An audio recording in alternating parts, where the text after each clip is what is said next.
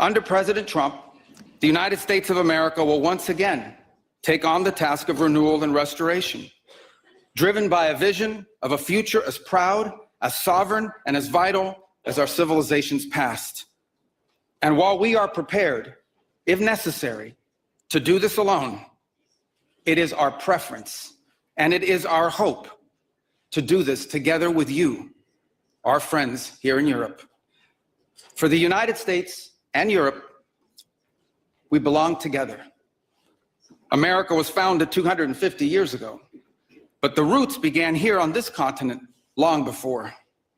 The men who settled and built the nation of my birth arrived on our shores carrying the memories and the traditions and the Christian faith of their ancestors as a sacred inheritance, an unbreakable link between the old world and the new. We are part of one civilization, Western civilization. We are bound to one another by the deepest bonds that nations could share, forged by centuries of shared history, Christian faith, culture, heritage, language, ancestry, and the sacrifices our forefathers made together for the common civilization to which we have fallen heir. And so this is why we Americans may sometimes come off as a little direct and urgent in our counsel. This is why President Trump demands seriousness and reciprocity from our friends here in Europe. The reason why, my friends, is because we care deeply. We care deeply about your future and ours. And if at times we disagree, our disagreements come from our profound sense of concern about a Europe with which we are connected, not just economically, not just militarily. We are connected spiritually, and we are connected culturally. We want Europe to be strong. We believe that Europe must survive, because the two great wars of the last century serve for us as history's constant reminder that ultimately our destiny is and will always be intertwined with yours. Because we know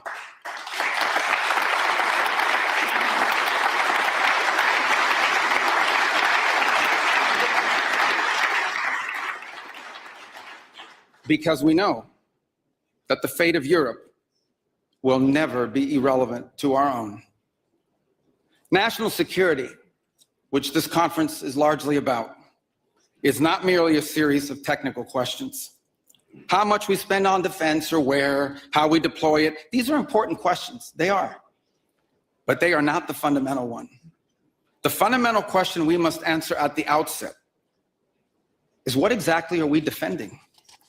Because armies do not fight for abstractions. Armies fight for a people. Armies fight for a nation. Armies fight for a way of life. And that is what we are defending. A great civilization that has every reason to be proud of its history, confident of its future, and aims to always be the master of its own economic and political destiny. It was here in Europe where the ideas that planted the seeds of liberty that changed the world were born. It was here in Europe where which gave the world the rule of law, the universities, and the scientific revolution. It was this continent that produced the genius of Mozart and Beethoven, of Dante and Shakespeare, of Michelangelo and Da Vinci, of the Beatles and the Rolling Stones. And this is the place where the vaulted ceilings of the Sistine Chapel. And this is the path that President Trump and the United States has embarked upon. It is the path we ask you here in Europe to join us on. It is a path we have walked together before and hope to walk together again. For 5 centuries, before the end of the Second World War, the West had been expanding. Its missionaries, its pilgrims, its soldiers, its explorers pouring out from its shores to cross oceans, settle new continents, build vast empires extending out across the globe. But in 1945, for the first time since the age of Columbus, it was contracting. Europe was in ruins. Half of it lived behind an iron curtain, and the rest looked like it would soon follow. The great Western empires had entered into terminal decline, accelerated by godless communist revolutions and by anti-colonial uprisings that would transform the world and drape the red hammer and sickle across vast swaths of the map in the years to come.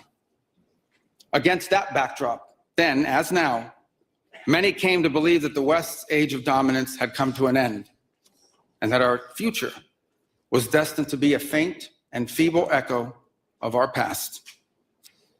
But together, our predecessors recognized that decline was a choice, and it was a choice they refused to make.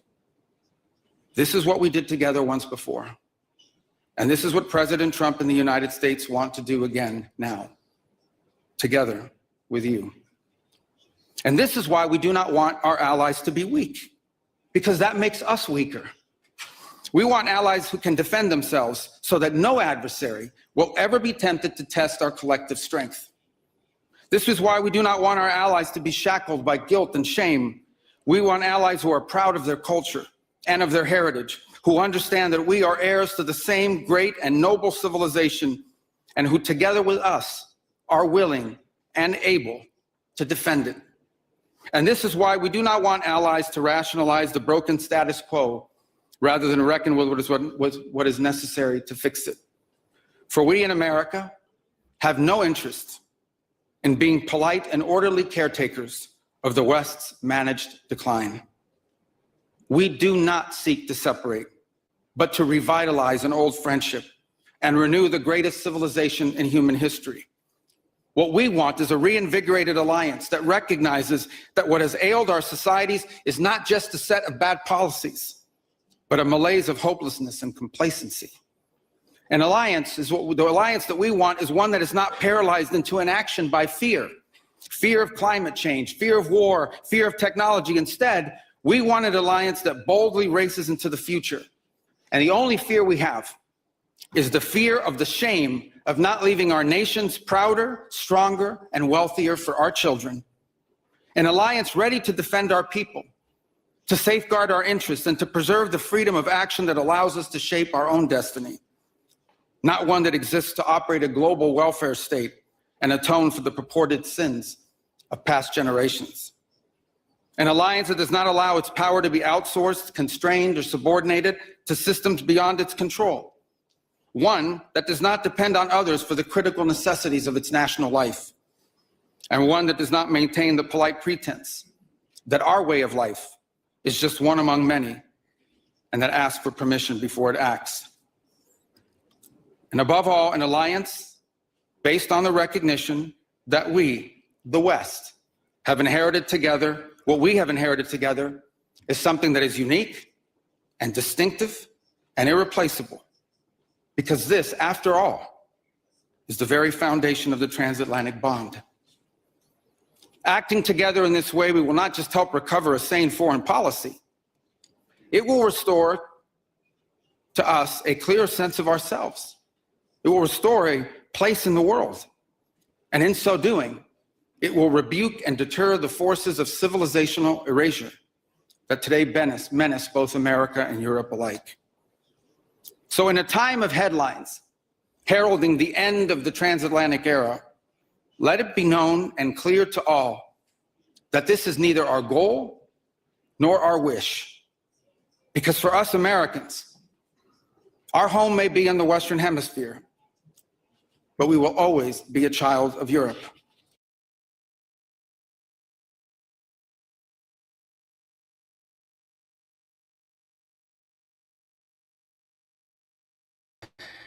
Well, welcome to Investigate Everything. This is Brian O'Shea. I'm your host. I'm very excited to be here, and I hope you were taking notes when you first watched the Marco Rubio speech.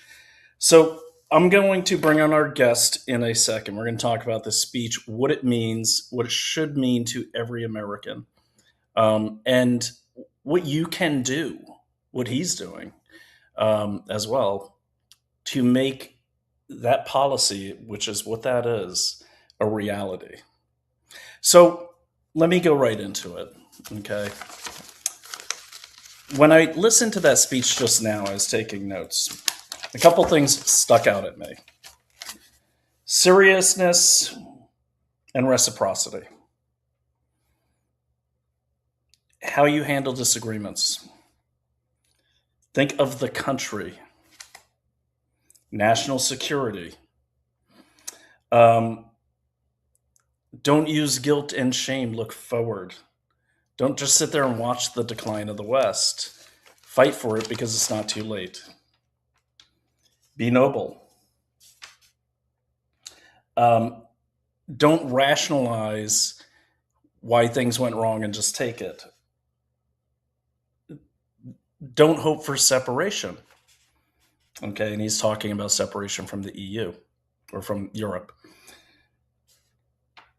Rebuild alliances. Work together.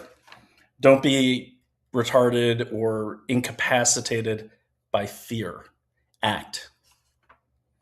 Don't let the sins of the past hold you back. Don't make apologies for being who you are as an American or an American nation.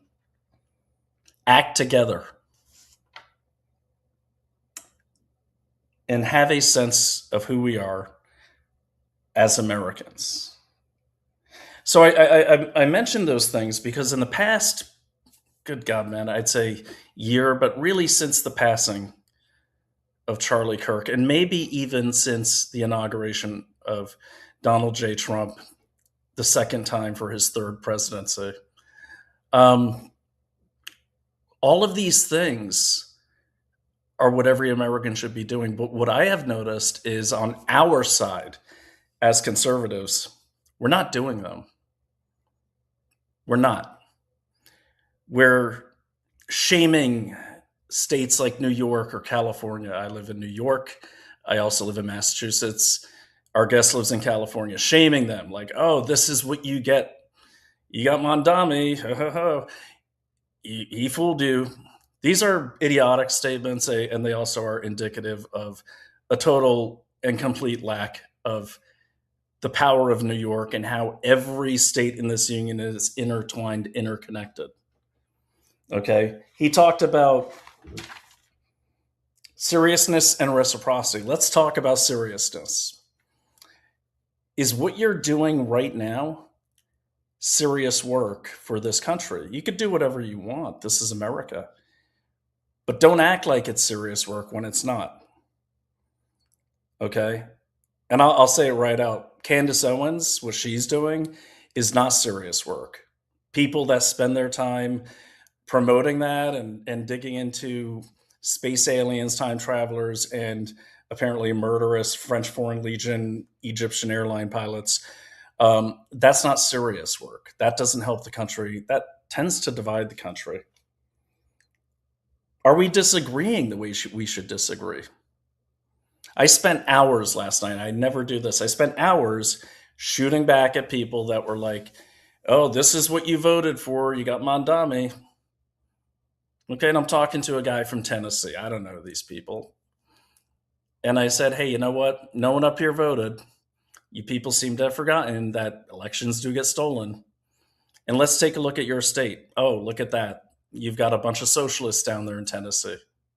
Maybe you should focus on your flank. I'll focus on mine. Let's work together and help each other. Stop shaming blue states because they are still part of the United States. You see, that's kind of what I got from that. He's talking on a more global scale, but knowing Marco Rubio, I'm sure it's in the back of his mind. This speech here could be given to conservatives right now. Don't worry about the Democrats or the socialists, whatever you want to call them. I'm concerned about conservatives because conservatives espouse what I consider to be American values. Do we need liberals? Yeah, I think we do. I think we need every American as long as they put America first. I believe we need people that we disagree with because you don't learn something or anything in an echo chamber. So I would say go through this speech on your own. Listen to it as many times as you need to, but listen to it every morning and remove Europe from the target audience and replace it with Americans. Are we working together? Are we unified? Are we reaching out to blue states and patriots in those blue states? People like my friend Jimmy Wagner, who runs the Brooklyn-based Donald J. Trump Club, and ran not one, not two, but 5, if not more, candidates trying to take boroughs' council seats in Brooklyn with no help from anyone, only shaming. Yet they still persevered. They didn't win. They're going to go again. Okay? We didn't stop, and he certainly didn't stop, to worry about what people in other states think about New York. And you know who else is not stopping? You know who else is not shaming each other? The socialists. While we being conservatives, are all saying, pointing fingers and shaming each other for being in this state or being in that state. Obviously, no one like me voted for Mondami. Obviously, no one like me, a communist and socialism expert, would be duped by a socialist. I have been, undermining these people for a long time. I know a lot of you have. But what are we doing as conservatives? Why are we so focused on finding every single thing that's wrong with Donald Trump? It's like we've forgotten there are people out there that want to destroy this country. And you know what they're not doing? They're not sitting there saying, hey, let's go pick apart Donald Trump. Let's go do this. No, you know what they're doing? They're on the ground with T-shirts, spreading. And I'm talking about the DSA, the Democratic Socialists of America. Now 100,000 people strong in 5 years. There were 10,000 people at the beginning of the pandemic. They've taken New York City. These are not Democrats. These are people that were born out of old communist regimes. First addressed in 1982, part of the Sao Paulo Forum, which was convened by people like Brazil's communist president Lula, in attendance with people like Castro, people like Maduro, people like Chavez.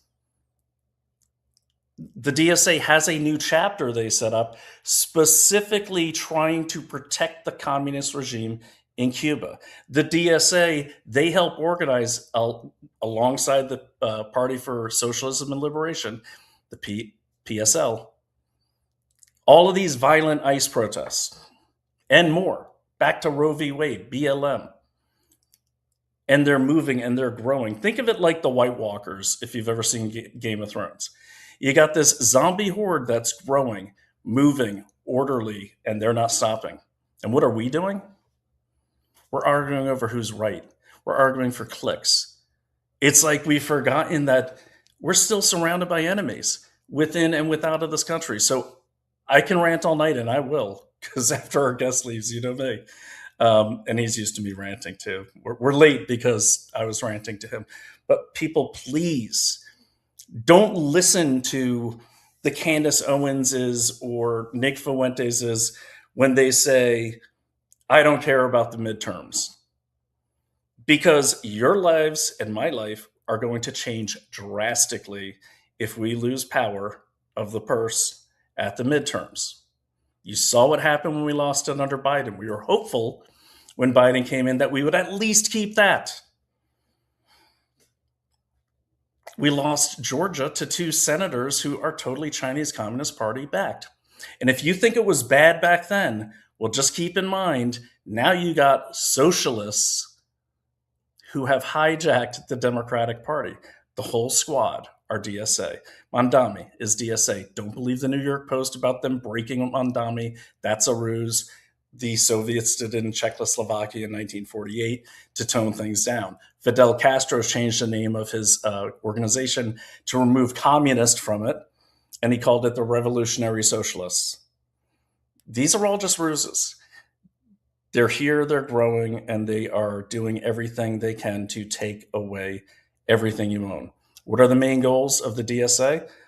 Killing or destroying the DNC and abolishing private land ownership. Now, are they working for someone, some money man behind this? Yeah, probably. That's usually the case. They're going after private landlords. I'm in Brooklyn now. Okay, and I have people in these organizations that I have placed there You've got to hear them. There's several podcasters online. I'll recommend them at the end of the show. Learn your enemy. Okay? Find your enemy in the Epstein files. Look, I'm not saying if you find our people in the Epstein files, ignore it. No, anyone that messes with children needs to be held to account, of course. But don't just focus on the very people that you helped elect that are really our only chance of getting out of this nightmare spiral into communism that this country is heading down. So to wrap it up, I will say this: be serious and exercise reciprocity. I'm sorry, conservative media is terrible about this. We complain about this all the time. A lot of people do for someone, then they don't hear back from them. If someone does something for you, get their back, you owe them a favor. The left, they've got this figured out.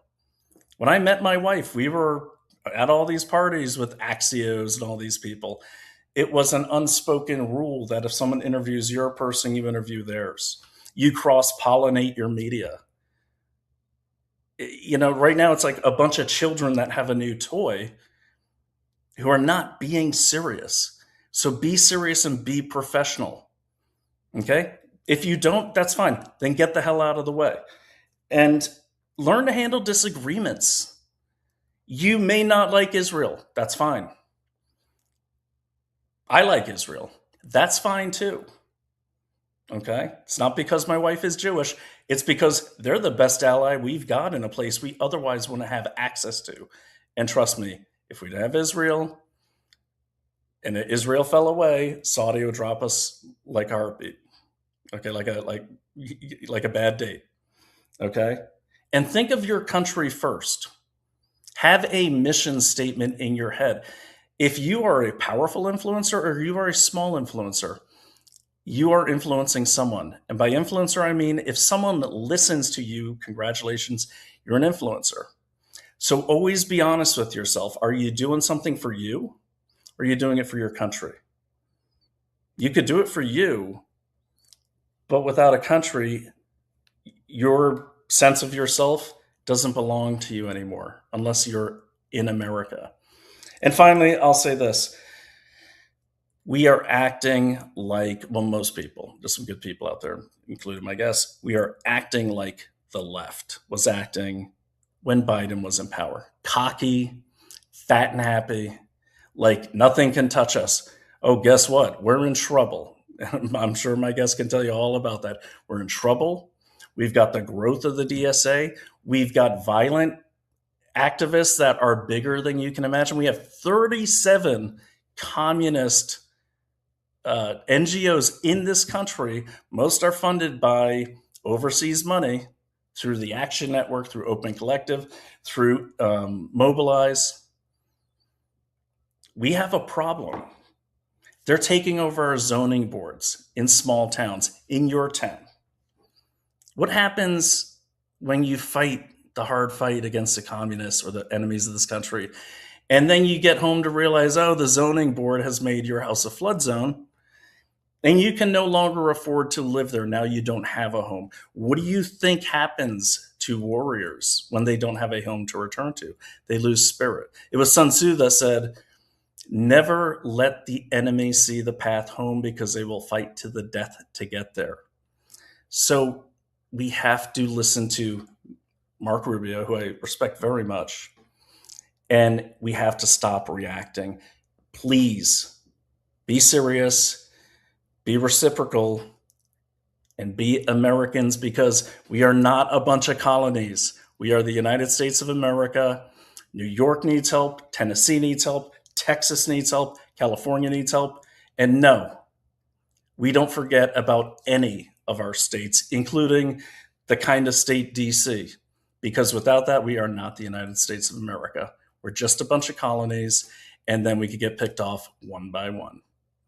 So with that, I'm going to bring in our guest. Sorry, Drew, I went a little long on that one.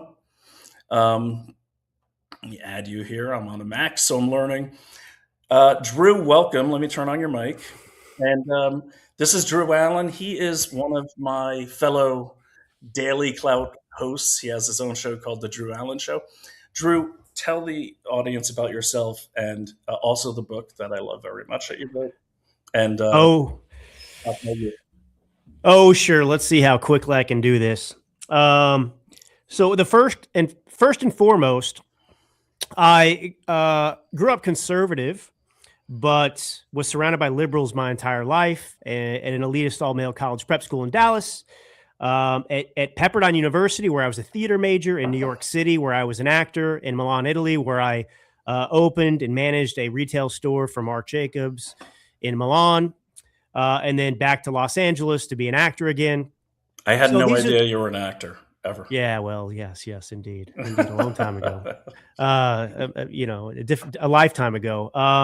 So look, I mean, these are the worlds I kind of lived in, and somehow I emerged still a conservative. I was never convinced to go to the other side, and I got into politics in 2020 because I was in California. This is one of the worst states in terms of the COVID experience and the COVID tyranny. And I found my way into this world via a publicist who was my publicist. And so I was out doing interviews like this and going on TV and radio, and I was writing a lot of op-eds. And then I became a publicist myself. And I've had the privilege of being a publicist for many very famous and very admirable members of the conservative movement, and just smart people all around, fighters for liberty. And a lot of those people came out of the COVID era as well, that just changed and became activists themselves. So that's me. I'm an author. I've written several books. I've got another one coming out in March, but the latest is For Christ and Country, the martyrdom of Charlie Kirk. Charlie Kirk was one of my clients as well, as a publicist. And, his life obviously was important. His death made his life even more important. And it had a profound impact on my life and transforming me and putting me on a really, really serious path for my life. I'm a father of two girls. One's almost 3. The other one's just turned 1. I'm married and I live in California. So that's my, 75-second bio. That's great. And I actually met Drew in person for the first time at CPAC. What was that, like 2023, I think? And we had a wonderful time. We had a great time. Too good, I think. But I've always been impressed by Drew, and his passion for this country really shines through. And I'm just going to take that down. I'm just kind of putting up your show while we're talking. But Drew, all right. So you heard the speech. There we go. Share this tab instead. You heard the speech. And you can find Drew at DailyClout.io. Just look for the Drew Allen Show. Great show. Seriously. Actually, Drew, I listen to you in the morning with my coffee because you get me very patriotically pumped up. It's one of the best shows on the network. So dare I say better than my own. So go ahead, Drew. I wanted to bring you on because you really have a deep sense of this country in a very classic way, almost like you were in Virginia helping plan out the future of the country. Tell me what you thought of the speech. Just let me hear your thoughts on it. Well, I just think it was so consequential. It was really masterful. I think one of the most masterful foreign policy speeches certainly in recent American history, maybe one of the greatest ever delivered on the global stage. I mean, he was eloquent. He offered strategic clarity, I felt. He had this sweeping historical knowledge that he included, and he was persuasive. He wasn't combative. I mean, he had every right to come in there and just tell these people what worthless sons of you-know-whats they are, what a waste of our time they've been, how they've taken advantage of us, how they're unappreciative and ungrateful, how they're destroying their own countries, how we're sick of them trashing us all the time. And he didn't do any of that. Yeah. He looked at some of the, it was like he came to a family reunion and he played a slideshow of the greatest moments, the greatest hits, right? Of us being together. And so I think that it was so important because right now we have this true transatlantic strain. We've had, conflict about Greenland. We've had criticism about NATO and all these different things. And frankly, Europe, sadly, with the exception of Italy, maybe, have basically many of the countries, France being one of the leaders, Germany, obviously, too. He gave the speech in Munich. But, they basically signaled, hey, we're done with you, America. We're going to go look to China to be our sugar daddy, which, of course, is our greatest enemy. And you saw UK Starmer was just there last month. Yep. So we know what they're up to. And a friend of China is an enemy of America. Amen. And but he went in there still, knowing all of these things and this strained relationship. And he was stern. He didn't back down, but he was positive. I mean, he articulated this coherent, truly progressive doctrine in this polarized era. And he reminded people of national sovereignty, speaking specifically, obviously, of American sovereignty. He spoke against isolation, during the speech. He talked about deglobalization. And, Brian, all we've heard, like for most of since Obama was president, and that was when I was in college, all we've heard about is this managed decline of the United States of America, with the exception of Trump. I remember I was living in Manhattan, I think it was at the time when, we were trying to fight our way out of the Great Recession, and Barack Obama's big message of positivity, I forget what the GDP growth was. It was like an abysmal 2-something%. It might've been lower. You could, but whatever the pathetic GDP number was, he told us that was going to be the new normal, right? To just accept it, right? And we've had all of these politicians go overseas and not only trash America, but ignore the greatness of America and ignore the greatness of our European heritage. Because while I sit here and I look at Europe and I think about what a failed group of countries and collective it is right now, it wasn't always. And we are, as he said, I think, the offspring of Europe or whatever he had. The child of Europe. Yeah. And that's true. And I think that resonated. I mean, he talked about how we're born from European discovery, from European settlement, from those values. He made references explicitly to Christianity, to Western civilization. He talks about it being the greatest in human history.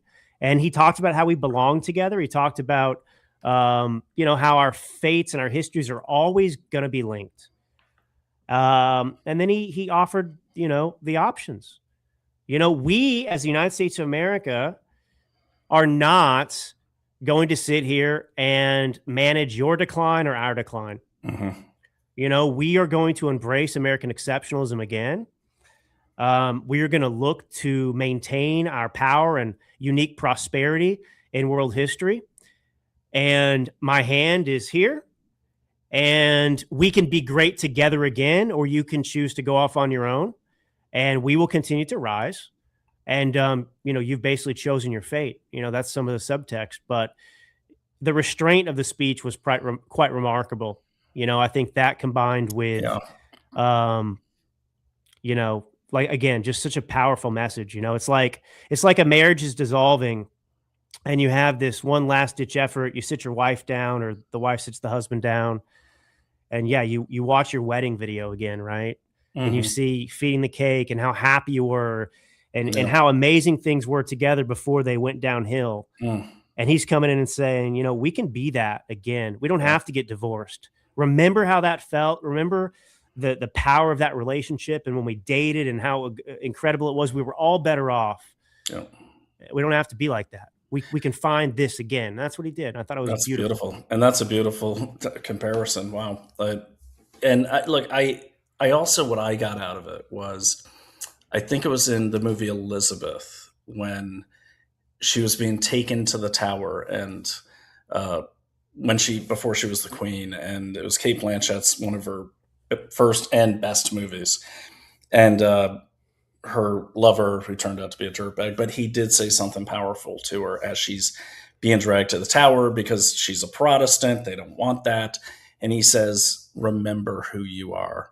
And what I got out of that speech was he was saying, not only to Europeans, but to Americans, remember who you are. You are warriors. You are the greatest civilizations on the planet, the greatest people. This planet is incredible because of what we collectively have done. And I think too many people, and to your point, have forgotten how powerful they felt when we were fighting together, when the marriage was new, when we were all getting enlightened and we were breaking new ground in science and military and alliances and peace. I mean, think about like the way we even came together during Desert Storm, and I think people have, both abroad and, just having been in Holland and several of the countries over there in the past year, they've forgotten who they are.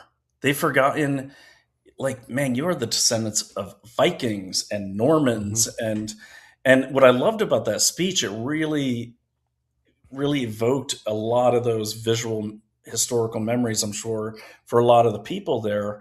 But for me as well, when I was listening to it, like, remember who you are. Remember what we've done. And in this age of information and distractions and, clickbait, whatever you want to say, people forget we're men, we're women, we're warriors. And we are all warriors because no one has a country unless they fought for it, plain and simple. And I hope it resonates with even two leaders in that conference. And I think it resonated with a lot of them because he did get a standing ovation. You won't hear that on MSNBC or any of these other nonsense places. But he let them remember who they are. And in his very presence, I think every American can look at Marco Rubio, the son of Cuban immigrants, and say, that's what an American is right there. That's what an American is. And I want to be some version of that. I forgot what that was, but now I remember. Okay. And not just Rubio, but anyone who's been doing great things for this country, because that's who we are. And I think if we forget who we are, per my rant earlier, we lose it all. We lose it all. And I think we're in a more dangerous position now than we were during Biden. And, on that note, what are you seeing, like, per what I said? Are you seeing things the way I'm seeing them? Am I just having a bad day? And if so, or if not, what do you think we can all be doing better? No, I don't think you're wrong at all. I think that we have an issue in the country, which is that, many people of varying degrees of conservatism, they still don't understand. They refuse to acknowledge the severity of the situation. It's a really simple choice. One side, the DSA, as you keep talking about, which is the Democrat Party today, these are their candidates they're giving national profiles to, that they're running. I mean, the Democrat Party today is a socialist party. It's really communist, light. There's very few. And it's been taken over. It's like the stated goal. Like, of course. Yeah. And look, I mean, leftism in general has always been hostile to Americanism. And let me just preface with this. What rhinos, that would be Republicans in name only, right? What they have in common with every Democrat politician is that they have an elitist mentality, right? So the Constitution in the United States, the reason we're so unique in all of world history is because we dared to assert that this contract, our contract, the Constitution, well, it radically reversed the role between the government and the citizen that was forced and honored throughout mankind's history, which is to say, in the past, it was, we, the government, kings, emperors, etc. We are, or the elite, the aristocracy, we are master, and you, citizens, are servants and slaves. And we came in and said, because of enlightenment, because of Christianity, we said, no, we're going to reverse that. We, the people, are actually master, and you in government are our servants. And the Constitution exists to limit the power of government, not to limit the power and the abilities and the rights of the citizen. And so what you have, which is natural because we're born into sin, this is part of human nature. You have plenty of people who don't exercise any self-restraint. They're megalomaniacs. They want power. There's an emptiness in them, and they get off, even if they're ruling over ruins, having that power. And so rhinos and Democrats alike today, they believe that they know better than you how you should live your own life. They don't trust you to make decisions. They believe that they have to tell you how to operate. And so this is really, when you get into a uniparty situation, this is really what you're up against. Mm-hmm. And so one side in this country right now, the left, and certainly the Democrat Party, they seek to destroy.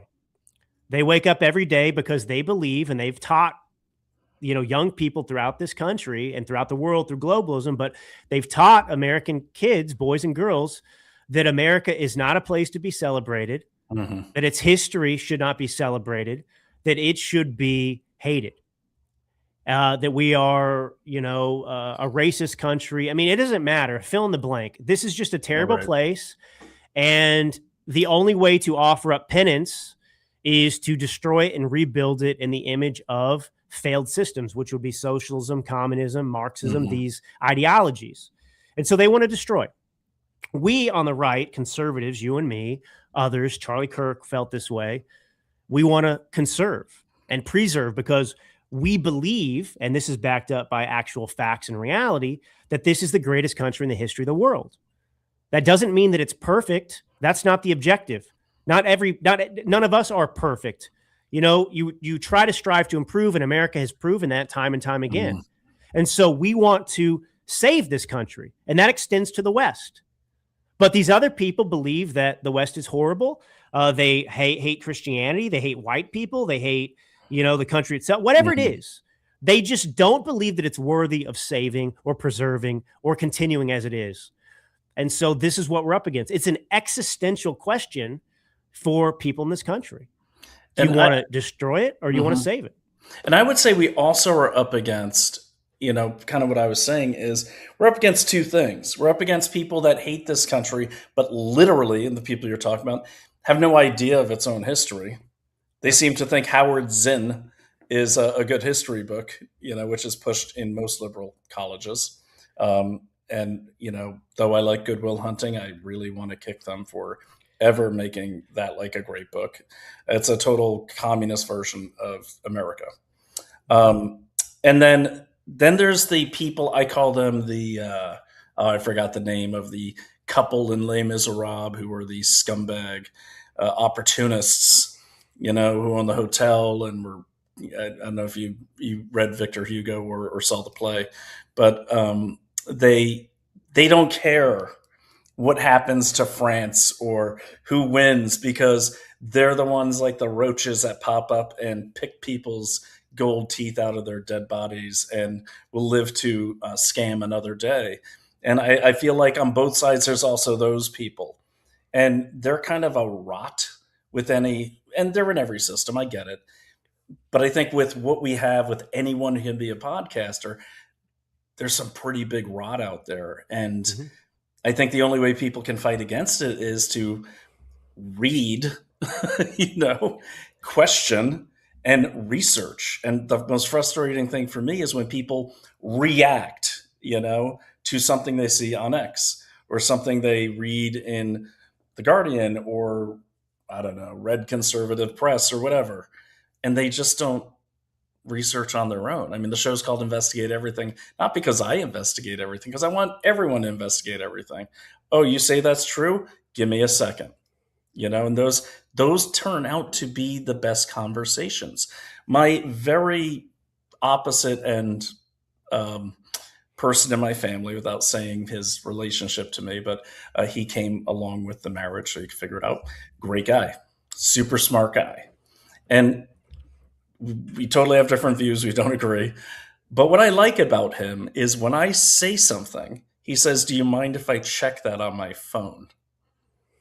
And so I learned in debating with him that I better have my facts straight. And I think everyone should exercise that. See, that's a good lesson from a liberal, because one thing that they do is they all come from academia, and they will call you out in a minute if you're BSing them, but they won't call out their own BS. That goes with the territory. But you see what I'm saying? I think everyone should be doing that too, is checking, and learning how to investigate, learning how to research, because people are just way too reactive these days. Yeah, look, I mean, the fundamental problem in the country is that people don't become experts themselves. And, whether it's biblical Christianity or like, we could take an issue. Let's just pick an issue real quick, because it's on my mind, because you have Democrats and James Tallarico or whatever his name is out there talking about separation of church and state. Meanwhile, he's quoting James Tallarico. He's a Texas guy, right? Yeah, he's running for Senate. Mm-hmm. He's running for the nomination right now, or to clinch it in Texas. Jasmine Crockett's another one who's trying to. He's running against her, right? Yeah. Well, they're the two. Well, he wants to run for a Senate seat. She's in the House, so I guess she wants an upgrade, right? She wants to become a senator. Everyone who's a House member generally wants to eventually become a senator. You don't have to run every 2 years. You got a 6-year term. It's sweet, and there's only 2 of you in a state instead of however many, based on apportionment. But so. There's just so many arguments. It goes back to what Reagan said so long ago. He said it's not so much that liberals are ignorant; it's that so much that they know isn't so. And so, separation of church and state is a perfect thing. America's not a theocracy, and obviously the founders didn't want to create a theocracy. They were fleeing theocracies. The Pilgrims were fleeing theocracies. They didn't want religious wars, Protestants versus Catholics, etc. And so separation of church and state isn't in the Constitution. It comes from a letter that was written by Thomas Jefferson to the Danbury Baptists, which were a minority congregation. And the irony of the whole separation of church and state, which comes from that letter, is that, Jefferson wasn't writing to, assure people that, religious individuals, couldn't be included in Congress or positions, elected positions. It was that he was offering them assurance that the government itself was not going to prevent them from exercising their faith. That's it. And we've gotten to a place where you have woke churches and you have Christians across this country who believe somehow that they are not, their worldview, if it is derived from the Bible, has to be somehow separated and extinguished from influencing their decisions or policy positions. I'm looking at some of these quotes because somebody's writing about whatever. Are you looking at the comments? Yeah. I love comments. I love the haters the most, but it's all good. That's because I love America and I love even. Are you talking about PT Moon? He's not a hater, but yeah. Oh, she. Oh, she. Sorry, she. Yeah. But anyway, this is just one example. So the point is, I've been going around to a lot of Republican groups in Northern California and speaking lately, and one of the things I'm trying to encourage them to do, and a lot of it has to do with obviously Charlie Kirk and that being fresh still, is that we've got to become our own version of Charlie Kirk. And Charlie Kirk was so effective because he did study. And he studied the other side. He read about Marxism. He read about, he read Engels and Marx. He read it all. And, he was able to go into a debate in hostile settings because he had conviction. One, that was rooted in his faith. And secondarily, he was prepared. And the only way you can get prepared and become like that is that you challenge yourself. And so to your point, you're talking about, it's not okay, I'll just use Christianity again. It's the easiest example to use, even if people out there aren't Christian. But okay, so I'm a Christian, and what makes you a Christian, obviously, is that you believe that Jesus Christ is the Son of God, that he came, died, and rose again. All right, that's the quintessential belief that makes you a Christian. Mm-hmm. Now, if I believe that, I'm a Christian. But how does that prepare me if I don't read scripture and study it and challenge myself? How does that prepare me to convert someone else to Christianity? Mm-hmm. You cannot do it. And the same thing's true. Even if you have the right position, you got to show your math. You've got to be able to explain that to people. You have to be able to anticipate counter arguments. So this is the thing. We can't be lazy. You heard Newt Gingrich told me that, this is a 365 day a year. And Drew had him on the 24/7. show recently. Definitely check that out. So anyway, that's just kind of a thing. We can't be lazy. Like we have to do the hard work, and it's fun. It becomes fun. So I want to address, I know you've got kids and everything. So when you got to go, you got to go. And I appreciate you, hanging this long. But you brought up something that I find interesting and regarding Christianity. And it's going to address a point, but it's not going to undermine yours. So let me just say that from the outset. But you said, how do you, what was the word used? Recruit or convert, or I forget. Yeah, convert. So it's really interesting. So I am Catholic. I'm a confirmed Catholic, born and raised. Got one sacrament left, and that would be, I guess, last rites. But my wife is Jewish, and we do attend each other's churches and synagogues and Chabad and all that. And what's interesting is that the Jewish faith, they don't try to convert people. As a matter of fact, it's a bit difficult to convert to Judaism because I don't know why I have Game of Thrones in my mind, but kind of like the House of Black and White there, you got to knock like 3 days in a row. Like you got to really want it. They're not out there recruiting. What they're doing is they're getting deeper and deeper in their own knowledge. That's why they're always reading. And that's why, there's so many libraries and everything is about debate and researching and going deeper and questioning each other. A lot of people don't realize that. And I'm not saying Judaism is better than Christianity. They're different, I'd say different faiths heading in the same direction.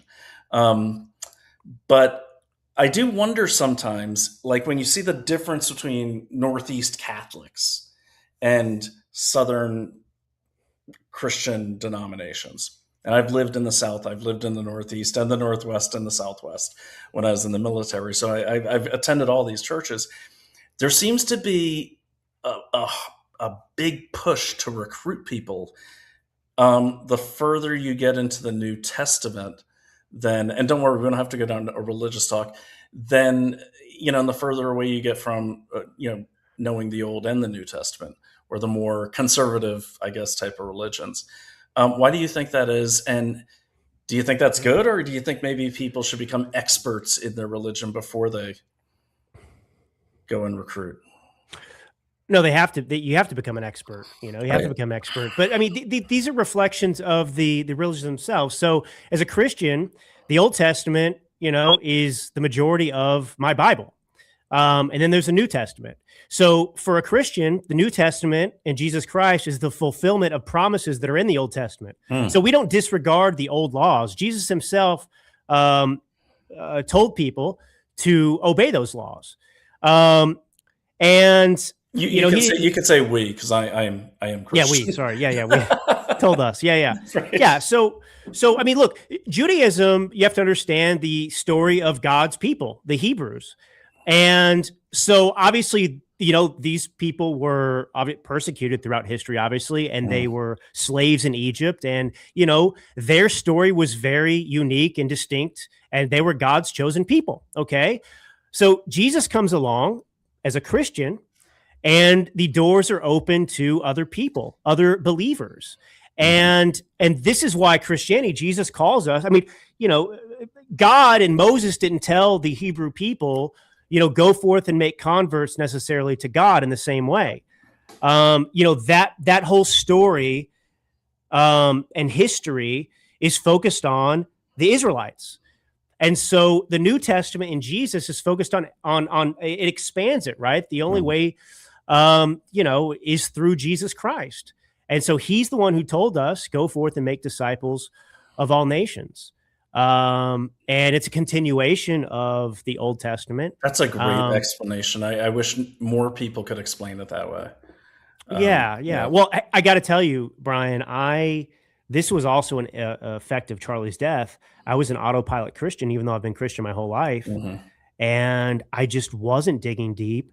And I just had this revitalization in my own life of just desperation for the word and scripture and understanding our story and our history and the Bible and scripture. And also because I see a lot of people out there like this James Tallarico who are wolves in sheep's clothing. And they're leading many, many people astray with their, he's picking scripture verses out like, a vegan at a barbecue.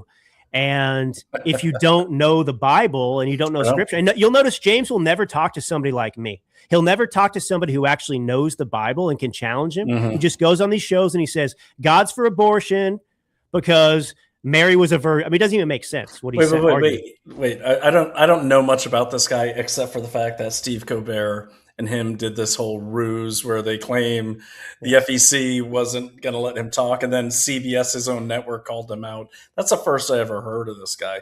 I mean, to me, this guy literally looks like, a grand dragon in some clan somewhere. There's always the guy in the suit, but just really quickly and just kind of give me a 5-minute warning when you got to go. But can you just really explain who he is? Because I'm curious. I'll do my own research, but just so we have some context for what you're about to say. Yeah, so I think he purports to be like an 8th generation Texas. His grandfather, I believe it was some kind of maybe Baptist, minister or something like that. And he has political ambitions, and he's been selected by the Democrat Party to be some sort of powerful future leader, maybe even a president one day. And so they're propping him up and they're pouring a lot of money into him and they're trying to put him on these shows and they're trying to use him to win a Senate seat to take it away from Ted Cruz or whatever in Texas. And they've been trying to do this forever. And so, the irony is the big pro-black, Democrats are trying to sabotage Jasmine Crockett, who's the black Texas House member who also wants to be a senator.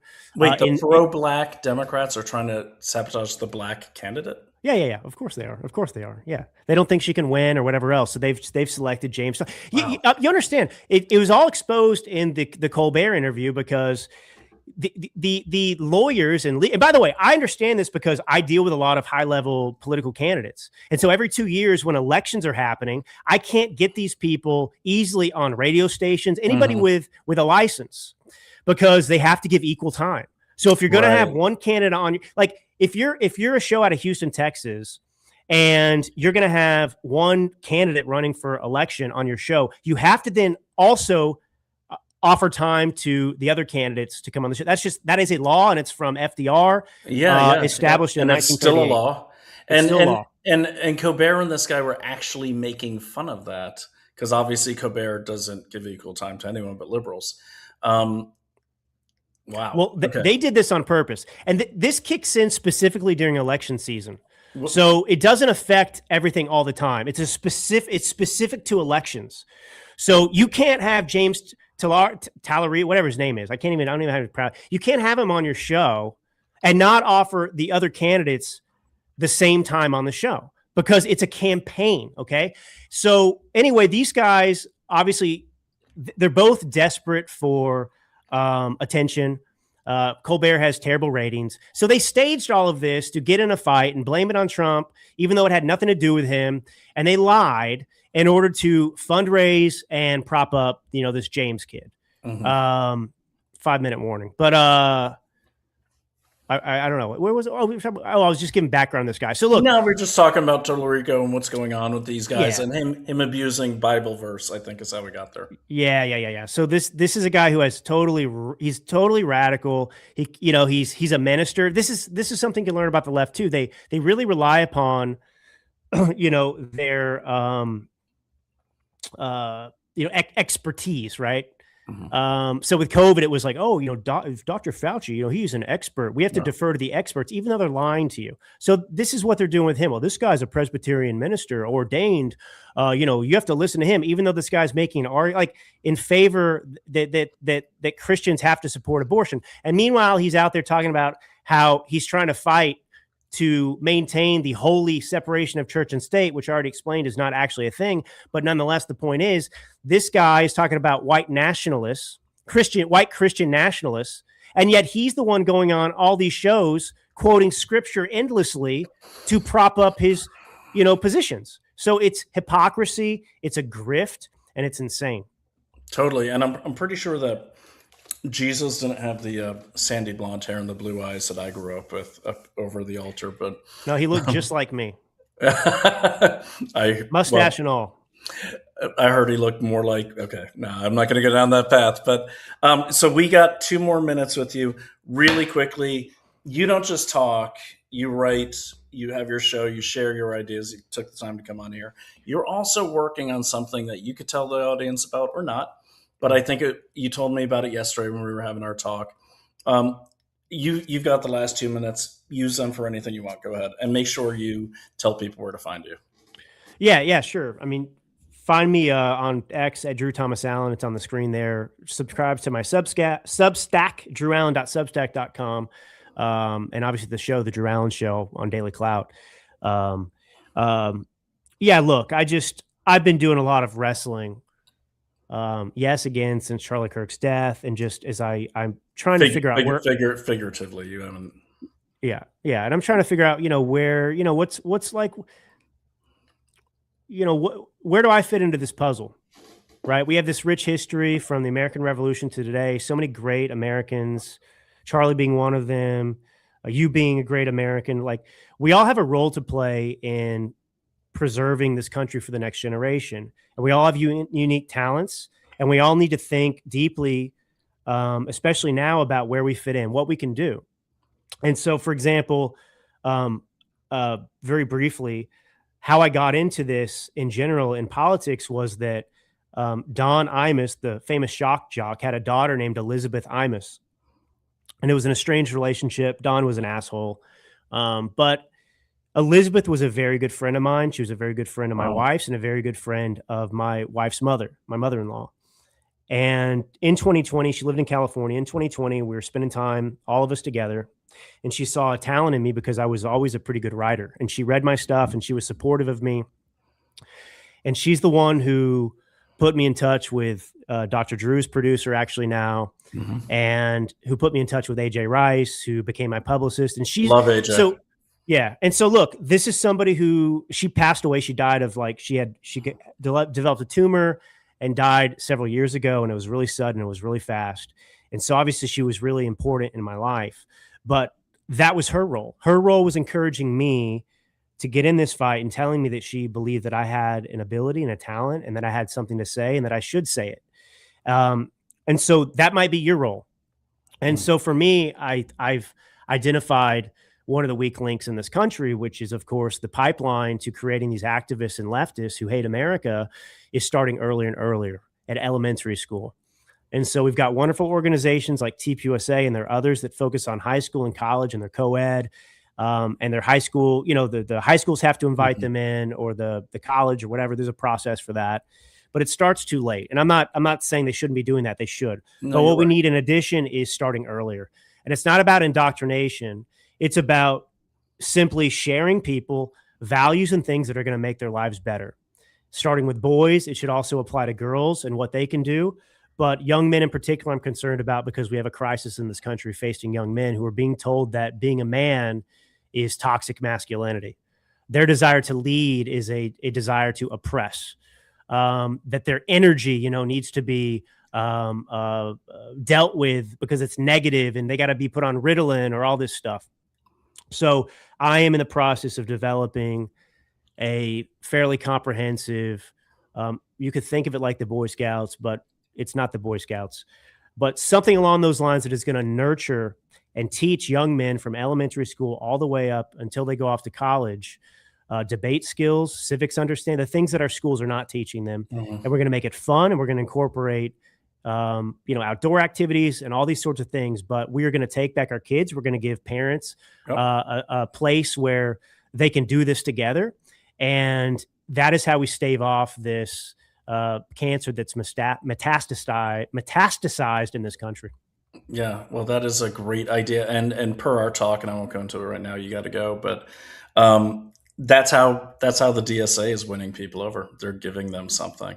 Everyone's isolated these days, and when you give them something, they go with it. And really quickly, I can say my own son, who's 14 now, I was really worried about him during the pandemic. We did our best to keep him engaged. We moved up to the country.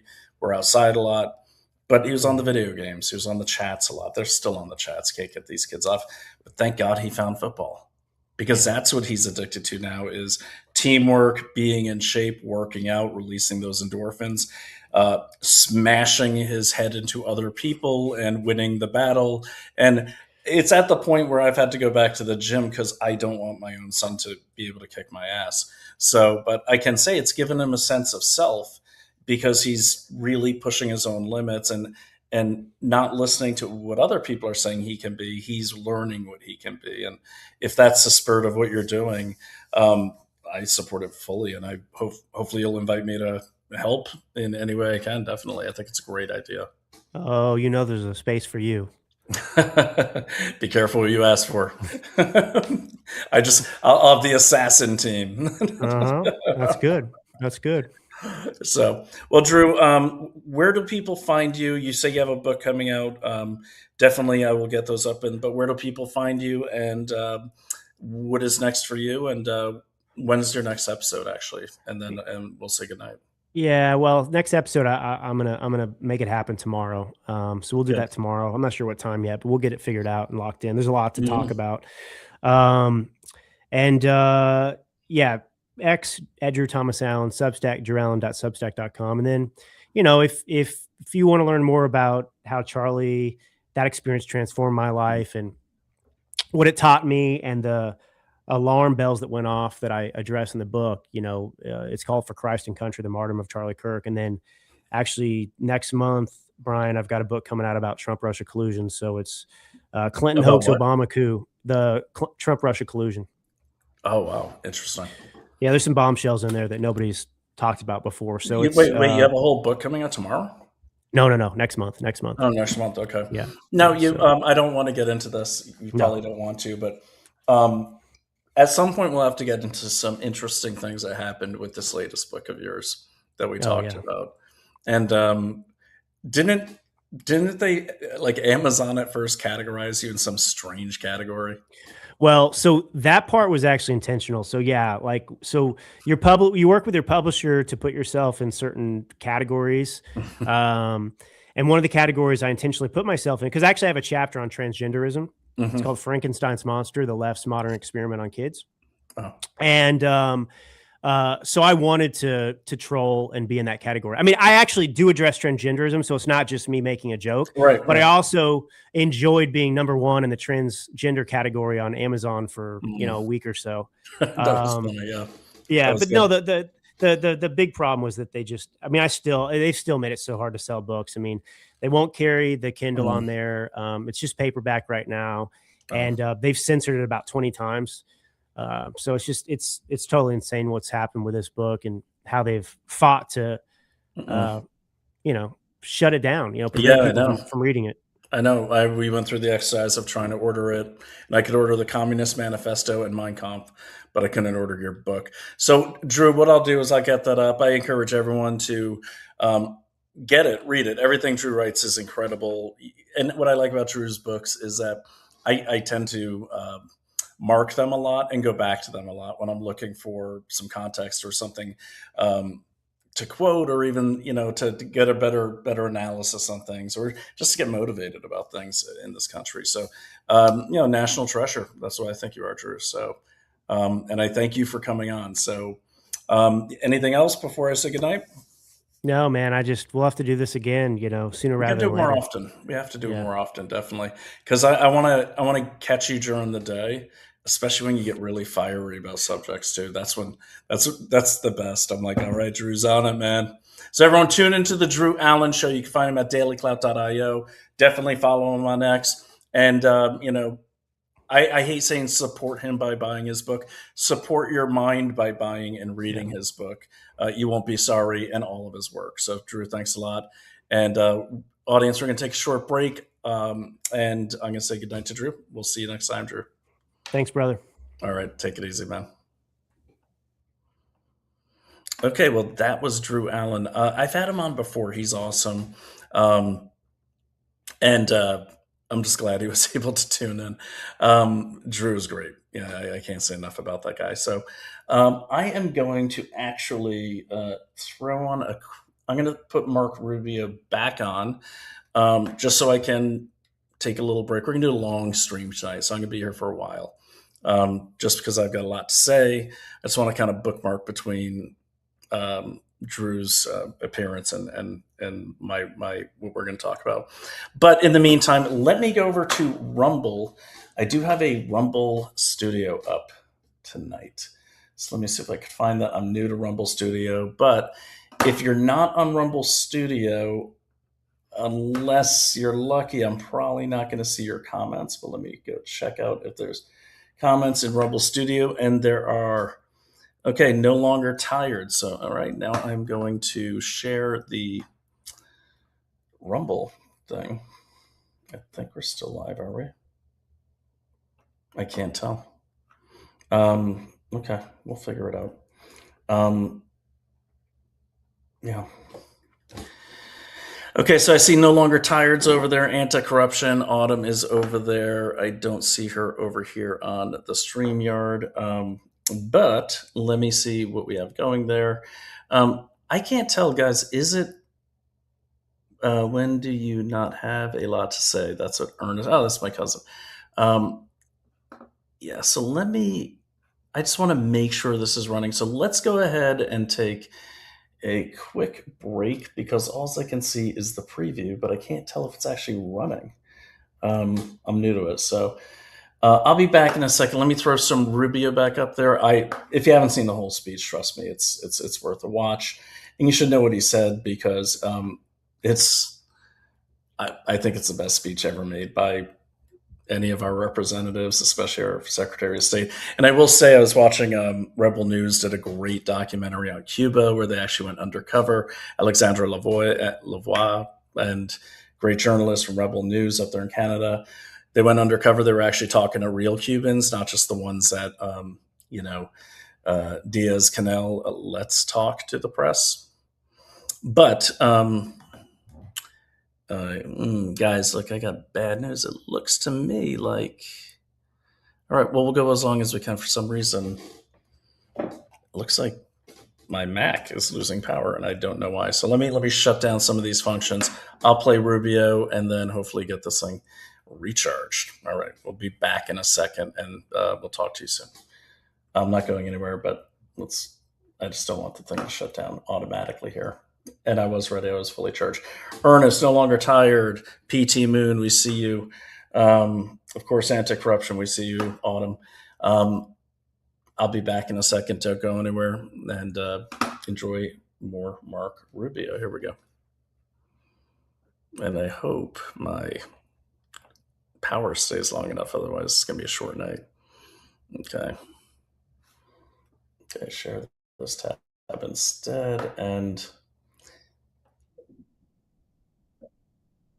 there's a full speech. I'll be back before here today as members of a historic alliance, an alliance that saved and changed the world. You know, when this conference began in 1963, it was in a nation, actually it was on a continent, that was divided against itself. The line between communism and freedom ran through the heart of Germany. The first barbed fences of the Berlin Wall had gone up just 2 years prior. And just months before that first conference, before our predecessors first met here in Munich, the Cuban Missile Crisis had brought the world to the brink of nuclear destruction. Even as World War II still burned fresh in the memory of Americans and Europeans alike, we found ourselves staring down the barrel of a new global catastrophe. One with the potential for a new kind of destruction, more apocalyptic and final than anything before in the history of mankind. The time of that first gathering, Soviet communism was on the march. Thousands of years of Western civilization hung in the balance. At that time, victory was far from certain. But we were driven by a common purpose. We were unified not just by what we were fighting against. We were unified by what we were fighting for. And together, Europe and America prevailed. And a continent was rebuilt. Our people prospered. In time, the East and West blocks were reunited. A civilization was once again made whole. That infamous wall that had cleaved this nation into two came down, and with it, an evil empire. And the East and West became one again. But the euphoria of this triumph led us to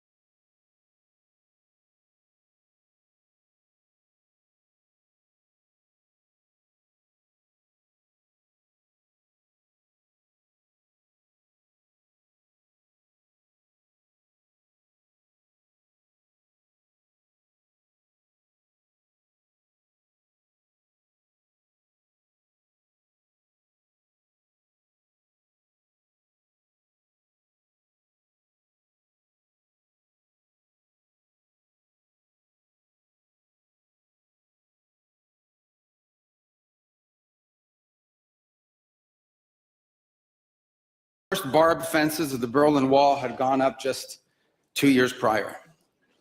And just months before that first conference, before our predecessors first met here in Munich, the Cuban Missile Crisis had brought the world to the brink of nuclear destruction. Even as World War II still burned fresh in the memory of Americans and Europeans alike, we found ourselves staring down the barrel of a new global catastrophe, one with the potential for a new kind of destruction, more apocalyptic and final than anything before in the history of mankind. The time of that first gathering, Soviet communism was on the march. Thousands of years of Western civilization hung in the balance. At that time, victory was far from certain. But we were driven by a common purpose. We were unified not just by what we were fighting against. We were unified by what we were fighting for. And together, Europe and America prevailed. And a continent was rebuilt. Our people prospered. In time, the East and West blocks were reunited. A civilization was once again made whole. That infamous wall that had cleaved this nation into two came down, and with it, an evil empire. And the East and West became one again. But the euphoria of this triumph led us to a dangerous delusion that we had entered, quote, the end of history, that every nation would now be a liberal democracy, that the ties formed by trade and by commerce alone would now replace nationhood, that the rules-based global order, an overused term, would now replace the national interest, and that we would now live in a world without borders where everyone became a citizen of the world.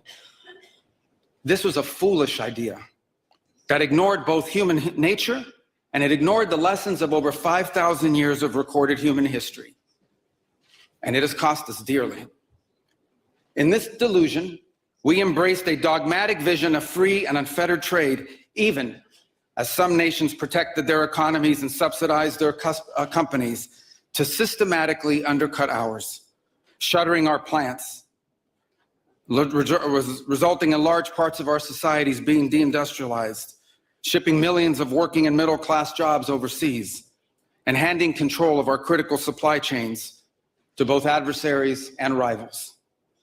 We increasingly outsourced our sovereignty to international institutions while many nations invested in massive welfare states at the cost of maintaining the ability to defend themselves.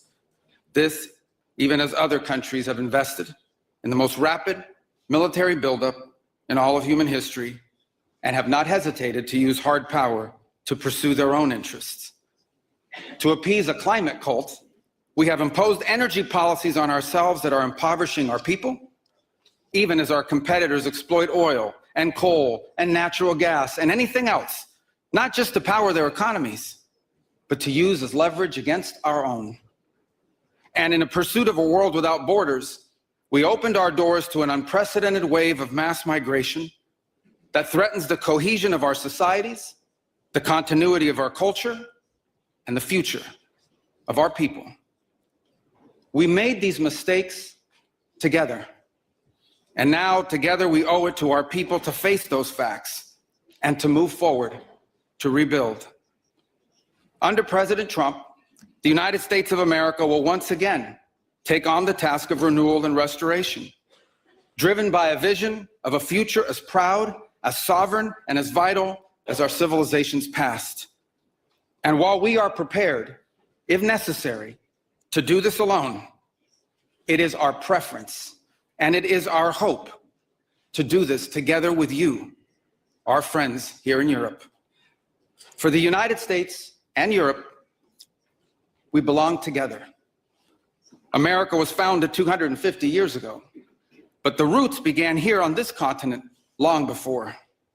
The men who settled and built the nation of my birth arrived on our shores carrying the memories and the traditions and the Christian faith of their ancestors as a sacred inheritance, an unbreakable link between the old world and the new.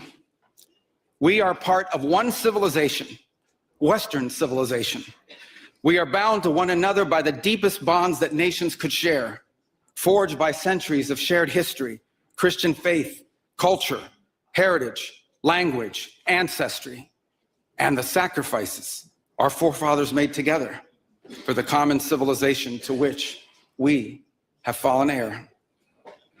And so this is why we Americans may sometimes come off as a little direct and urgent in our counsel. This is why President Trump demands seriousness and reciprocity from our friends here in Europe. The reason why, my friends, is because we care deeply. We care deeply about your future and ours. And if at times we disagree, our disagreements come from our profound sense of concern about a Europe with which we are connected, not just economically, not just militarily. We are connected spiritually, and we are connected culturally. We want Europe to be strong. We believe that Europe must survive, because the two great wars of the last century serve for us as history's constant reminder that ultimately our destiny is and will always be intertwined with yours. Because we know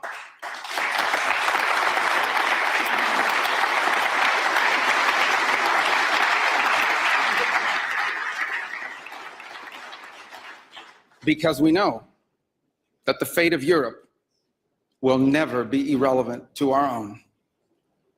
National security, which this conference is largely about, is not merely a series of technical questions. How much we spend on defense or where, how we deploy it, these are important questions. They are. But they are not the fundamental one. The fundamental question we must answer at the outset is, what exactly are we defending? Because armies do not fight for abstractions. Armies fight for a people. Armies fight for a nation. Armies fight for a way of life. And that is what we are defending.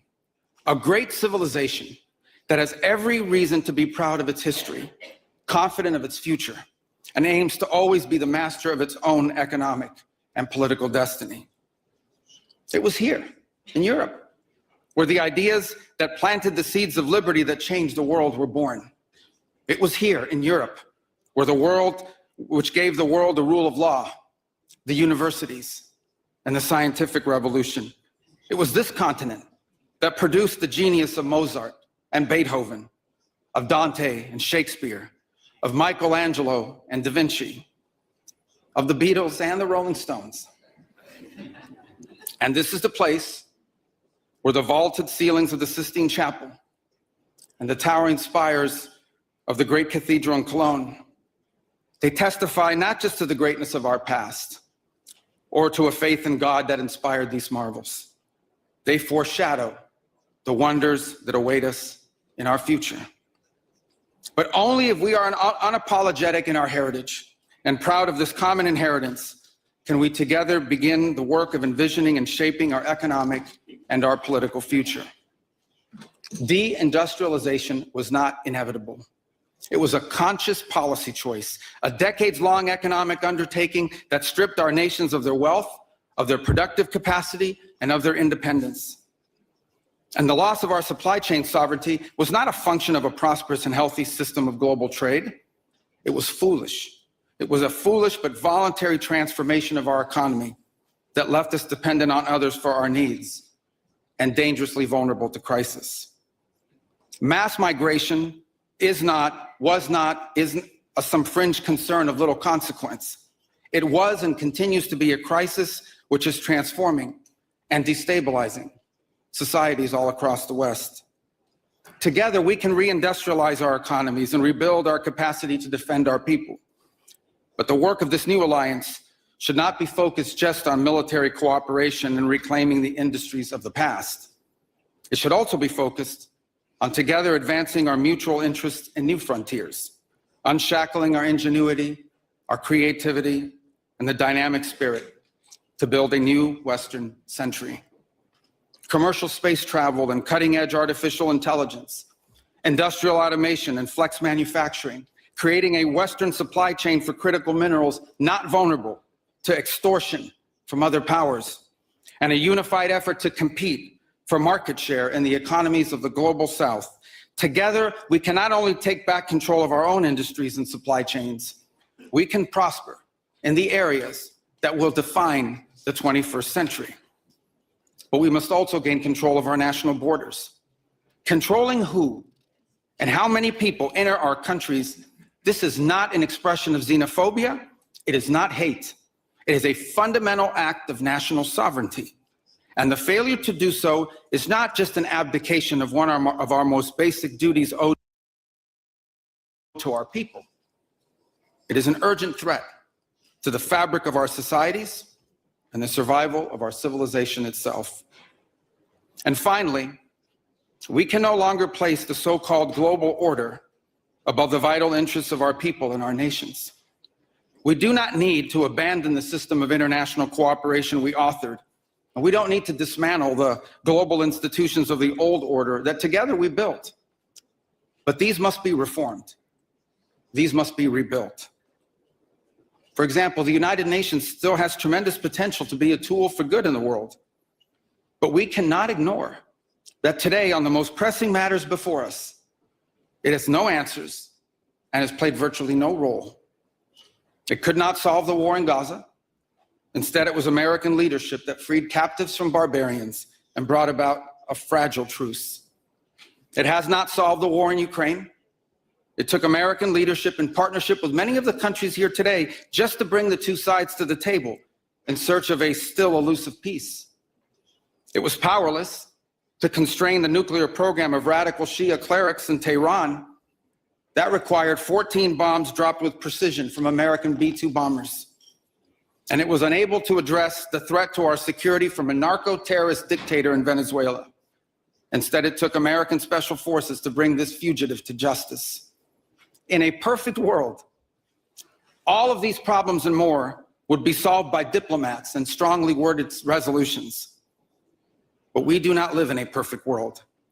And we cannot continue to allow those who blatantly and openly threaten our citizens and endanger our global stability to shield themselves behind abstractions of international law, which they themselves routinely violate. This is the path that President Trump and the United States has embarked upon. It is the path we ask you here in Europe to join us on. It is a path we have walked together before and hope to walk together again. For 5 centuries, before the end of the Second World War, the West had been expanding. Its missionaries, its pilgrims, its soldiers, its explorers pouring out from its shores to cross oceans, settle new continents, build vast empires extending out across the globe. But in 1945, for the first time since the age of Columbus, it was contracting. Europe was in ruins. Half of it lived behind an iron curtain, and the rest looked like it would soon follow.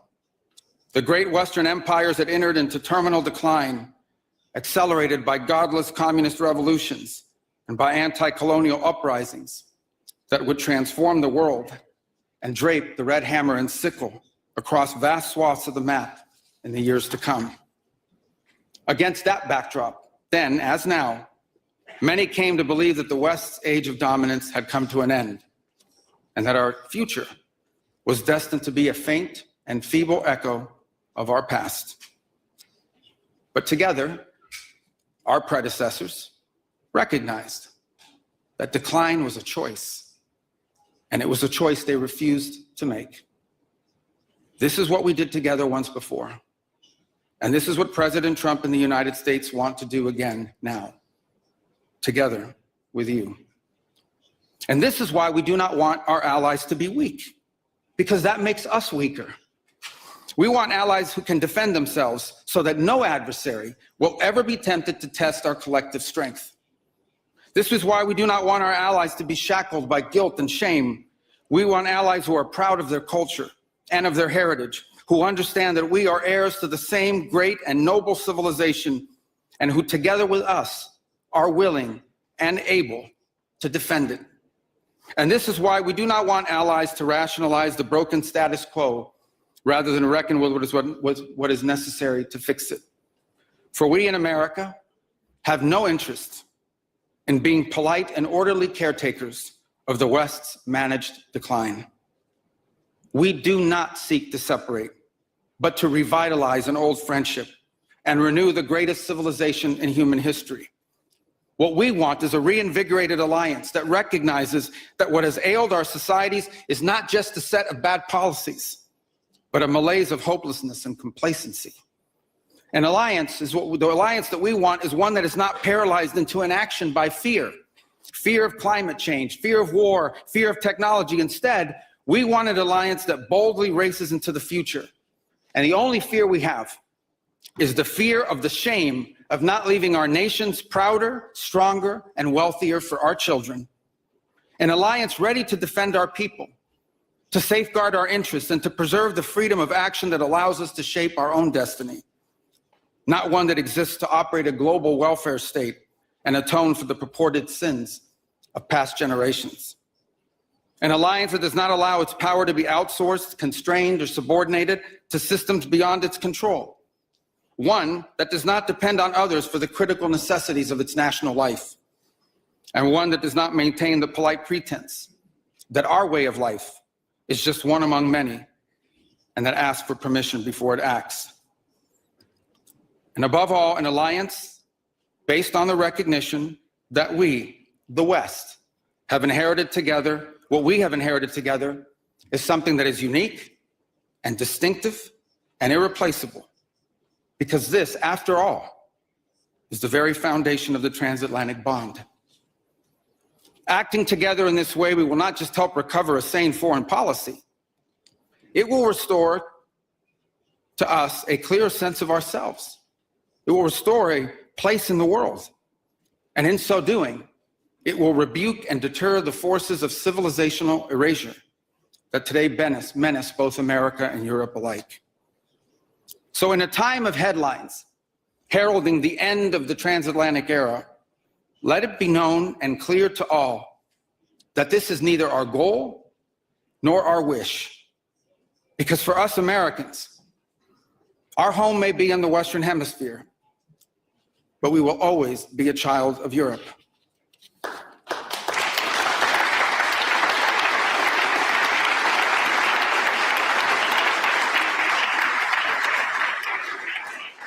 Our story began with an Italian explorer whose adventure into the great unknown to discover a new world brought Christianity to the Americas and became the legend that defined the imagination of our pioneer nation. Our first colonies were built by English settlers, to whom we owe not just the language we speak, but the whole of our political and legal system. Our frontiers were shaped by Scots-Irish, that proud, hardy clan from the hills of Ulster that gave us Davy Crockett and Mark Twain and Teddy Roosevelt and Neil Armstrong. Our great Midwestern heartland was built by German farmers and craftsmen who transformed empty plains into a global agricultural powerhouse. And by the way, dramatically upgraded the quality of American beer. Our expansion into the interior followed the footsteps of French fur traders and explorers whose names, by the way, still adorn the street signs and town names all across the Mississippi Valley. Our horses, our ranches, our rodeos, the entire romance of the cowboy archetype that became synonymous with the American West. These were born in Spain. And our largest and most iconic city was named New Amsterdam before it was named New York. And you know that in the year that my country was founded, Lorenzo and Catalina Giraldi lived in Casal Monferrato in the Kingdom of Piedmont, Sardinia.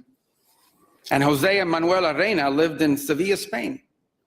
I don't know what, if anything, they knew about the 13 colonies which had gained their independence from the British Empire. But here's what I'm certain of. They could have never imagined that 250 years later, one of their direct descendants would be back here today on this continent as the chief diplomat of that infant nation. And yet here I am, reminded by my own story that both our histories and our fates will always be linked. Together, we rebuilt a shattered continent in the wake of 2 devastating world wars. When we found ourselves divided once again by the Iron Curtain, the Free West linked arms with the courageous dissidents struggling against tyranny in the East to defeat Soviet communism.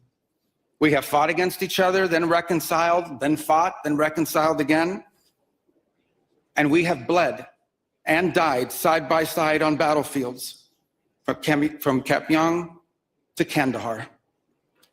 And I'm here today to leave it clear that America is charting the path for a new century of prosperity, and that once again, we want to do it together with you, our cherished allies and our oldest friends.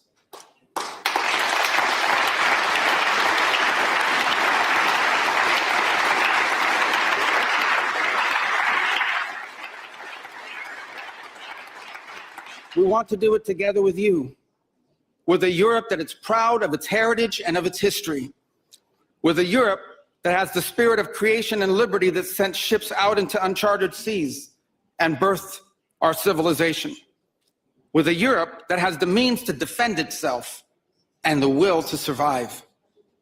We should be proud of what we achieved together in the last century, but now we must confront and embrace the opportunities of a new one. Because yesterday is over. The future is inevitable. And our destiny together awaits. Thank you.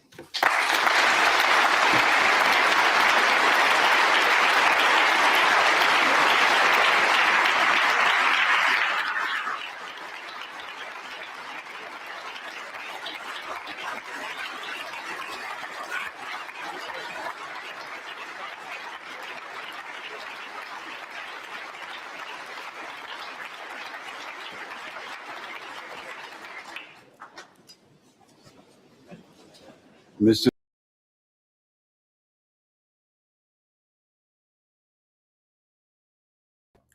Let me just kill that, and there we go. Okay, so sorry about those earlier technical difficulties, but I'm glad you got to watch the speech if you haven't seen it already. And what, not that you probably care, but I have a Mac. I'm not used to using it, so bear with me here. Apparently, there was too much of a drain on the power or something. I don't know what happened.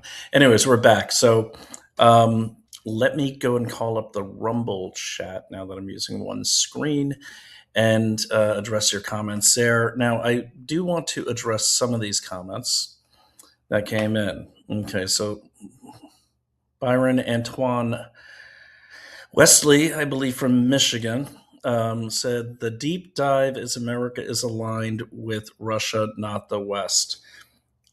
Well, America is the West, so I'm not sure how we can't be aligned with the West. But if that's your argument, please, because again, we don't learn in echo chambers.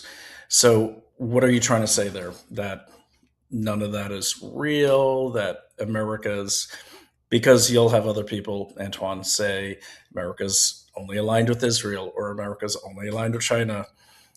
I think when you're the superpower, at some point you're aligned either forever or temporarily with just about everyone. I do know that our special forces was training with Spetsnaz in areas around Russia in the late 90s, my unit in particular. So we were aligned with them then.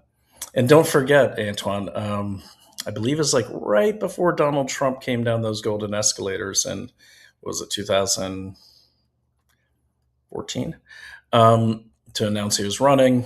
Putin was over there in Hollywood singing Blueberry Hill to all the Hollywood elites. So they liked him back then. So whether it's our society or our government, there's always alignments. And look, it's a good point that you bring up. There's alignments all the time. You have to. Unless you eradicate everyone or you just trust that everyone's going to live in peace, you got to make deals sometimes, even with your enemies. Okay. We had the longest standing deal with the USSR called the Cold War. You police your side, we'll police ours. And every now and then that'd spill over. But that wasn't an alignment. That was an agreement. Okay, so we wouldn't eradicate each other. So if I'm addressing what you're saying, great. If I'm not, then feel free to reach out. I'm easy to find. You can reach out through DailyClout. I'm just Brian at DailyClout.io. I will get back to you. And Mary Barnett, who I mentioned earlier, she says that just made no sense, especially coming out of his mouth. Context, guys. I have no idea what you mean. Want to address it, but if you don't give me some context, I have no idea what you mean. Let's move on. And I'm here if you want to repost with a little more context, either one of you. Okay, so, and by the way, welcome to the show. I'm glad to have you. I don't even know if I agree with you or disagree with you, so I'm glad to have you. All right, so guys, unfortunately, I don't know how to share all these Rumble comments with everyone, so I'm just going to read them. So if you're not on Rumble, you're not going to see these, but if you are on Rumble, I'm looking at your live chat now. Let me see. Cousin Ernie says, "Evening to the two Blue State Warriors. Keep up all the good work." Yeah, my co-Blue State Warrior is actually somewhere else right now on a business trip, so it's just me, unless you're referring to Loki, and he's asleep over there. But thanks, Ernie. No longer tired. Welcome back. You got tired last time, but we won't hold it against you. But is welcome back. Let me see. When do you not have a lot to say? That's true, Ernie. Ernie says, when do I not have a lot to say? All right. Anti-corruption Autumn says, it's easy to be this is a good point. She says, it's easy to be a communist in a free country. Try being a free person in a communist country. So well said. And to that point, Autumn, I used to speak for a libertarian organization called Students for Liberty. In this particular case, it was European Students for Liberty. So, I was speaking in Prague, in Macedonia, Montenegro, Russia, Georgia, you name it, all over Eastern Europe. And that's like between 2013 and 2000, right up 2018. And I loved it. And actually, I did it for free. I really like them. And, they'd invited me to speak years ago. But when I would talk to those kids, or most of them are like college kids or grad student age, pretty young, two things I noticed. They knew more about American politics, like political system, civics, and our history than most Americans do.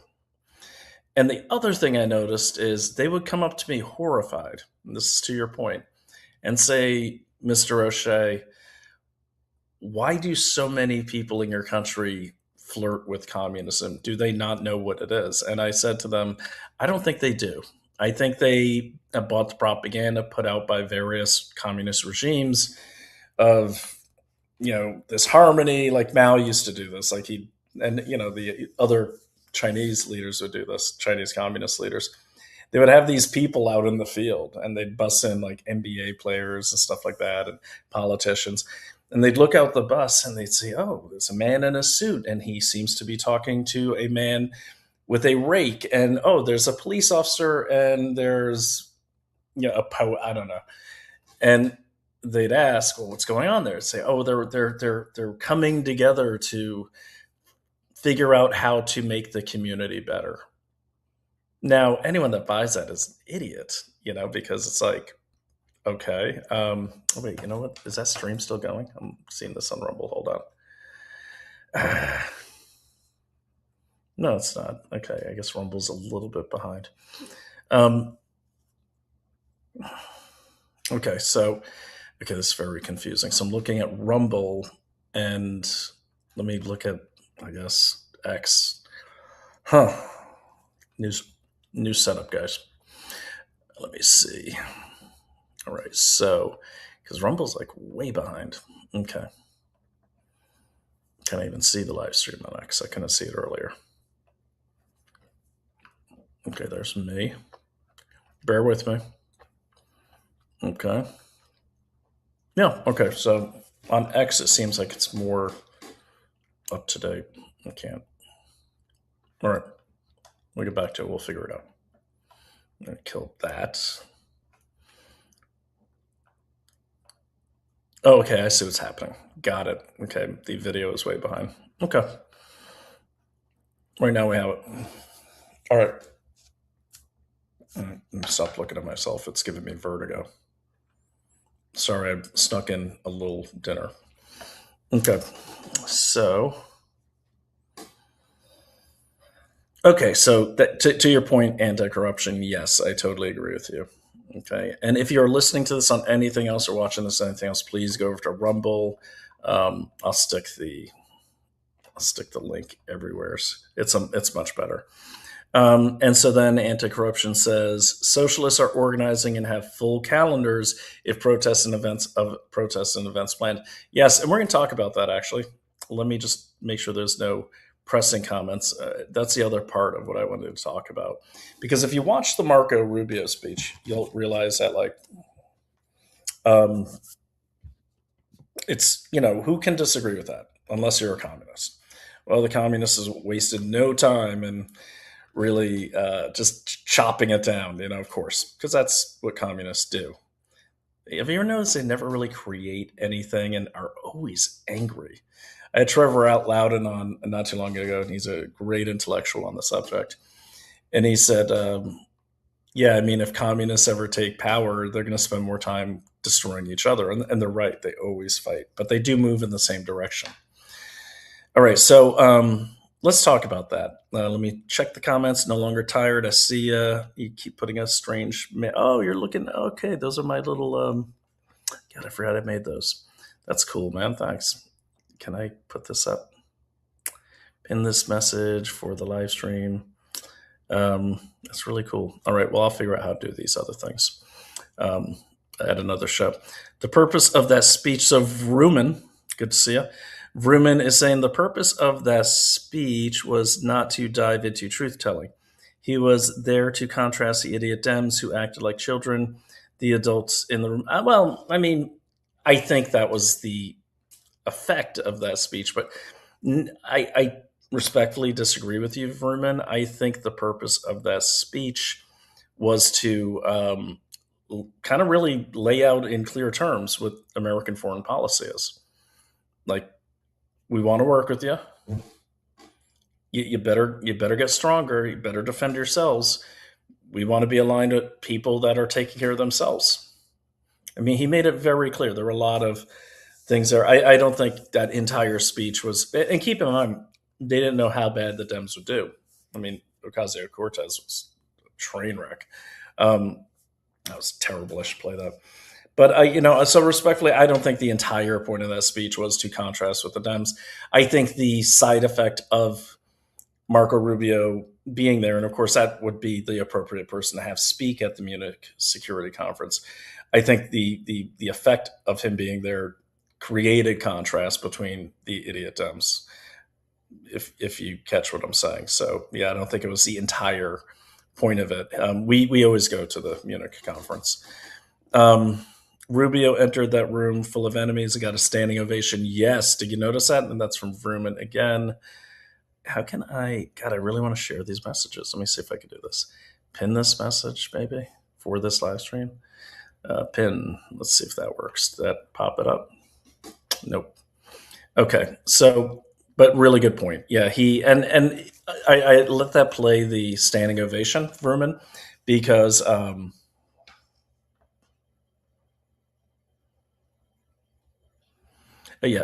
so he did he got a lot of standing ovations, and all the liberal media cut that off, of course. But the funniest thing is they can't. I mean, you just can't make Ocasio-Cortez look good. I don't know if anyone saw her comments. Let me try to find them.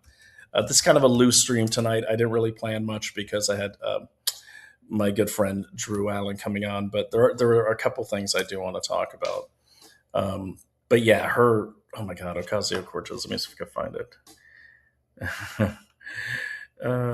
Where'd it go? Let's see. All right,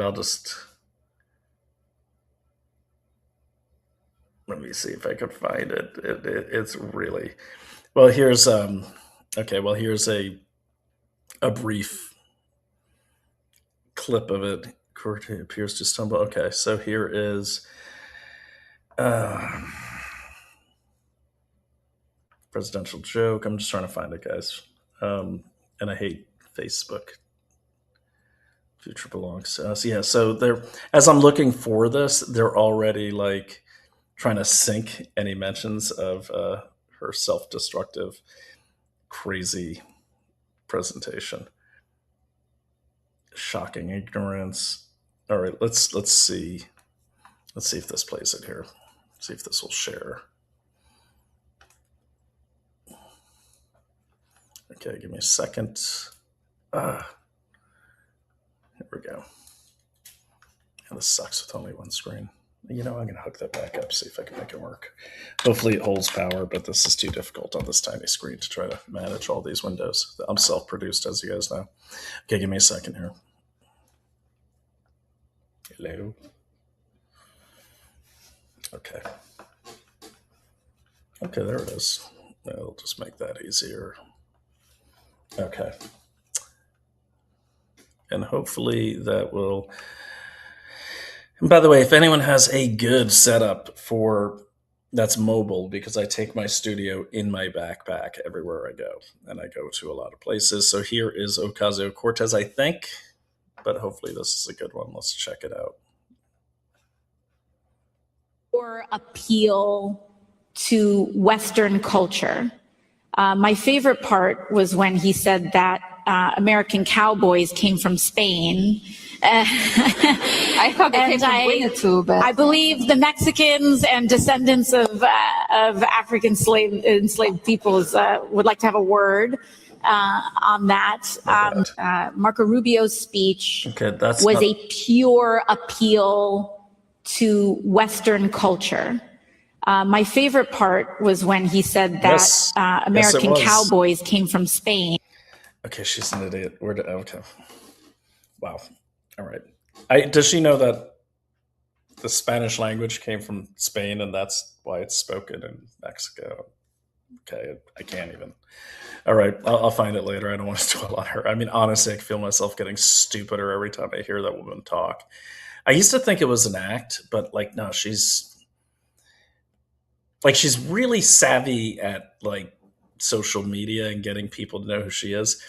The problem is she's a pretty good salesperson, but when she sits down, basically what happened, she was asked a question about Taiwan, and it was just boom, it was some answer that made no sense. If anyone has it, you want to shoot me the link, I'll play it. I didn't really have it prepared, but it was just painful to listen to. And you could see the audience, that moment, they're like, okay. Yeah, she's self-destructed. All right, let's remove her. Okay, so the other thing I wanted to talk to is, all right, so we got these over here, and all right, so anti-corruption says communist-free country, socialists are organized. Okay, yeah, let's talk about that. So absolutely right. They are organizing. So let me show you guys this. Okay, so here's what happened.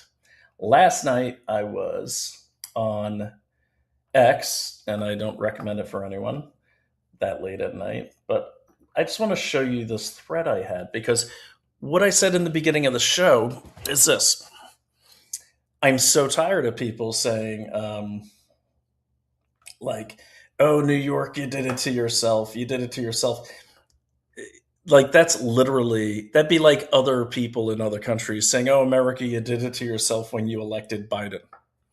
Did you elect Biden? No. Were you fooled by Biden? No. It's a stolen election.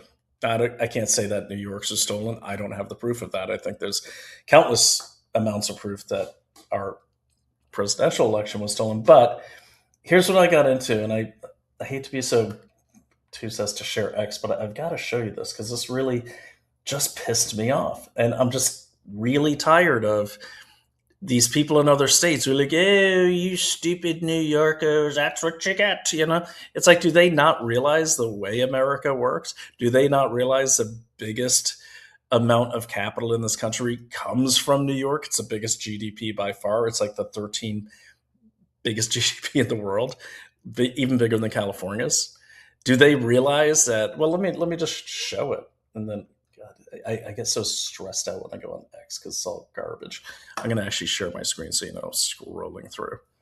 All right, share this tab instead. Okay. Okay, so I'm going through this last night, and here we go. Okay. Trammell, good dude. You should follow him. He's one of our candidates here in Brooklyn. Okay, let me get to that. Yeah, I went down this road last night. I shouldn't have done it, but I did. That lady's an idiot. He's a moron. But that guy's cool. All right. Just excuse my tone. You can tell what time it is when I get like really rude to people. Here we go. And by the way, as you're seeing my feed, I want you to tell me if it's a lot different than yours. That's called a feedback loop. Okay. Yeah, so like Gad said, who I'm not a big fan of. I know a lot of people are. I agree with a lot of his stuff. But this is some BS right here. And honestly, conservatives or non-communist, non-Democrat supporting people, you got to get out of this mode.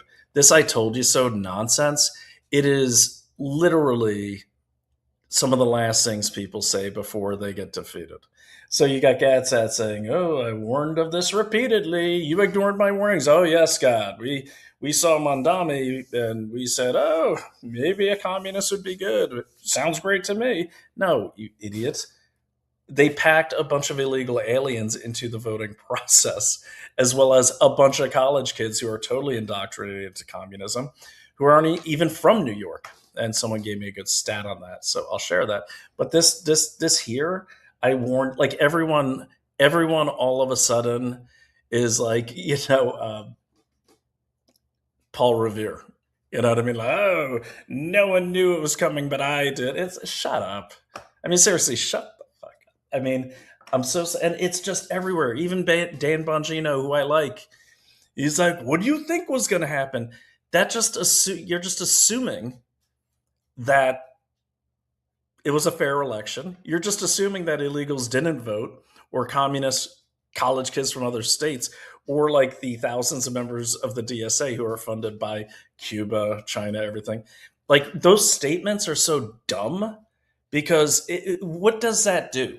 And you know me on the show, like, I like to give solutions. I don't sit there and say, "Oh, you suck, I told you, blah, blah, blah." And what I also don't like is this. Like, look, I have means, I have some money. I work really hard for it. I went to the Army, I paid for my college through my enlistment, and I made the best of every day to make money. And, I've done okay. I'm not super rich or anything like that, but I do well enough to, live in these areas. It's not easy, but I can remember when I had to get out of the city. Now, my dog, Loki, God bless him, he's got these weirdly tall hind legs. So he doesn't really fit in the dog carriers that you could take on the train, right? So I couldn't really take him on the train. Now, I didn't have the car because it costs like $50 a day to park in New York. So if I'm going to be here for more than a week, I try not to bring the car. I'll take the train. So I didn't have a car. So then you want to go rent a car. Fine. All right. But there's really no rental car places in the city. So you kind of got to go to either Newark, JFK. I'm making a point here. So I did. I got myself, I reserved a car. Decent price. I think it was like, I was trying to get to Salem and go see my son. Couldn't take the train because I had the dog. Okay. Just don't want to leave the dog with here because all of my kids and family are out of town that week. So I rent a car. That's like $300-400 right away, plus the deposit. I've taken Uber I think I went to Newark from Brooklyn. So I take the Uber, and that was like, no kidding, like $80. All right, so we're already into this for like escaping from New York for like what, $400, $480, not counting the deposit on the rental. I get out there, get the car, okay, and then I head back to the city, pick up the dog, pack my stuff, make my way on the 5-hour horrible sludge trek through New York to get to just west of Boston. Along the way, I've got tolls. Those tolls are like $10, $12. I don't know the exact amount. Tank of gas, $50. I have to fill up twice. $100. So where am I at? Like $600-700 now, and I'm not even there yet. I finally get there, and by the time I actually escaped from New York in as cheap of a fashion as I could, it's like $750. So when people say, I warned you, it's like you're just assuming people can leave. And there's a lot of people that can't. That's why we have to focus on things in New York City like buses, like affordable housing even. You have to. Because so many foreigners have come into the city and driven up real estate prices. And the way these people deal with it, not Gad, but like the way a lot of the people deal with it, these politicians they're all corrupt. All the mayors are corrupt in New York. They just keep raising taxes. But people are leaving out another thing too. New Yorkers paid for illegal immigrants without even knowing it. They hid it under something called like an eco tax or some nonsense. They also hide it in hotel bills. So all y'all people from other states think you're so smart because you don't live in New York City. Well, guess what? When you're doing your tourism here, you help pay for the illegals too. Might not know that. Or check your own, I don't know, electric bills. See if you got an electric car tax on there. Not so smart now. So anyways, the point is not everyone can leave. Now in my neighborhood, it's mainly first, second generation people from the Caribbean, got some Dominicans here. I'm, as a white guy in this part, I'm definitely a minority. Doesn't matter though, because here in a community like this, it's all about who you are. I have plenty of friends around town. I go out every day and make new friends. I met some rapper in a hardware store, older guy that raps, and he's going to do one about the snow removal. But one thing that I do know is in these working class boroughs, Staten Island, Brooklyn, Bronx, not all of Brooklyn. Brooklyn has got a little communist problem we're trying to deal with right now. There's no one that voted for any of these people, okay? And by the way, Texas, your Governor Abbott, you thought it was funny, and I thought it was funny too, when he put a bunch of illegals on buses and shipped them up to Manhattan. Well, guess what? They stayed, and a lot of them voted. So thank you, okay? So no, Gad. No one chose this. The only people that chose this was a minority of voters that somehow were able to secure the win, either legally or illegally. I'm not going to make any statements that I can't back. So there, I warned you repeatedly. Yeah, gee, God, next time we all better listen to Gad sad. Go blow. Another one, like these liberals, after Trump got elected, liberals, they assume everyone in New York City is a liberal. Like, we ran Republican candidates. There's tons of people. You got to understand something about New York. It's one of the biggest populations in the country. When you pack that with illegals, and they even caught, like James O'Keefe caught election officials showing illegals how to vote. And there are investigations going on. My wife helped initiate one at the council level. Okay, so I could go on with these stupid statements, but like, it's like all of this idiocy of like, I told you, like everyone was just, oh, I thought it'd work out. I thought a communist would be good. Fucking morons, man. All right. So anyways, enough about that. So what got me going last night was this. Okay. And this has a point. It's about solutions. So just thinking about it makes me mad. Let me get there. Don't bother with the dildo question. I was just wondering why all the protesters in Minnesota have dildos. I just find it weird. Okay, who was that aimed at? Where did my thing go? And I respect people's passion, but like people were literally like telling me, hey, you guys should go burn down mosques. Yeah, no, that's not how you do it. I'd rather take over a mosque and turn it into a church, or I don't know, an Islamic recovery center. All right. Sorry, guys. I should have this ready. Let me excuse my language on these tweets. Give me a second. Bear with me.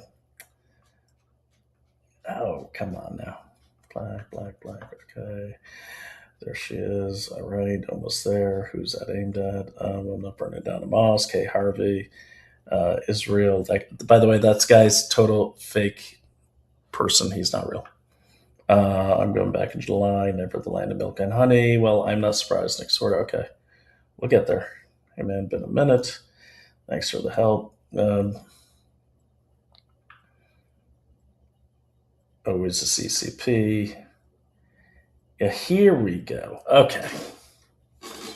All right. So this guy, Eric Doherty, I don't know him. I don't know if he's a good guy or a bad guy, but this is a classic stupid statement. Okay. I'm going to explain to you why. Like, this is just dumb. He says, I'm trying to make that bigger. Sorry, guys. How do I do that with the Mac?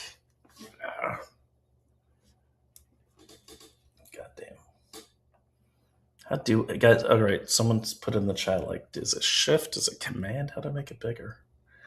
All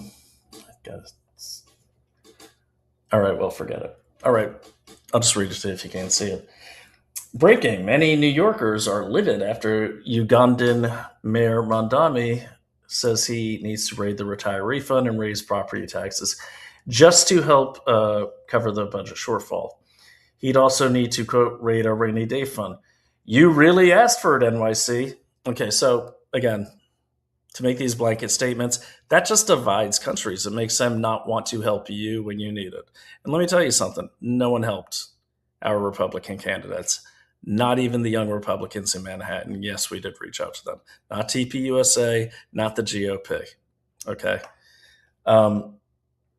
People just write it off, which is dumb. So what I said was, I wish everyone would quit the "you asked for it" NYC. That tells me that you've forgotten about the millions of illegals organized into a voting horde by actual communists. Thank you, Autumn. You mentioned that earlier. We're allowed to vote in DC without IDs. I vote in, did I say DC? NYC. And I voted in New York State. There's no IDs. It's insane. Okay, without ID. I tried to give them my ID. They wouldn't let me. And then I also said, this also tells me you're not taking the red-green threat seriously. Red-green, I mean communists work with Muslims. Happens many times in history. Muslims always come out last. By the way, Muslims, when the Reds are done with you, they will get rid of you, just like Xi Jinping did, just like the Soviets did. I mean, do you know when the Soviets started taking the territory that became the Soviet Union? I guess the Bolsheviks started it, but there were 25,000 mosques in that territory of the Soviet Union. By the 90s, there were like 500. So, it's kind of like Highlander. There can be only one. And communists or atheists, they don't care about Islam. They're just using you. And I'm sure you're using them too. They always win when it comes down. If the Red-Green Alliance is victorious, Muslims, you're gone. Look at China. They're selling the organs, halal organs. They'll have a nice fresh stock. So keep working with them. See how that works out for you. So I say you're not taking the Red-Green Alliance seriously. Hey, Loki. Seriously, nor do you understand what NYC loss may forecast for America. Our most powerful city is in enemy hands. Okay? And so I won't read that whole thing. What I will do, though, is I want to play this little video. What would happen if New York... All right. Let's see if can you guys hear that? Could you hear that when I played it? Okay. I'm going to assume you can hear it. If you can't, give me a thumbs down. City broke away from the U.S. and formed its own country. Overnight, this new nation would become the 17th richest country in the world, just behind Indonesia and Spain, with a GDP of about $1.3 trillion. All 5 boroughs, Manhattan, Brooklyn, Queens, the Bronx, and Staten Island, would act like separate states, with Manhattan becoming the capital. But at only 783 square kilometers, New York would be one of the smallest countries on Earth, about the size of Singapore, but far more crowded. In fact, it would instantly become one of the most densely populated countries in the world. With a population of 8.5 million, New York City should have an army of over 100,000 personnel. And monuments like the United Nations, the Statue of Liberty, and the World Trade Center would suddenly sit inside a new sovereign nation. What would happen if New York... So you get the point, but it goes deeper than that. I don't know if you could hear that, but I'll play it again at the end if you couldn't. So the point is, that's the point I'm making. It's not like people are acting, and ever since like I don't know. I would say probably 2020. There's this thing going on with conservatives or even non-Democrats where like this, I believe in state sovereignty, and I do. And I believe in state pride, certainly. I've lived in Tennessee. I've lived in Texas. I've lived in Georgia. I grew up in Maine. I currently live in New York and Massachusetts. I've lived in Washington State. I've lived everywhere because I was in the military. Then after that, I was in the government. Then I was a contractor. So I've lived, and I don't mean I went there. I lived. I had leases. Okay, so I know the different areas. But this statehood, this sense of like my state, your state, like it's almost like people are putting their identity as a Texan or a New Yorker or a Tennessean ahead of being American, which is funny to me because when you do that, you might as well say it's literally the same as liberals saying I'm a citizen of the world or I'm Puerto Rican American or I'm Brazilian American. You're doing the same thing. Okay, it doesn't bring us closer together. It divides us, and all of our states actually need each other to exist. You start picking apart the states, this country will fall very quickly. Just ask Czechoslovakia. I'll play that in a second. So I said, it's in enemy hands. Communists are the enemy. A lot of people say, oh, no, it's Islam. Maybe, okay? But like I said, it just seems to me, throughout history, it always works this way. The evidence I'm looking at, the fact that all these Islamic candidates, are part of the DSA, and a lot of them weren't Muslims until they became candidates. Go check it out for yourself. Tells me they're using Islam as the beard to hide the communism. Why? Because then if you pick apart their communist plans, you're called a racist or a hate monger, whatever. Okay?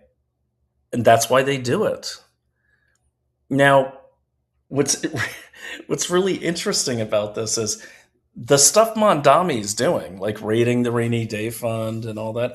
Lenin did the exact same thing after the Bolsheviks took over in Russia. He raided all the banks. He nationalized them. Then he raided the gold. It's the same thing. Fun fact, remember a couple weeks back where we were all posting mountains of garbage? For the 3 years after the Bolsheviks took control of and created the Soviet Union, I believe it was in Moscow, when observers finally came in for humanitarian reasons. I think it was to Moscow, to Petrograd or Stalingrad, whatever it was called back then. Guess what? There were mountains of garbage everywhere. It's the same playbook. That's what I keep telling people. I'm not saying don't worry about radical Muslims. Yes, of course you have to. But worry about a system that is using the same exact playbook that they used to create the Soviet Union is playing out now. Worry about that because it's especially dangerous now, even more so than, when the communists took over China from the nationalists pretty much during World War II. Literally weeks after World War II, the communists took everything, just razed everything that's nationalists. Okay, and by the way, the United States most likely helped that out because guess what? Our intel community, our foreign services have been plagued by communist infiltration ever since and before World War II. Why? Because we were so focused on the fascists. Don't forget that we used to call Joe Stalin Uncle Joe back then. Communists weren't really a threat to us because we had the fascists to deal with. There's a book by T. Michael Walls called Big Intel. I highly recommend it. It talks about that. It talks about Dulles, all of them. All of them, like the whole intel community, went and shut down McCarthy because he saw it. And Brandy died of alcoholism. I don't blame him. I mean, shit. But the point is, like, it's really everywhere. And the thing is, in New York, sorry, I got to switch the tab. In New York, this is especially concerning because this is a big win. This is a big win. Mondami, mayor of New York, you might be in Tennessee or Georgia and think it doesn't affect you. Oh, yes, it does. And I'll tell you why. Because what happens in New York does affect a lot of the country. But what it does for the DSA, it's a big win for them, the Democratic Socialists of America, who are not Democrats. Their sworn goal is to get rid of the Democratic Party. Okay, so the thing is, this it's electrified their movement. And they're spreading like wildfire, and you don't see them coming. Keep in mind, Mondami started as like a councilman or something like that. You don't see them coming. Think about who are the DSA: Bernie Sanders, Ocasio-Cortez, the entire squad, Feta, that dude that's running in Minnesota, but many, many more. Okay, and they have tons of backing from abroad. Okay, so I said, and no, New York Post, Mondami is still very much backed by the DSA. The PSL, which is the Party for Socialism and Liberation, that's like the violent wing. You see a lot of them out there at those anti-ICE things. Mondami is still very much backed by the DSA, the PSL, and all the other 30 plus communist groups active in this country. For historic precedent, look up Czechoslovakia Plan 1948, which was referred to me by Trevor Loud, and we'll look in a second. So no, real New Yorkers did not ask for this. Illegals and foreign-backed communists did. So we need to quit with the "I told you so" BS and start acting like a country, not a bunch of competing colonies. The incredible, hardworking Republicans who will continue to fight to save the city are below. Do you think they ever wanted this or even voted for it? Ask them. Okay. Watch and learn and do likewise. So I'm referring to the video I showed you. Now let's just, and I said to this guy, Doherty, I figured out that their newspaper is based in Naples.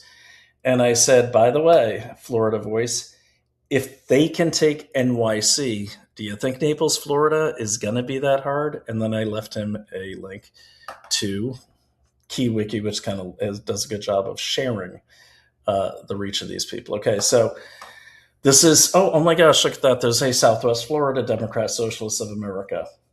Fully organized. They've already got lots of events. But this is the shocking part, guys.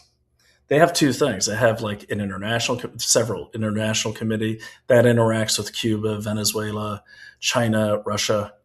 Okay. And then, they even have specifically a Naples organizing committee. But just so you get an idea of the reach of this, and I've been looking at these guys for a long time. I will never say I told you so, okay? But I have been looking at them for a very long time, and I've watched them grow. And they change names a lot, too. It's not always the DSA. I think Trevor Loudon said it best when he said, I said, okay, there's all these different groups, right? They all have different communist beliefs. There's pure Marxists, okay? Marxists basically believe, if you just bring the revolution to the working man, they will rise up on their own. Well, that didn't quite work out for Marx. Marx, who, by the way, never worked a day in his life and only went to a factory after he started writing and trying to get a communist movement going. Okay. Then Lenin said, no, we need we need to arm everyone. We need to take this sucker by force. He's probably right. You had the three. It was Lenin, Trotsky, and Stalin when they were taking over Russia. Stalin, he was kind of a cool cat. He kind of hung in the back. He believed in kind of slow and steady wins a race. We will slowly, methodically, without stopping, like the White Walkers, take over these countries one by one. Trotsky, on the other hand, he was more of a flamboyant, kind of good speaker. Let's just go and do it, and Lenin eventually had Trotsky killed. Okay.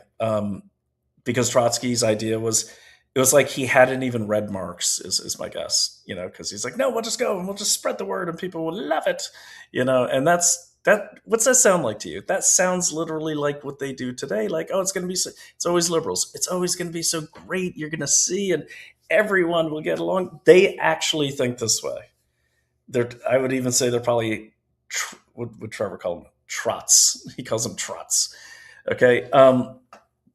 And then you have indivisible. Indivisible is more like a Stalin-minded organization type force, like they do a lot of the organizing. You have DSA.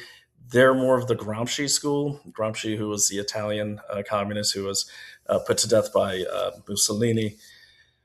Gramsci, he's the guy that really had everyone looking at taking over the institutions and the education, getting to the kids, getting to the roots. Okay, DSA does a lot of that too. So it's important, I think, to understand these different schools of thought. And a lot of them compete. A lot of them most of them don't like each other. Okay. You also have the American Communist Party, formed by Jackson Hinkle and Haz el-Din. A lot of the talking points of them are repeated by people like Kim Iverson, Jimmy Dore, the Gray Zone, Max Blumenthal, son of Sidney Blumenthal. I've talked about him a lot. Sidney Blumenthal was Hillary Clinton's closest advisor. And Max was too radical for him. Okay, but we have a bunch of conservatives platforming this guy. Why? Well, because Kim and Max and all those guys were part of the vaccine fight. And I've said this so many times. I'm trying to resist the urge to say, I told you so. But Stalin was our ally in World War II. That doesn't make him a friend for life. People might fight the mask mandates and the vaccine mandates, and that's a good fight. That's a good battle. But you know what? It doesn't make him our ally for life. It's not like you fight one battle and I just trust you. But, unfortunately, a lot of conservatives and the people that platform these communists, either they don't do research or they're just like ignoring it. When you platform Max Blumenthal, I've heard a lot of people say, oh man, he was with us at the fight the mandates. Yeah, he's good. No, he was good for that. Let's not forget Nation of Islam was there. I'm friends with the leader. He was side by side, on the stage. He was the speaker that came right after my wife spoke there. But I couldn't disagree with their politics anymore. Okay. So when it comes to the battlefield, don't just trust people because they were in one battle with you. That's insane. Remember, the Japanese were our enemies in World War II, and the Chinese were supposedly our allies. Okay, just because they were a good force against the Japanese. But the point is, okay, good, battle's over. Go back to your corners and make people earn your trust back. But see, that's not happening. So I'm getting off the subject. My point is, there's the American Communist Party, there's ACP, who call themselves MAGA communism. Now, Jackson Hinkle, I've got many videos of him. I'm pretty sure he lives in Russia, but he purports to be in America. Haz el-Din actually came from the Democratic Socialists of America, branched off and formed the American Communist Party. And I've seen Haz el-Din's rants. I forgot the name of the thing. I have a pseudo and on what is it, Blue Sky and all those. Rob, I'm invited to all these chats, so I get to see him.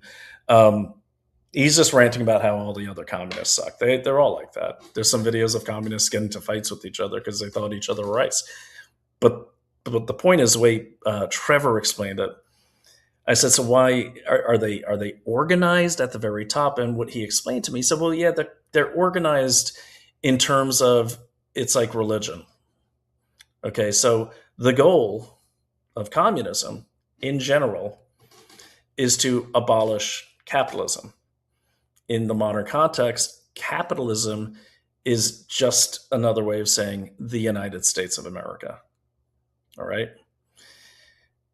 They bring race into it because race is divisive. And then also they trace race, the communists, back to, they always link it to slavery.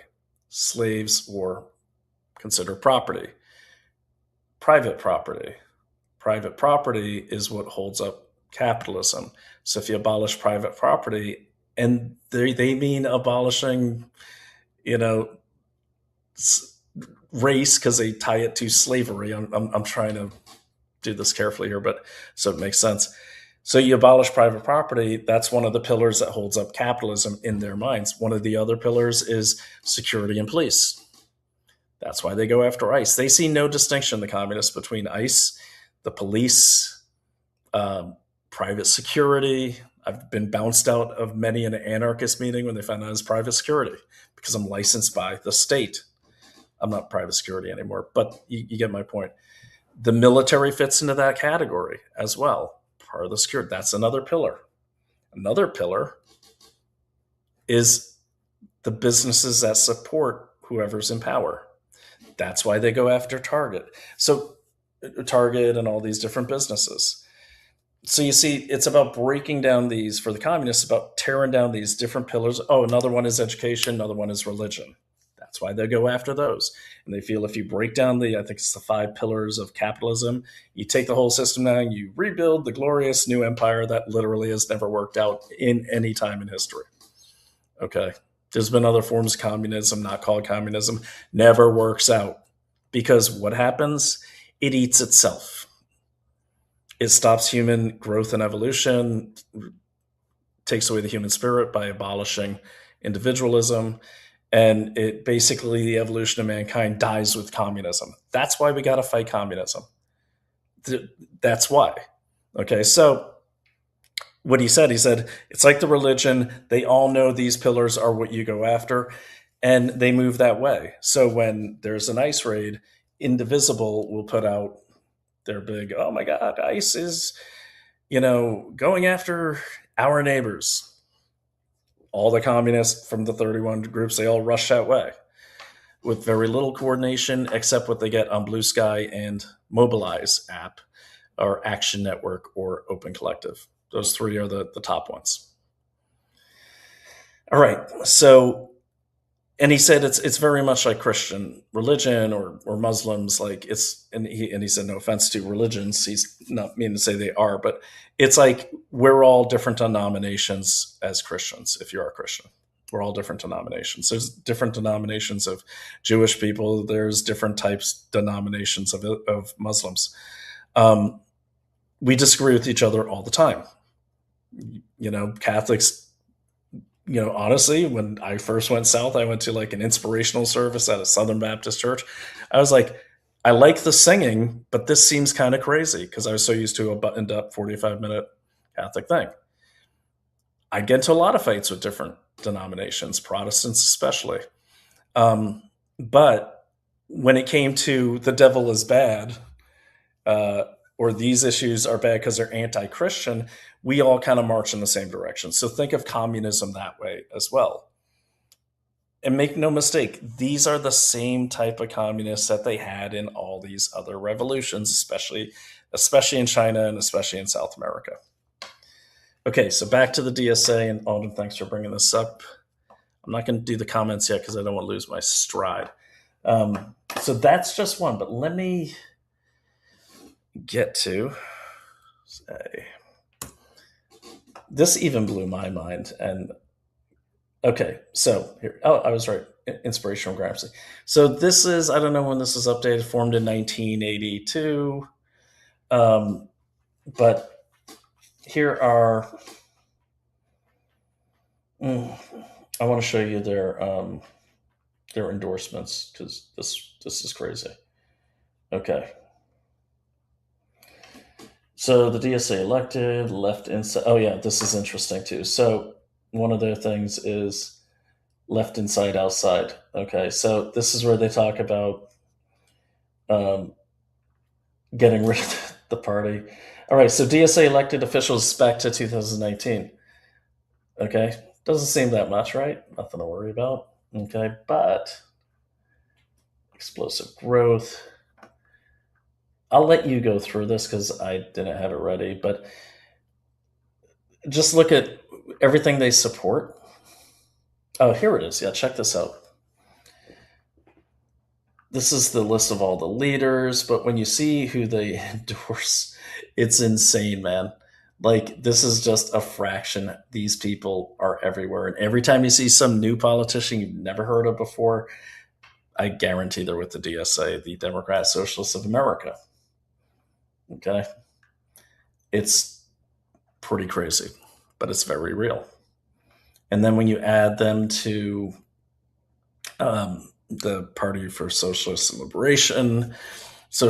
Liberation, that's their muscle. They've got RevComs are like the older baby boomers. That's revolutionary communists. They've been around for a long time under the leadership of Bob Avakian.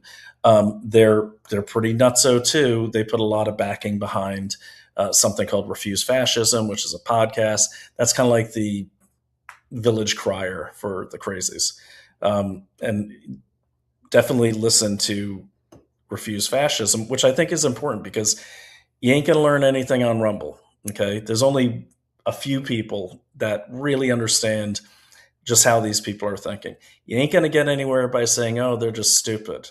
Because if you go to the DSA map, okay, let me share this one. This is actually from their website. Okay. Go to the map. Type in your area, please. These are all the chapters. Type in your area. See how many there are in your town. See how many elected socialists, and they're not socialists, they're communists, are in your town and city. And this was updated like a month ago, not even a month ago. But this thing grows and grows and grows. Now, Autumn very correctly said the calendar. Let me show you guys something here. This is why it's important to know this stuff. If you go to the calendar, click on a month, right? Let's click on February.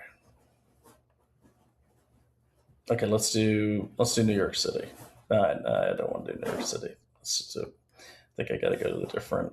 Okay, let's do that. Okay, no upcoming events. No, this is the wrong. Search. Yeah, here we go. Okay, so these are just some of the events. I wish I had that calendar view. Autumn, if you have that, that'd be great. Autumn, I actually want to hire you to help me with this show. So definitely, like I said, if you give me a call, that'd be great. Because you could certainly help me. I think you see my point, but you see so here's the chapter list here. And then I just want to pick a random chapter. Okay, then here's priorities. National Labor Commission. Okay, now National Electoral. Now these are where the money people are right here. Okay, this is how they get all these people not only into New York City, but into your city too, because it's coming.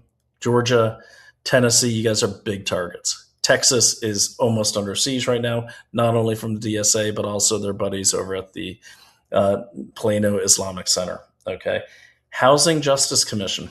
This one here is one you really have to watch. Now, I have a person who's in this. Okay, they're under pseudo.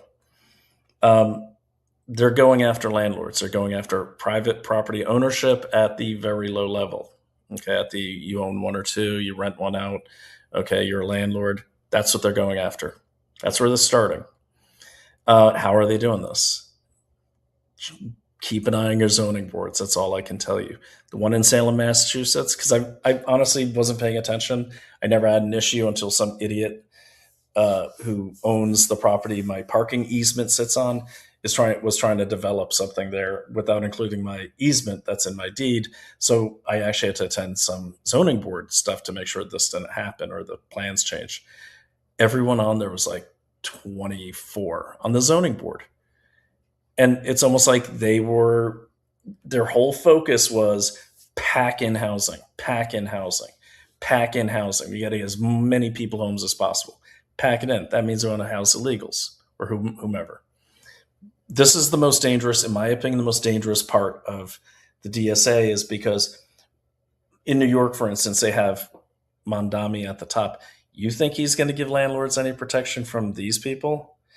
And they literally form committees on the street and they go harass landlords. I attended a training not too long ago, and I'll play it on my next episode. I recorded it, where they were teaching people how to use public resources. I mean, for me as pedestrian, I'm a trained intel guy, investigator, whatever. But they're actually training people. There's a homework assignment. I got to make sure I get mine done for the next meeting with the comrades, where they're teaching you how to find all the personal homes of the landlord so you can go send protesters out to harass the shit out of them. Okay? Every state. All right?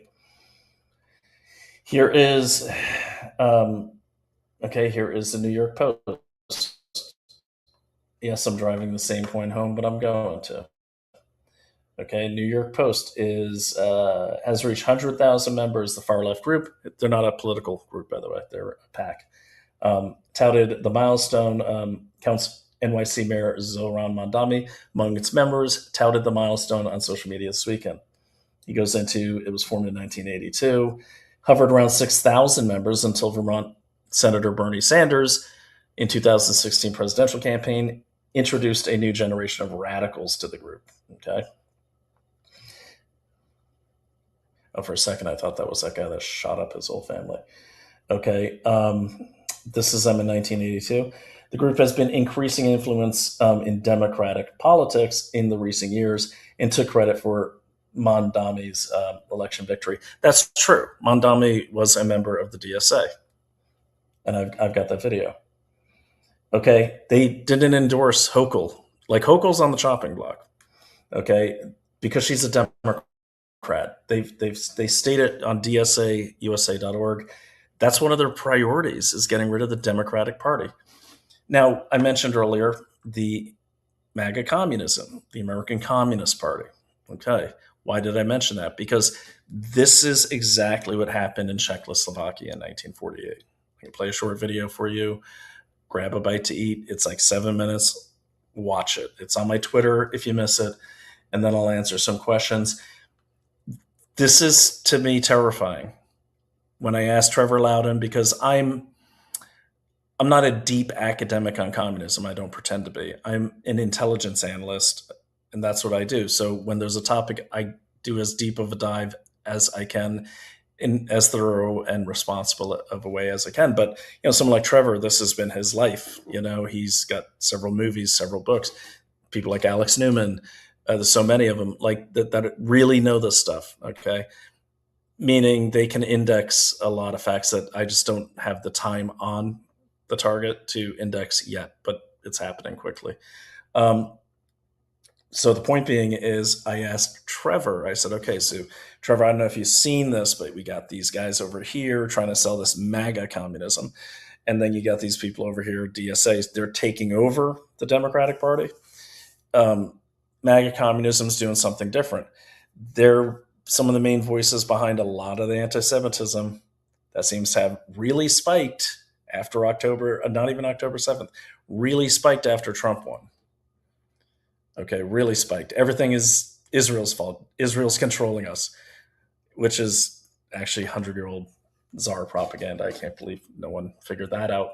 But the point is that all comes from their overseas people. So here's how it works. On the left, they go into the Democratic Party. They get onto the right committees that give them the power to destroy their enemies in the Democratic Party and then eventually in the conservative circles. What they do on the right is they turn everyone against each other. Then they're just easy pickings for the left, who is now controlled by communists. And that's what's happening now. If you see on Rumble, there's two camps. There's Israel's the pure evil, and we shouldn't be controlled by them. And then there's the, hey, they're our allies, leave them alone. I'm kind of in that camp. What I can't, and it does seem like these kind of blindly rabid anti-Israel people. Look, if you're anti-Israel, that's fine. That's your prerogative. But a lot of the more dumb people, it just is pure up racism, because you'll hear them toggle between Jews and putting up pictures of people with big noses that literally are like from Tsarist, like inks from long ago. And when it gets into racism, that means you must be one of the dumb ones if you're one of those. If you disagree with our policies towards Israel, that's fine. I would even recommend you run for office or submit legislation to change that. That's how our system works. But too many people, you have these vicious camps that, to me, just seem like the same pogroms of old, where everything is the fault of the Jews. It's not a new concept. It's recycled BS. I had some moron the other night post something from the Chronicles of the Elders of Zion. That's a fake propaganda text that was actually produced by the Tsar of Russia long ago, because they were trying to divide the people and create a scapegoat. Same thing Hitler did. Okay.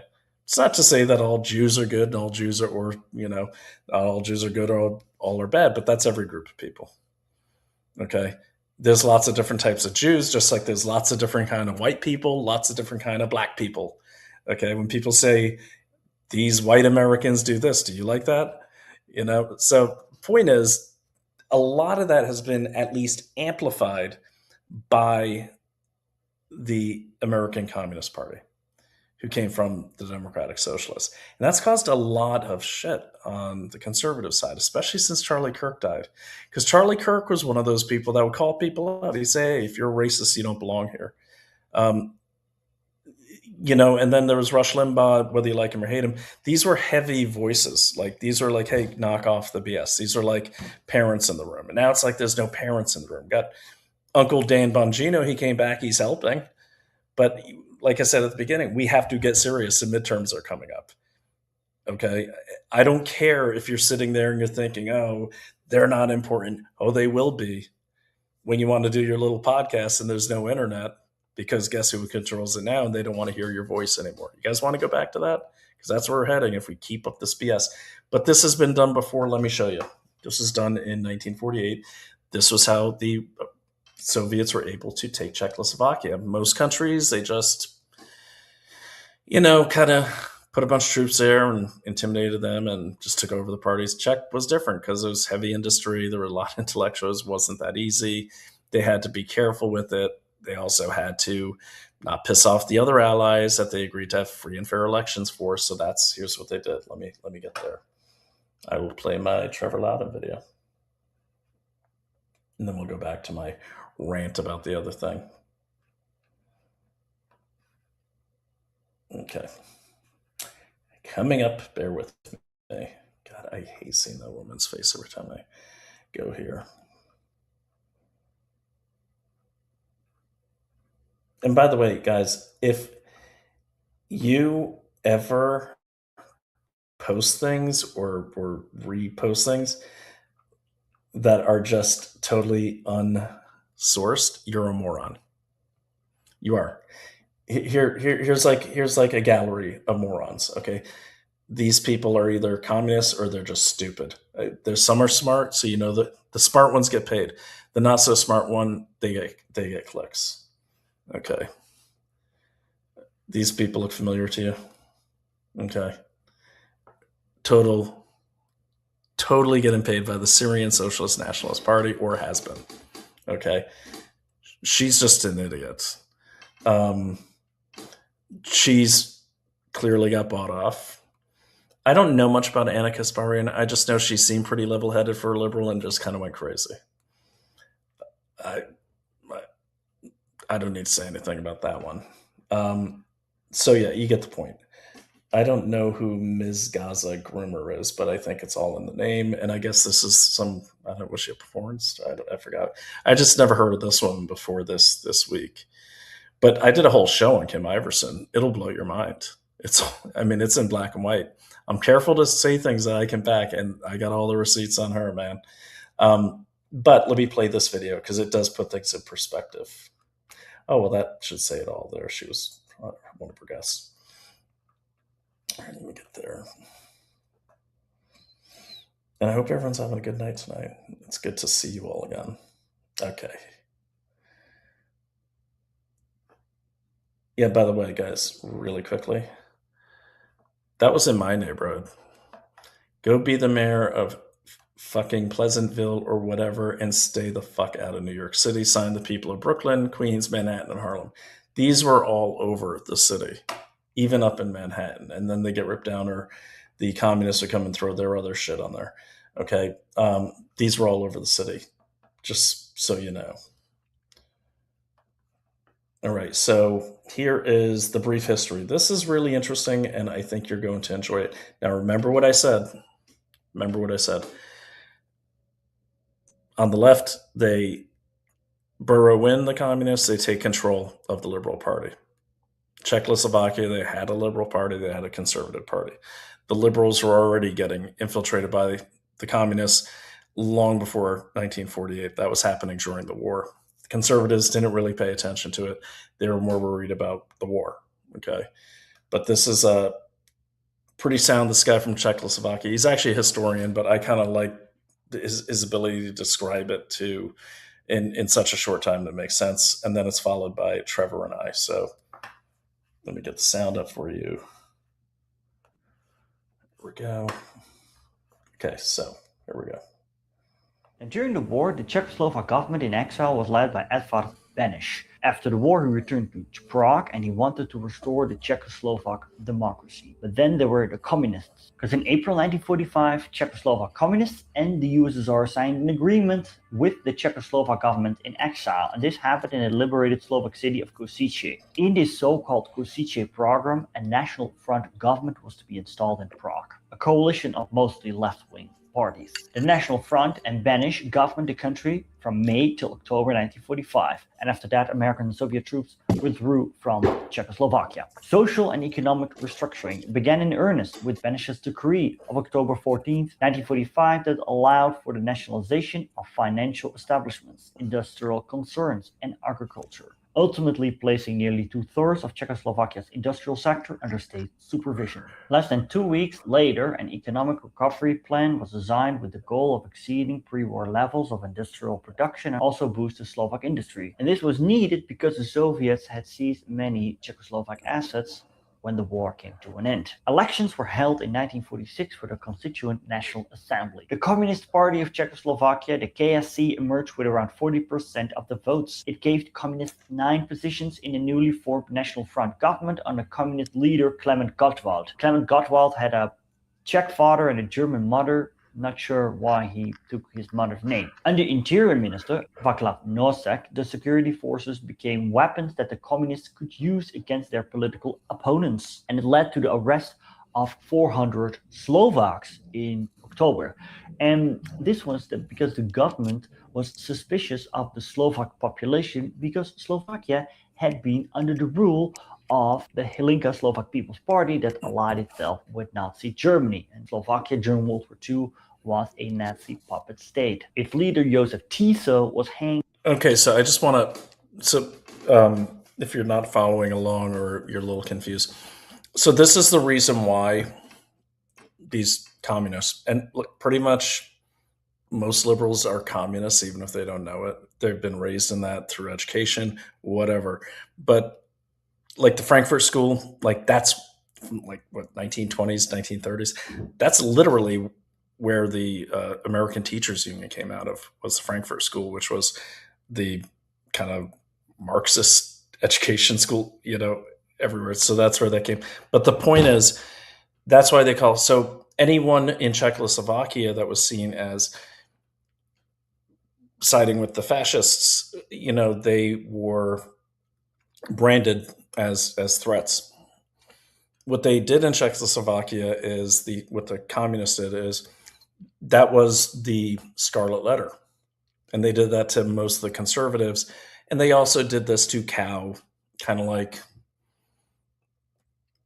old school liberals, like, you don't believe in communism, you must be a fascist. And that's a communist thing too. It's always, if not this, then this. It's always black and white. There's never in between. Okay.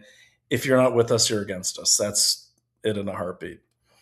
And I want you to kind of see what's happening here. Now, Trump is obviously miles above the leader of Czechoslovakia at the time, but you can see what the leader of Czechoslovakia was doing. After World War II, things are in shambles. They're trying to get their sovereignty back, get their industry going. Czechoslovakia had a very powerful industry. He's trying to get that going. He nationalized things to get them going. Now, Trump didn't nationalize anything, but you see he's been sprinting to get things up and running to make us independent. And what do they call him? They call him a fascist. It's literally their script comes from, the previous century. Like today's script, most of the stuff you see, and research it on your own, trust me. Don't trust me. Research it on your own. Trust yourself.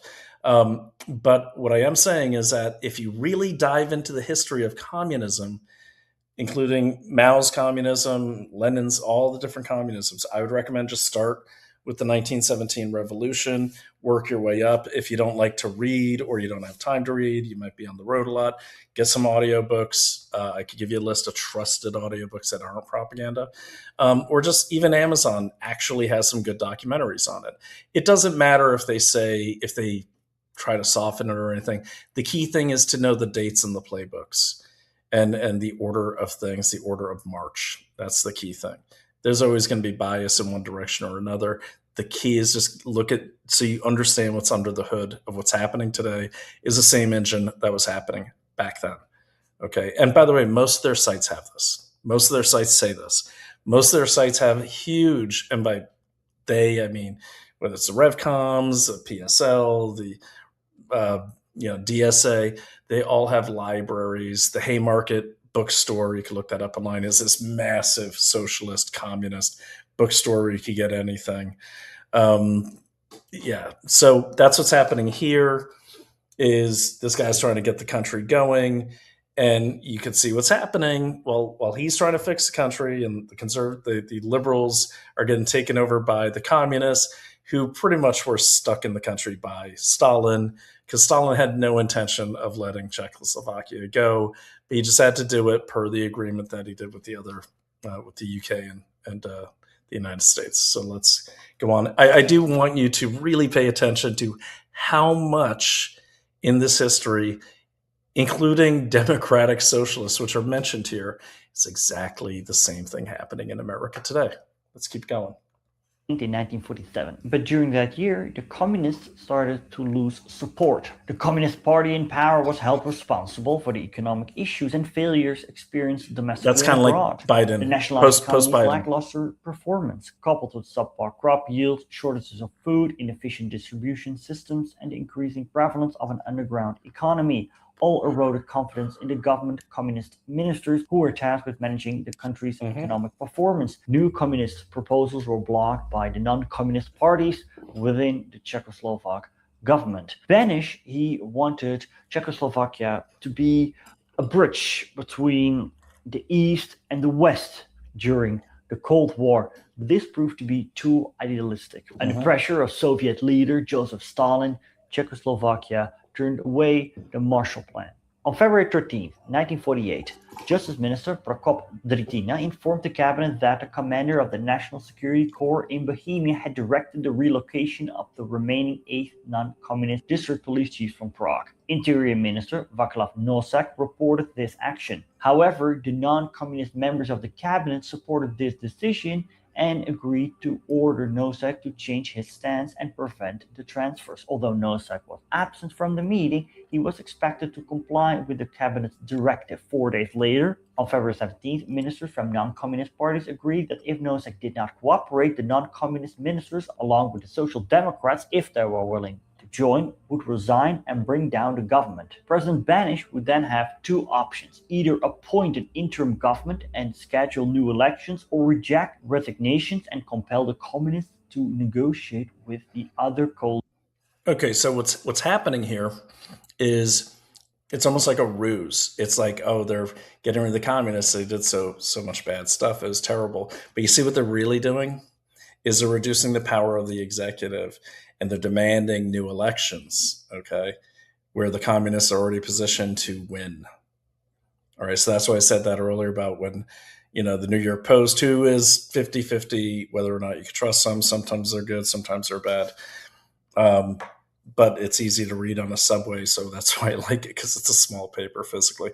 But the point is, that's kind of what they did. They do this big show about like, oh, we're getting rid of all the communists. They weren't going anywhere. Just like DSA and Mandami are still very much in bed together. They're just like, secret lovers. That's what they are. They try to hide so hard the way they feel, but they can't let it go. Quoting a song. You get what I'm saying, okay? This is what communists do. This is what they did after the wall came down. This is what they did after Reagan. Even I was fooled. I can't believe I'm talking about communists at this point. I honestly thought it'd be all terrorists, not realizing most terrorist groups are backed by communists because that is their hammer. Let's keep going. So they're demanding from the leader, like, we gotta We got to have a new election. We got to redo this thing. Got to tear it down, right? Coalition parties or assume responsibility for the government's disintegration. However, when 12 ministers resigned a couple of days later, the expected solidarity did not play out because the ministers of the Social Democrats, they refused to resign. On February 21st, the communists requested a gathering of a huge amount of people in Prague's square to gain political support and potentially form a militia. The prime minister and KSC leader Gottwald urged Beneš to accept resignations and form a new government with greater communist influence. The pressure on Beneš increased over the next 2 days due to mass meetings of peasants and workers and the assurance of Minister of Defense Svoboda that the army was with the crowds. On February 24th, many people participated in a 1-hour general strike. That'd be your no kings. Beneš agreed to accept resignations only if all parties involved were in agreement. However, a communist delegation visited Beneš on February 25th to recommend immediate acceptance and resignations and restructuring of government according to Gottwald's proposal. Feeling exhausted, unwell, and without any viable options, Beneš eventually conceded to the communists and allowed Gottwald to appoint a National Front cabinet composed of communists, social democrats, and left-wing allies from other coalition parties. Gottwald announced the formation of a new government from the balcony, Wenceslas Square, and appeared intoxicated and in a celebratory mood. Following the communist takeover and his removal as justice minister, Prokop Drtina purportedly decided to take his own life by jumping out of a third-floor window on February 26th.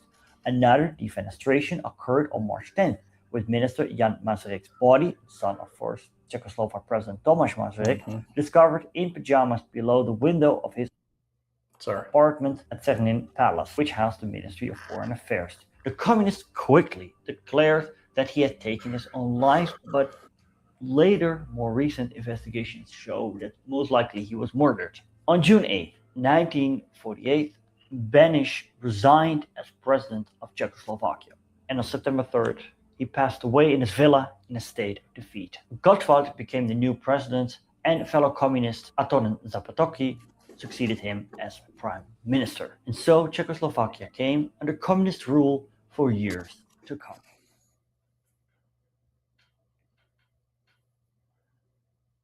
This is on my Rumble. You can find it. It's a great interview. It does seem highly coordinated. Have you ever seen direct coordination between these different groups, or are they just, I know a lot of them just follow the public directives.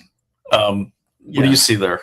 Well, look, there is absolute coordination at a senior level between, say, the Communist Party, Liberation Road, DSA.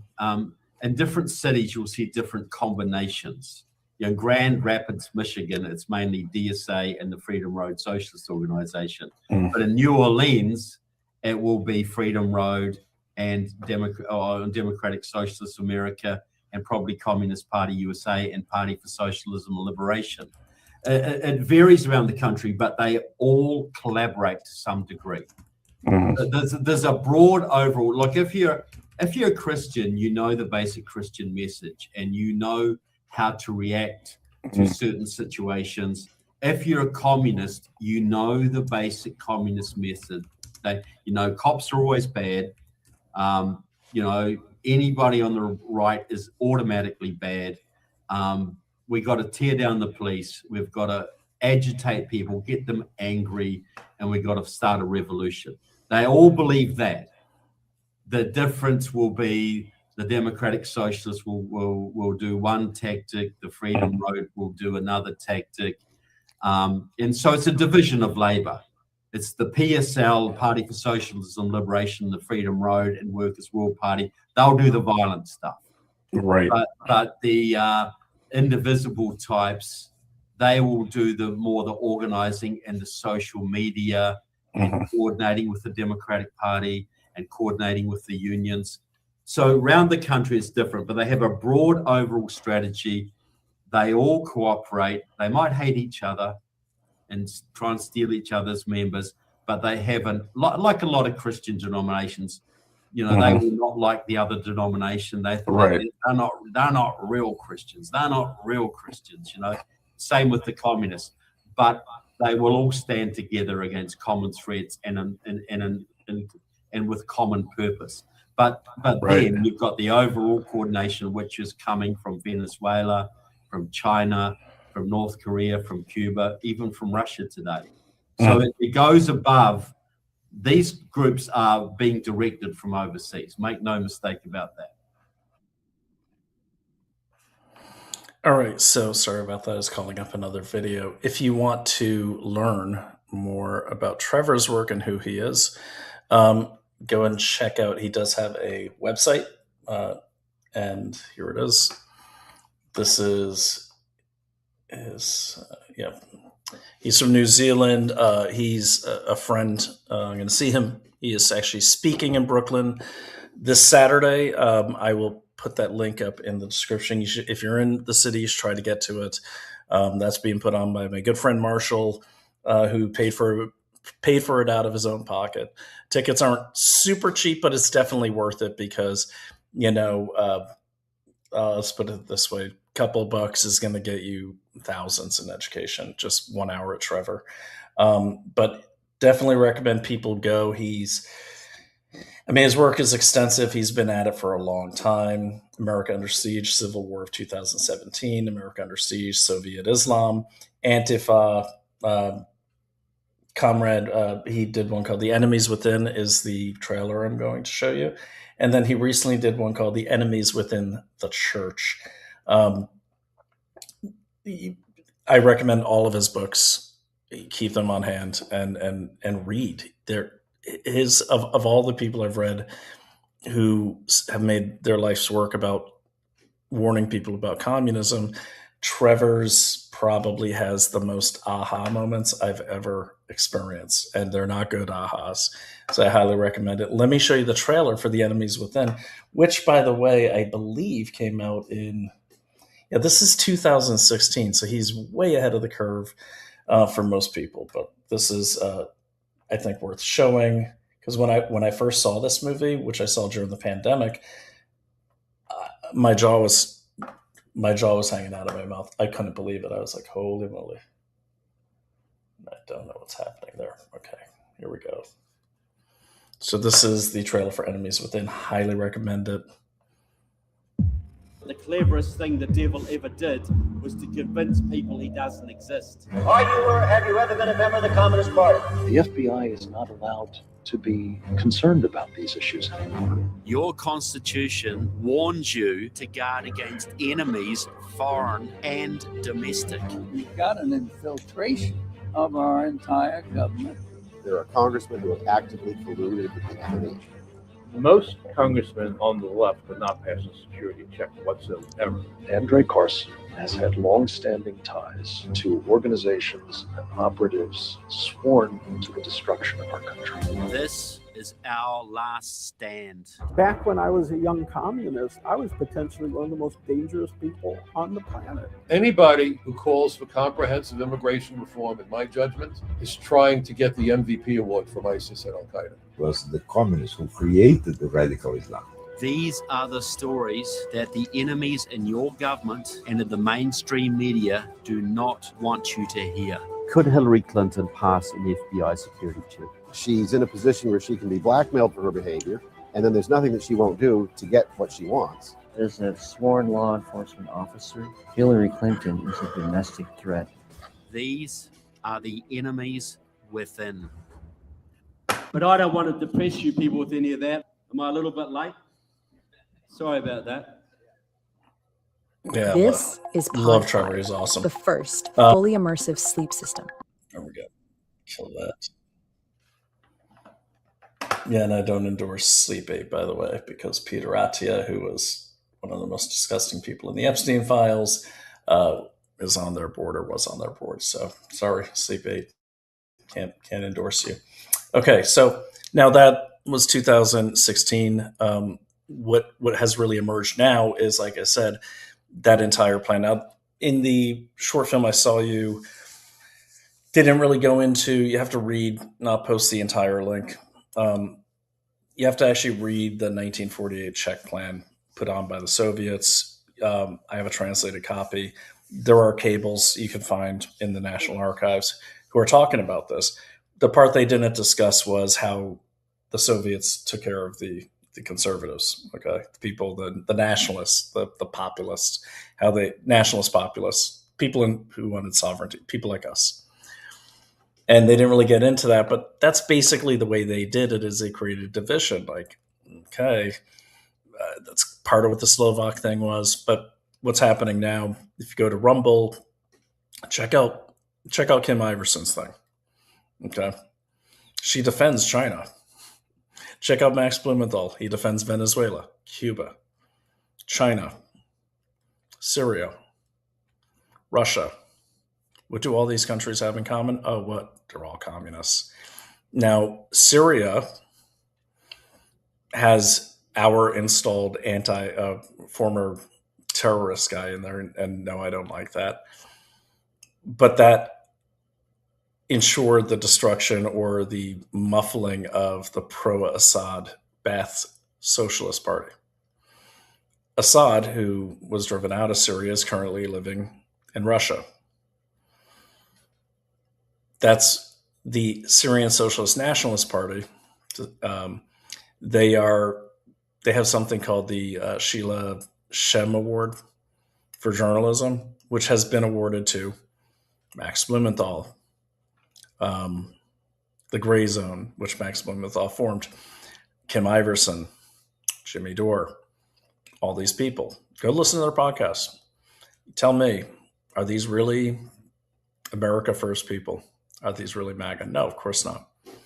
Okay, because all of them, come from the socialist left, and were able to gain trust in the America First movement through the vaccine mandate fights. And people let their guard down. They're like, oh, Max, let me do a quick Google. Oh, there he is. Yeah, he's pro what I'm pro. He's pro one thing. Okay, but really listen to this guy. He thinks October 7th didn't happen. He's always defending communist countries. Okay. I haven't even looked up his Cuba stance yet, but I'm sure it's going to be not shocking. It's just going to be Max Blumenthal. Okay. Max Blumenthal, MAGA, and America First. America, this guy ain't your friend. Okay. He is not your friend. Actually, Hillary Clinton was bragging. I think you can find this on Wikipedia. Just follow the links. Don't just trust Wikipedia. He wrote a bunch of policy papers passed them through his dad, and she loved them. She thought they were great. Okay. The Charlie Kirk killed by Mossad thing. I'm not going to say it started with Max Blumenthal, but he was one of the first people to say it. He said it before Candace said it. Okay. So there's that. Anyways, that was a long explanation. I hope you feel seen. I hope you feel seen there, Autumn. So let me get to some comments. So Ron Rame says, and that was like 10:37. Good Lord, that's an hour ago. We are being conquered in NYC. Well, here's the good news, Ron. Big cities like New York City have always been infested with communists. It's just the nature of the beast for a long time. Yes, you got Mondami in there. I'd be careful with Mondami. I've gone through this guy's history. Kind of strange. I can't find any references to Islam or socialism prior to 2017. If you've got them, send me the links. I haven't looked that hard.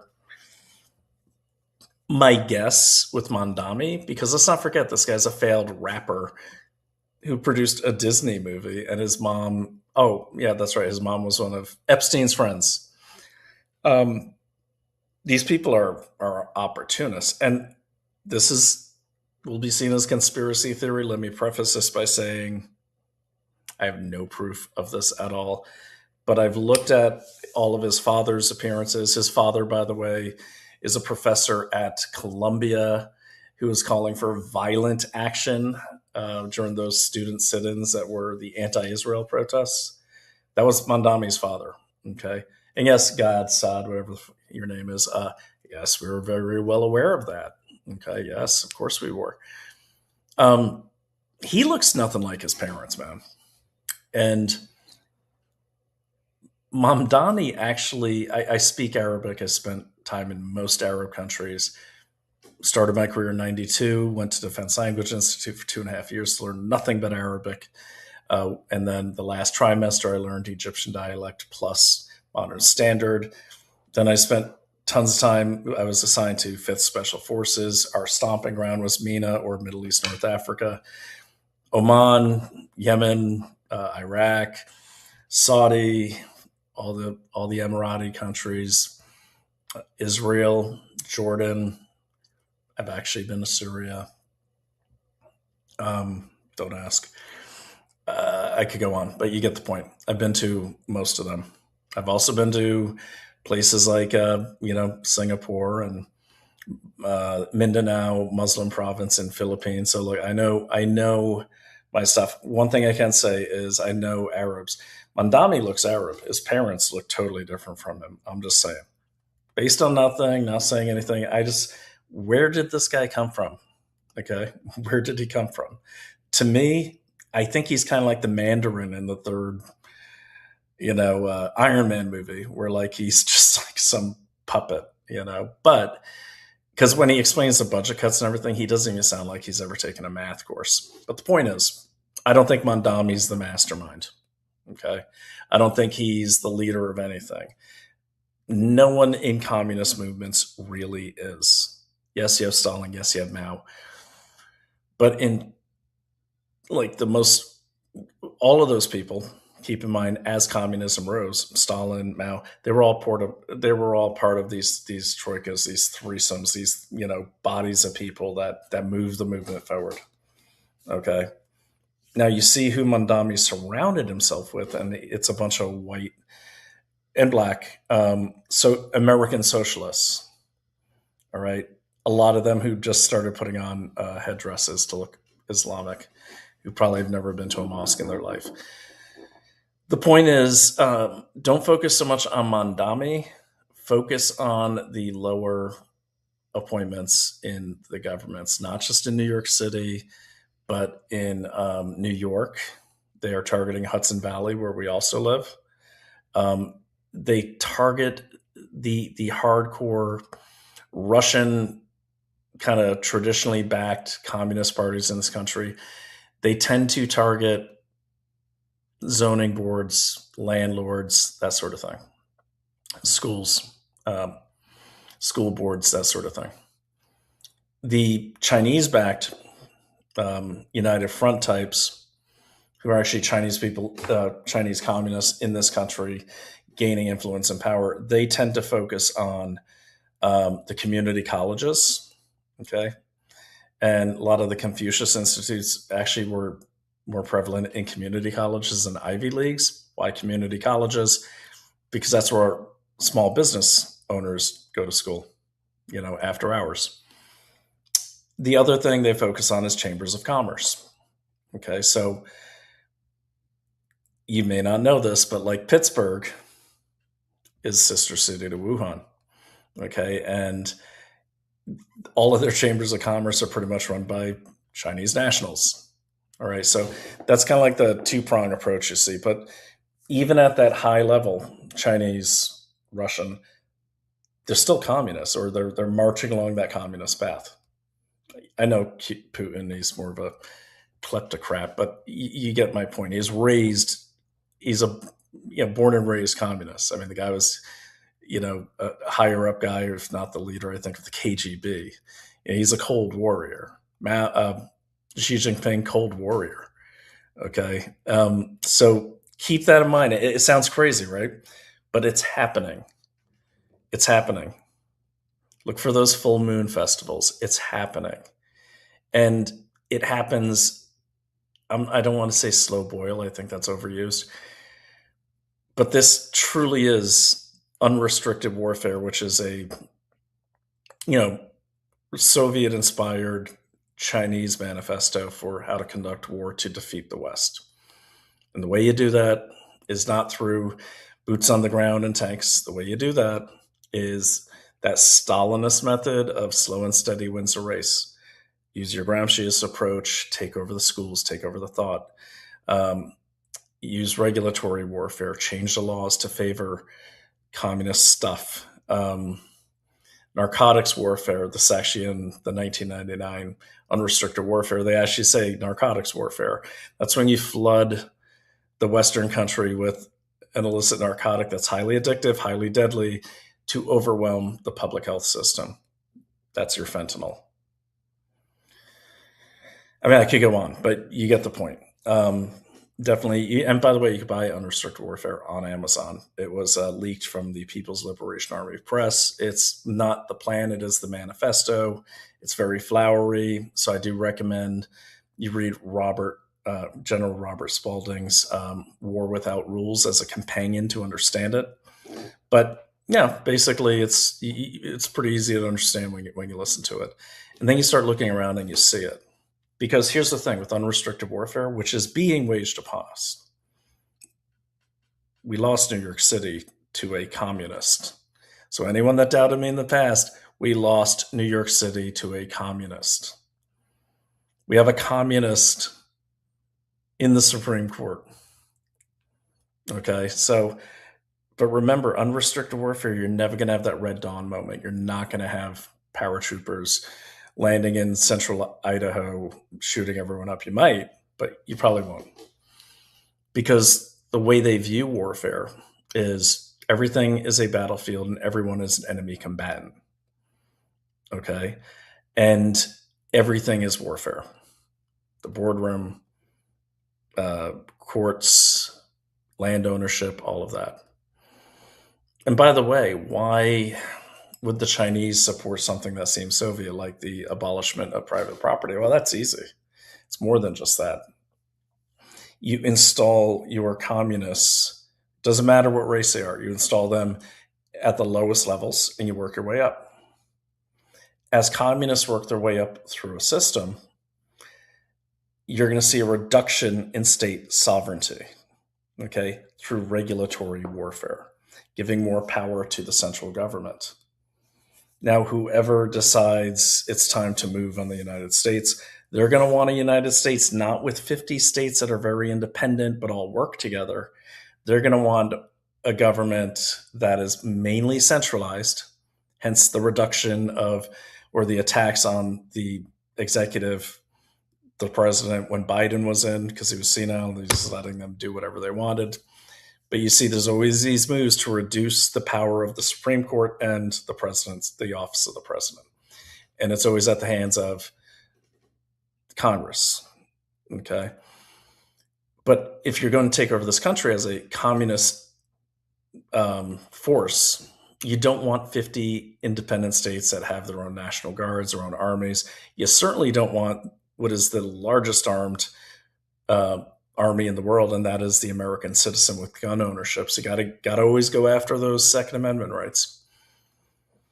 And you don't want, within those states, you don't want people to have communities. One of the first things that communists targeted back in the 60s was bowling clubs.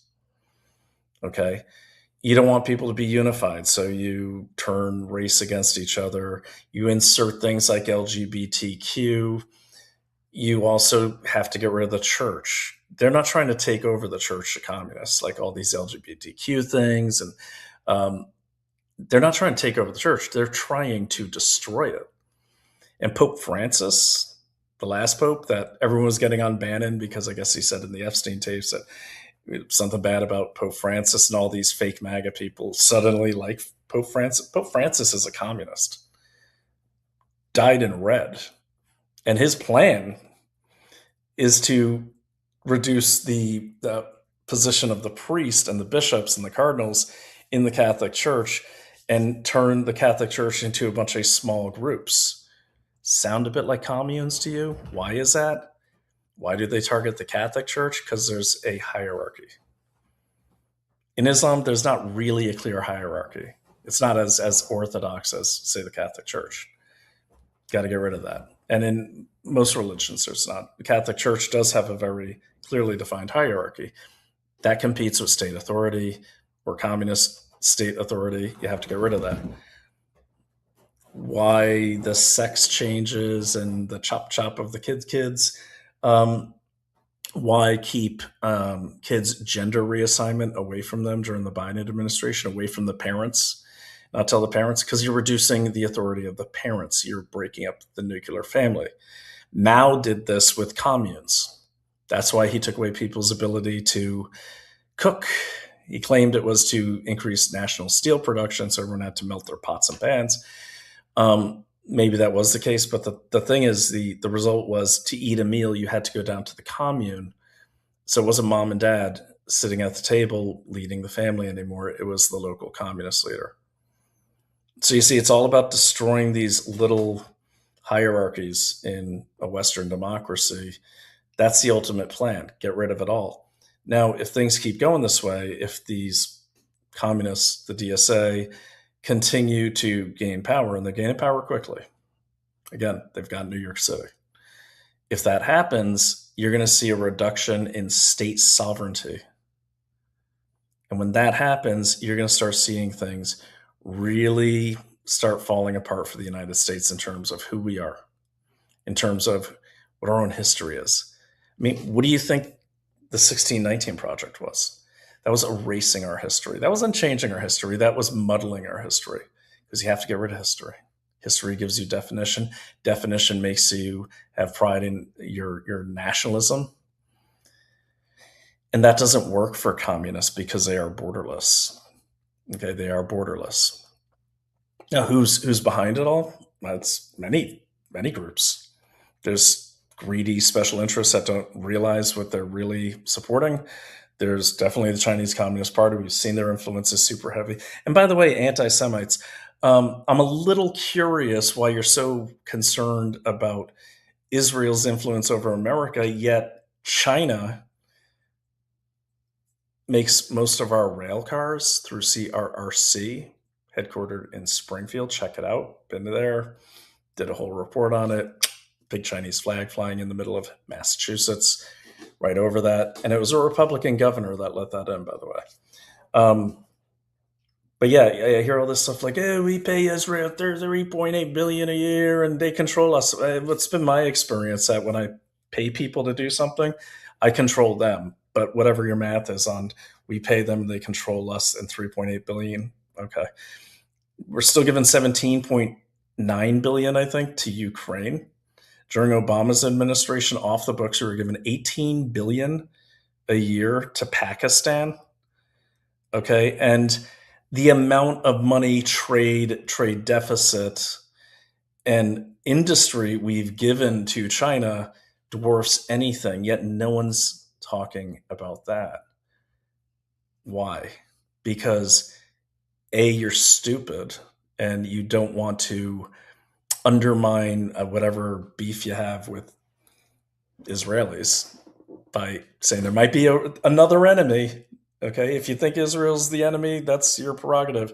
But to think they're the only enemy, that's just freaking stupid. To think that one country that actually we fight with all the time, we train with all the time, we have pretty good relations with, yeah, I know they steal our tech a lot, but still. China's stealing our tech all the time. China unleashed a virus on the world, especially us. China wouldn't take vaccines from Biden that China made. Why? Because China didn't use mRNA for their people. So, all of you knuckle-dragging, non-history knowing, non-reading morons, Mel, that seem to only want to look down one tunnel, please stick your head in that tunnel so you get stuck, so you could get out of the way of the adults with brains in their heads. To think, first of all, I don't think Israel's our enemy at all. I think they're our best friend in the Middle East, in a place we probably wouldn't have a foothold without them. Okay? But here's the thing. Y'all, no one's talking about China anymore, and it's freaking weird. Okay? In the middle of the pandemic, everyone's talking about China. And then somehow Trump gets in, no one's talking about China, and everyone's talking about Israel. Why is that? Well, because China didn't want Trump in. Okay, so China created the boogeyman that is Israel. Okay, and guys, I'm not gonna lie to you. I've been to all these countries. I ain't worried about the Mossad. I ain't worried about Israelis and Jews knocking down my door. I wouldn't have married one if I was worried about that. I want to go to Chabad whenever I can, which is great, by the way. Highly recommend it. You don't have to be Jewish to go. They're welcoming to everyone. No, they're not brainwashing you with anything. Literally, the Torah is literally like the Old Testament. And by the way, they never said they were God's chosen people. That was scripture. But the point is, the Jewish thing aside, isn't it weird that no one's talking about China anymore? And it's still one of the things that will get you banned on YouTube if you do talk about China. Go to China Uncensored. They had to monetize off YouTube because they can't talk about China at all. Okay, no one's talking about China being a threat. 73% of the countries in the world are indebted to China. China has 3 military bases built in the last 10 years on Cuba. China funded Cuba's infrastructure power grid. Yet the people have had rolling blackouts long before Trump's blockade, enhanced blockade. It's not because JFK put up the blockade years ago. It's because they don't use their money for their infrastructure.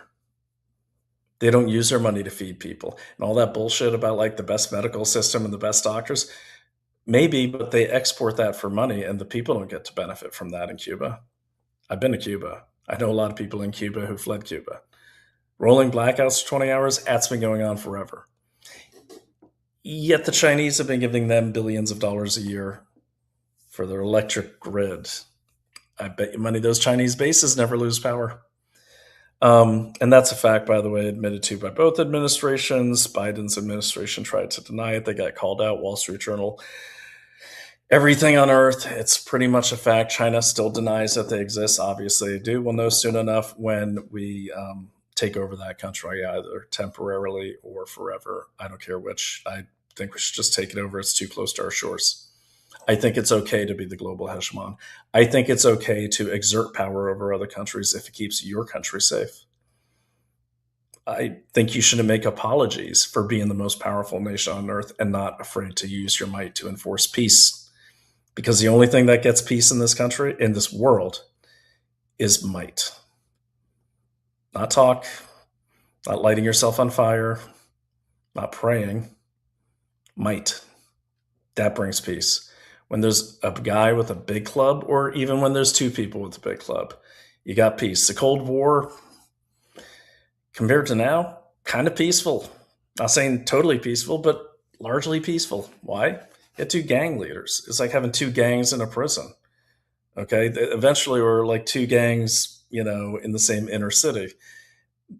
There's not a lot of gang-on-gang violence unless there's a new gang or there's too many gangs. But when there's just 2 big ones, eventually they'll fight, but then they'll say, okay, we're not getting anywhere. That's your territory, that's ours. When you have one, which is actually technically called a hyperpower, not a superpower, people kind of, take a beat before doing something. Since Trump has taken actions against Iran, plucked what's his face, Maduro, right out of his palace in a 3-hour mission, that's almost superhuman. Okay. By the way, he was guarded by Cubans. People have paused. People have paused. You may have noticed things didn't really calm down right away when the Iran bombing happened, but you know what?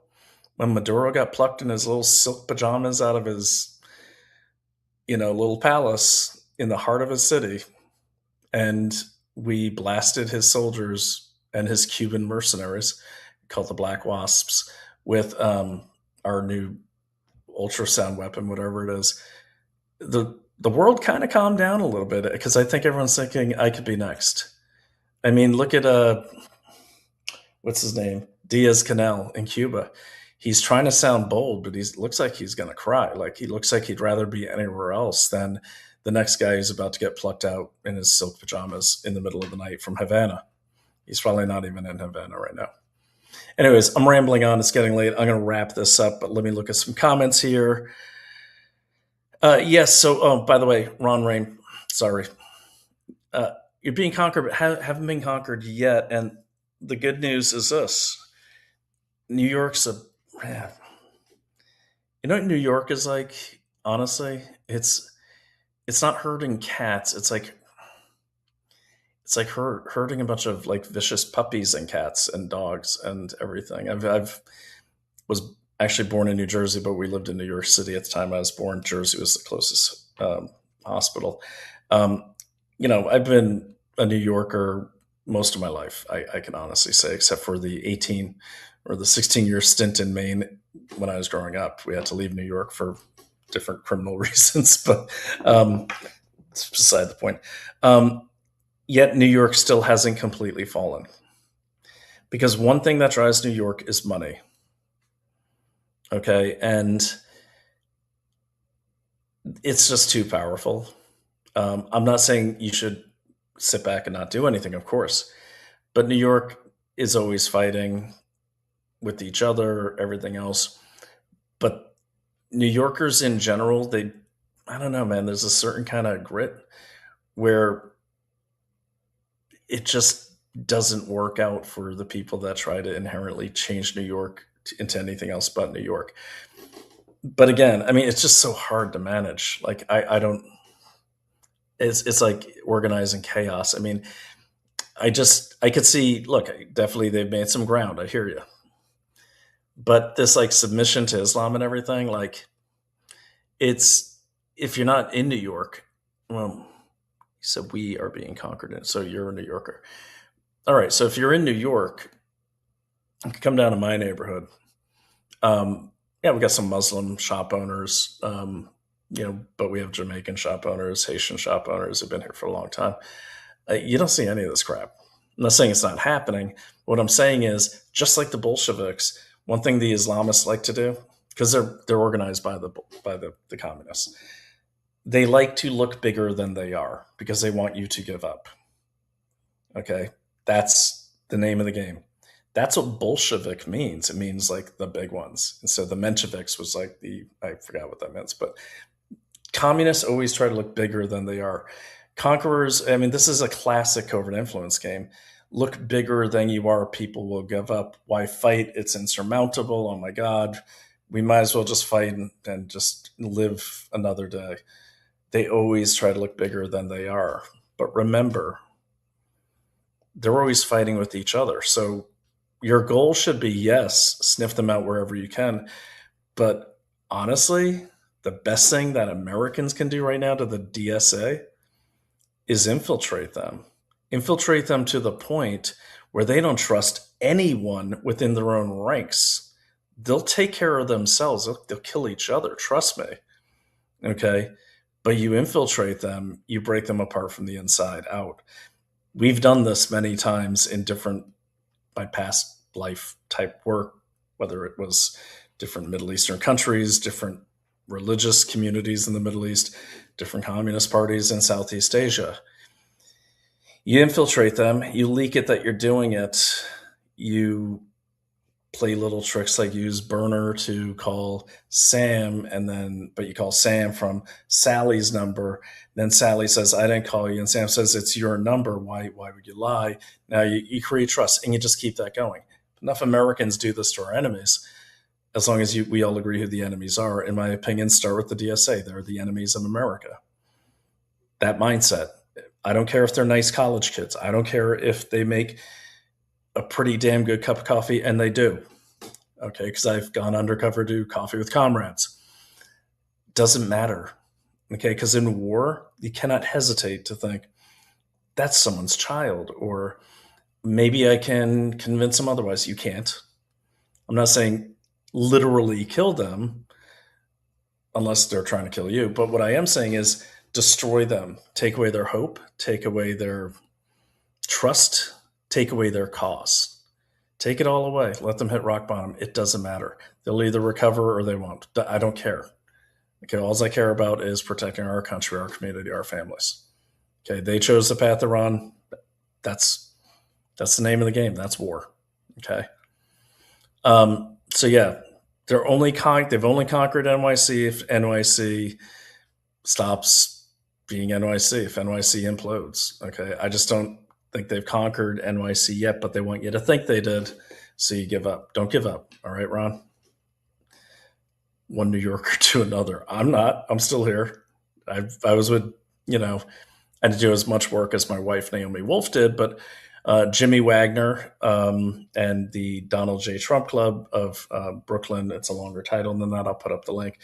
These guys never stop fighting. And Jimmy is incredible because Jimmy, the night after the watch party, like when his candidates, I think, had their elections stolen for these council seats, Jimmy's calling with new plans. Okay, here's what we're going to do next. He just keeps marching forward. That's what people have to do. Can't just come out every 4 years. Can't just react.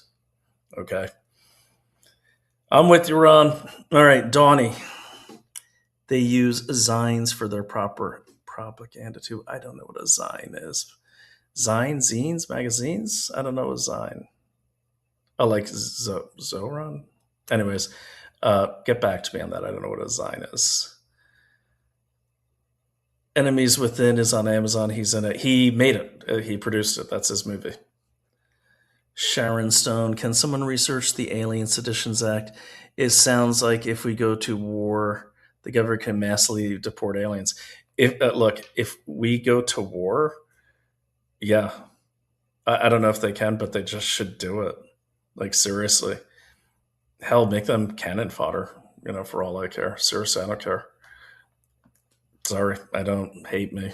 But not you, Sharon. But it's a good idea. It's something to look into. Sharon, why don't you research it and get back to me, and I could put it on the show, or you could come on the show and put it out. When people say someone should, that means you should. The show's called Investigate Everything, not so I can investigate everything, because we all should be investigating everything. So if you think it's a good idea, please, Sharon, not calling out, investigate it, research it, get back to us. We will share it far and wide, and give you all the credit you need, all the credit you want. If you want no credit, you just want the info to get out there, even better. But that's how we do this. Don't wait for someone else to do it. You do it. That'd be great. Pronounce zines. Can you spell it, Donnie? Zine. Pronounce zine. I don't know what that. I actually don't know what that is. I love learning new things. So that sounds like some interesting stuff. So yeah, I'd like to learn more about it if you wouldn't mind. That'd be great. Trying to find my tab here. Oh man, I do not like Macs, but I guess I'll get used to them. All right. I literally can't find my tabs anywhere. Okay, I'm really starting to feel like an old man. All right, well, it is what it is. All right. Yeah, I don't know where they went. I need to get back there because I need to get to the Rumble studio so I can answer those questions because I can't see them here. So let me do this. There we go. Okay. Going into the studio, and let me answer those questions. A lot of people on here this late. I love it. And by the way, if you missed the beginning, it was called Investigate Everything. It is the episode of today's date, Taking Back Western Civilization, with my friend Drew Allen, great author, great man. A lot of stuff I learned about him tonight. I didn't even know. That was pretty cool. And I am just trying to find where we are live. There we are. Direct RPMP. Okay. Yeah. How do I get in the studio? Oh, there it is. Enter. All right. Okay. Live chat. There it is. Degraded. I don't even know what that means. A lot of people watching. That's cool. Okay. For some reason, they're not loading, so now I got to go to Rumble. Thanks for bearing with me talking to myself. I do appreciate it. It's kind of fun to be on Rumble Studio, though, because you could actually see yourself here. For context. Oh, by the way, guys, there's other stuff too. While I'm doing this, let me talk about the Epstein files. So lots of stuff you're hearing. I'm not saying if it's right, wrong. Otherwise, I will say this, don't take anything out of context. And if you believe something, because you heard it somewhere or you even saw it in the news, even if it's trusted news, if you don't see it actually in the Epstein file itself, which everyone can access, then you don't got anything. There's some news coming out today. Look, I'm not saying Steve Bannon's right or wrong. I think I kind of have some context on that whole deal. But I will say that a lot of the stuff people were talking about all of a sudden today is a little older than today. And it was launched not by MAGA, but by the Bulwark and the New York Times and everyone all today. So when I see those things, it doesn't mean I'm saying he's right or wrong. I haven't looked into it. I am saying when I see that pattern, that means they don't want you to focus on something else. Okay, Donnie, you are a welcome addition to the show. Very, very informative. Definitely reach out to Autumn, who's also awesome. And you guys are sending me tons of great stuff. I really appreciate it. Actually, let me put you up. Yeah, there we go. Research signs.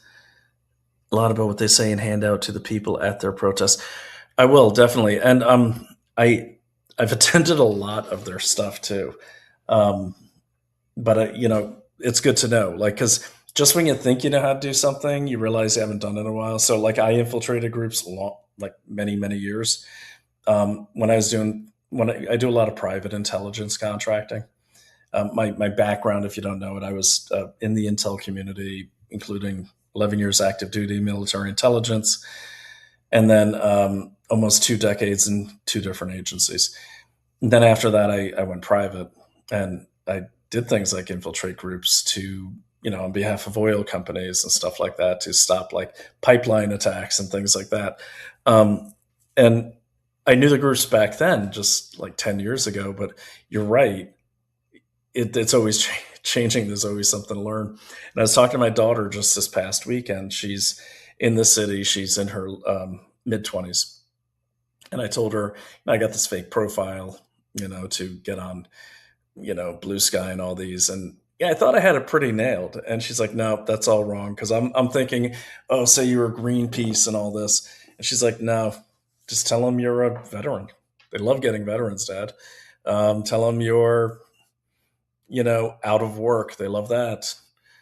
Just kind of be exactly who you are. Just hide your political leanings. And she said they love it. Look, it's about the oppressed and it's about the working class. And they love getting veterans because they're great propaganda pieces. So she kind of helped me redo. And she's totally disagrees with what I'm doing, but she was very helpful. So you are very helpful too, Donnie. I think you probably agree with what I'm doing, but I'd never heard of a Zine, and I'm glad you brought it up because I don't want to get outed if I don't know what it is. Thank you. I've been learning a lot and researching the far left. Reach out to me, Donnie. I will make sure I follow you. I want to see what you've been doing. And I am happy to collaborate with you as well. And where is, I'm trying to find the other chat here. Sorry, guys, I have to go over to Rumble and see where my stuff is because I can't see it here. Did it shut down over there? No, it's still live. Okay. All right. So anti-corruption is, I'll put it up for you. She's great. Yeah. And for some reason, Autumn, I can't see you on StreamYard. So I'm going to, this is really annoying. Okay.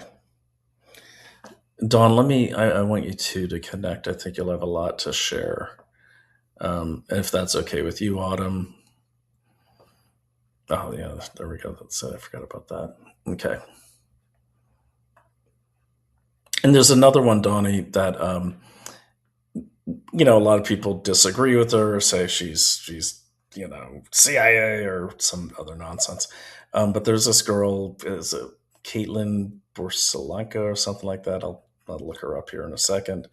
I've been watching her stuff, and it's, look, being married to someone who comes from the far left, who's born and raised in that red diaper baby environment, as they call it, having lived in the West Village, having kids, who've been in that, that environment, I can say this other girl who she teaches class. She's really, really abrasive, but it's very, very informative. And I think she's trying to teach conservatives like how the left thinks. It's really interesting. But let me get Autumn's stuff up there. And then I have to go to bed here because I have gonna go see. Well, I'm going to one of these clubs, like the Gramercy Club or something, with my friend Lev. I've been on his podcast, and another guy named Vlad from, believe it or not, Atlantic Magazine. But they're two really good friends of mine. Really enjoy these guys. Lev has a really good show called Break the Rules. Sorry, I'm so ADHD. Real estate popped up. I was like, oh, that's a good deal. Okay, here we go. Yeah, let me do this. Let me just share. Just going to share this screen. Oh my God, these freaking Macs are so annoying. Okay, I just need to get a supercharged PC. Call me a Luddite. I don't care, but I'm just trying to learn a Mac tonight during a live stream. Probably wasn't a good idea. Okay, here we go. I'm going to share this whole window, I think. Yeah, that'll do it. Okay. All right. There's the DSA in Cuba, by the way, in October, hosted by the president himself, as well as their, highest levels of government. You might want to infiltrate. I'm not. I hear you. It says I might want to infill the queer Marxists too. I can easily do that just because, being married to a feminist author, I've been to a lot of events at Oxford and I've got the lingo and I know what to do, what not to do. But honestly, I just don't have enough hours in the day. And I'm not going to lie to you.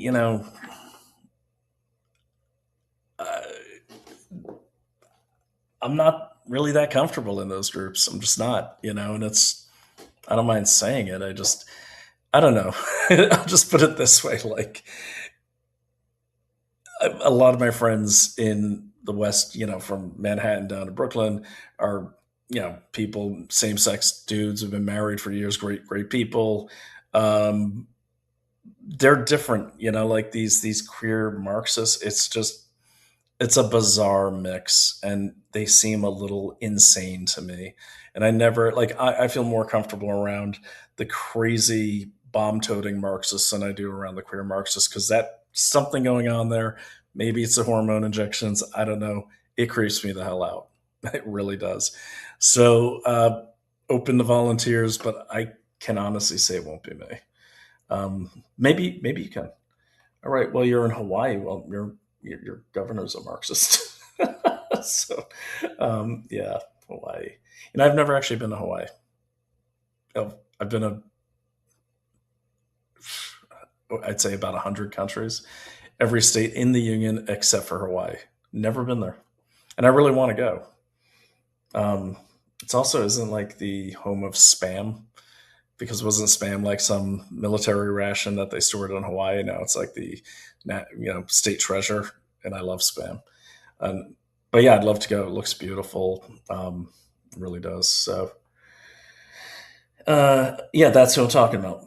I don't think is she actually a doctor, or does she just wear that title? It doesn't matter. Her stuff is really good. She's a bit abrasive. That's okay. I don't get involved in the chats. I just want to hear what she has to say. And I think she's spot on.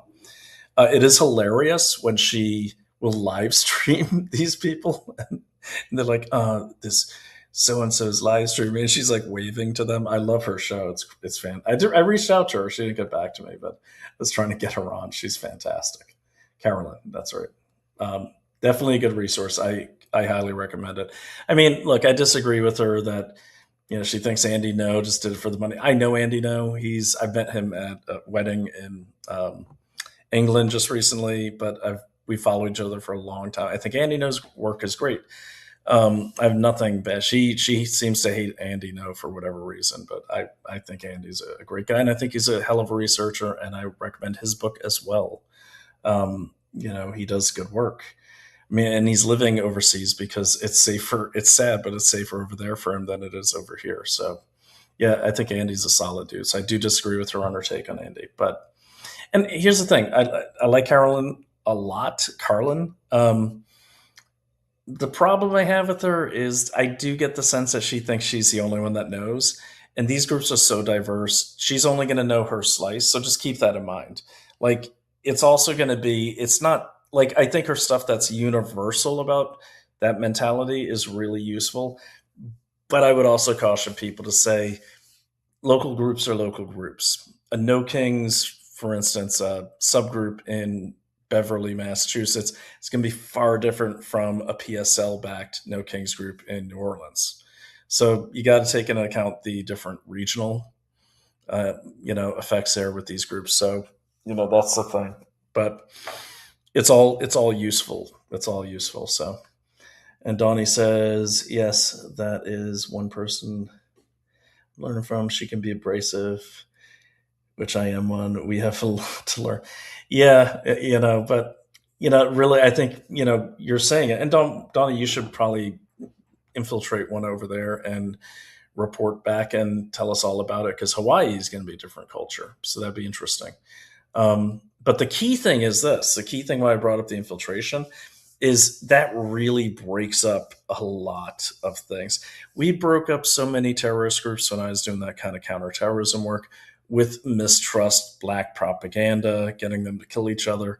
Seriously, like, you just if you know how to get in there, cause mistrust, and make them all distrust each other, that enemy becomes its own enemy from within. Hat tip, Trevor.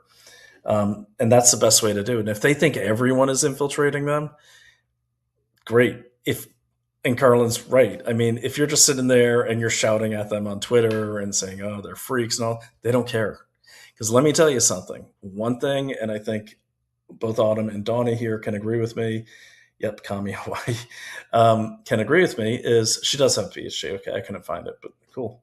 Yes, I agree. I don't get involved at chatting with her. Yeah, she's a tough one, man.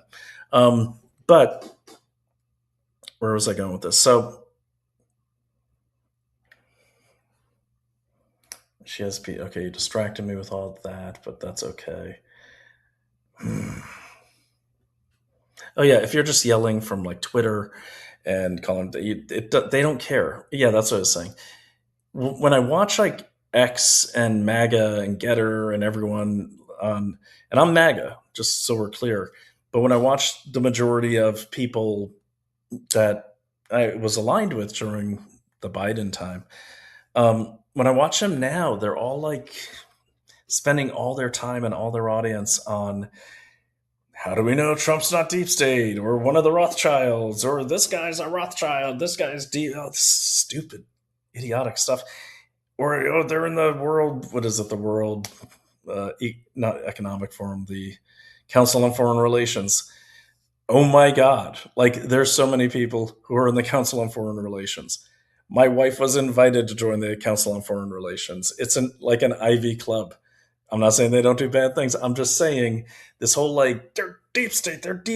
I got accused of being deep state one time because Pete Santilli and all his, single digit IQ knowledge, tried to like put my wife on the spot and say, well, we got proof that your husband is in the intelligence community. And so I went on camera and I yelled at him, but it's like, it's on my LinkedIn profile that I was in the intel community. And then Dr. Drew had introduced me when I went to his show as he's an intelligence analyst. I am an intelligence analyst. I'm not working for the government. You can be an intelligence analyst without working for the government. Just go to Indeed.com and look up Intel analyst jobs. There's a million of them for private corporations, legal firms, police, you name it. You can even find CIA jobs on the job sites. This whole bullshit about like people saying, I was approached by a guy in the bar to join the CIA. That's all nonsense. But the point is, he's like, he outed me. He acted like he outed me. I'm like, dude, it's on my LinkedIn. And I said on his show, I said, what do you get, a team of monkeys working on this around the clock, or you put that together yourself, Pete?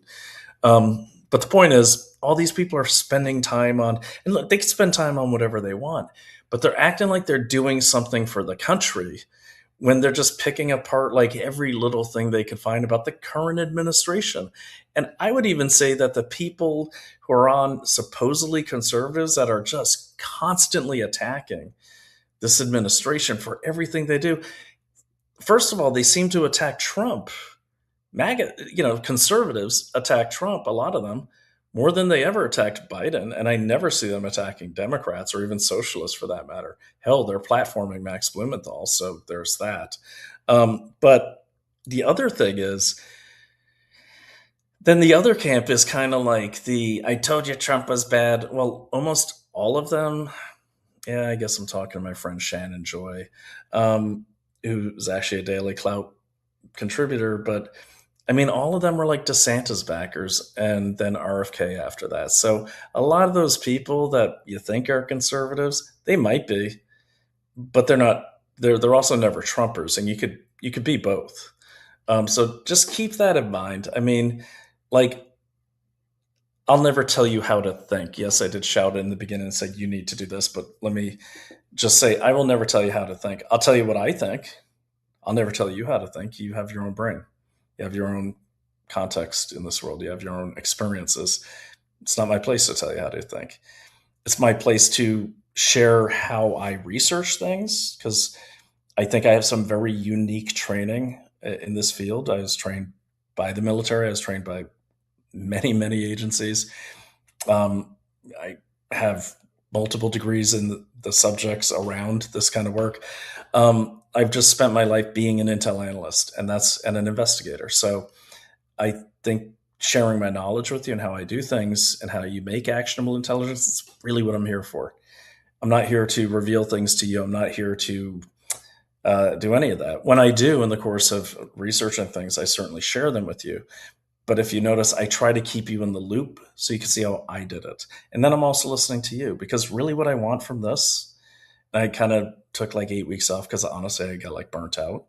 But really what I want from this is I want tons of people doing this. I don't even care if they're on my website. I don't care if they're on my channel. This is how I make my living. This is like my favorite thing to do. This is the best part of my day. This is not how I make my living. I do this for me. I do this for you because I like the people that are attracted to this type of show. So I'll never tell you how to think. I have no agenda. I do have one agenda. I hate stupidity and I hate unsourced crap. And I hate people that think they're smart, but then can't back what they're saying. I hate that. Okay. And because it's stupid and it's lazy, and there's nothing worse than lazy, in my opinion. There is nothing worse than lazy. That's why I hate most racists. I hate all racists. Racists are mentally lazy. Anyone who's a racist is not high IQ. I'm sorry, but they're not. Okay? They're not. If you think, and the ones that are high IQ probably aren't even racist. They're probably saying it to get clicks and attention. But like real hardcore racists, and trust me, I've lived in the South, I've lived in the North. I toured all over this country during the pandemic. I've met some real hardcore actual KKK people. They're dumb as bricks. Okay, because they're mentally lazy. Because anyone that would research outside their own comfort zone can't be a racist. Because A, it's idiotic. It means you have no sense of you have no knowledge of basic biology and science. It's just that kind of tunnel thinking. It just really annoys me. And I guess what kind of annoys me about like the fact that there's so many podcasts and anyone can be a podcaster, there's so many dumbasses out there. Like seriously. And what's worse, they have a horde of dumbasses following them. I don't know if they're real followers or worse. I'm not jealous. I don't care. But when people start repeating this stuff to me in the real world, I give them the look. I'm like, okay. And then I go find a drink somewhere else. This has happened, especially at conservative events. People are like, have you heard Squeaker Grip's Patriot 5? He said that Epstein was working with the ancient Egyptians and the Rothschilds to subvert the Trump family. And I'm like, okay, got to go see a man about a horse. Get the fuck away from me. So that's where I'm at. They just seem stupid. But my point of being here is to share what I know. And I'd also recommend people go through my Twitter. I've got so much stuff that I'm trying to get out. just so it gets out there. Share it. Tag me because it's good. We were talking about reciprocity in the beginning. If you use my work, cite it. That's the right thing to do. We need to create that environment and make that a norm in this new media called the conservative right media. Tag people, give people credit for their work. If you post something in X, put a citation. It doesn't take that much time, because anything said on social media without a citation, I say this a million times, it's just social media graffiti. This is Autumn. I recommend everyone follow her right there. That's the one I wanted you to talk to, Donnie. And Autumn, normally I put your chats up, but for some reason they're not coming through. Maybe if you hop on X, Autumn, I can see your chats through my streaming platform. So yeah, there's your DSA. They set up a new mission for Cuba. On the DSA website, they actually have, don't even get me started. This is in October. Unbelievable. I think have I covered everything? It's so damn late. Let me look at the comments here, make sure I got everyone. Anti-corruption. Good. Hey, Blue Wolf. What's up, man? Actually, WEF and UN are trying to usher in the New World Order. China is exploiting the situation to their own ultimate goal. Yeah, Blue Wolf, I hear you. I'm not saying those organizations are... Let me put up your thing here. Let me just... So you guys are there. I mean, okay, look, here's the deal. I'm not saying they're not dangerous to liberty and democracy. I'm not. But what I'm saying is there's a difference between actionable intelligence and strategic intelligence. Okay, so we've talked about this, Blue Wolf. Let me put his... Try to get this here. I can tell I'm getting tired because I can't do basic functions. Let me answer a few more of these, and I gotta go. There it is. Damn it, man. Can't find my stuff. Okay. So I can't get your tweet up there, your message up there, Blue Wolf, so I'll just say it. So Blue Wolf is saying on this, hold on. I hate not knowing how to do something, so let me do this. I'm going to share. Okay, I'm going to stop that screen, and I'm going to share a different screen. Is that the one? Yeah, maybe. Perhaps no. There it is. Okay, good. Okay. I probably shouldn't be showing you the inside of the studio, but I am. All right, so this is Blue Wolf's comment. Blue Wolf, good person, regular viewer. Then he says, Brian, that wasn't for you. It was for, I'm sorry, Blue Wolf. I'm not calling you out either. What I am saying is this. I don't know if I could pop that out, but I probably shouldn't have this studio up, so that's going away. All right. So but to the point, those things are all, I think they're all dangerous, but I also think they're so overlapped, and I just always try to encourage people to fight things they can actually target, because otherwise you'll give up. So for instance, if I am a soldier on the battlefield and my command, I'm Private Joe Snuffy, an infantryman, and my commander says,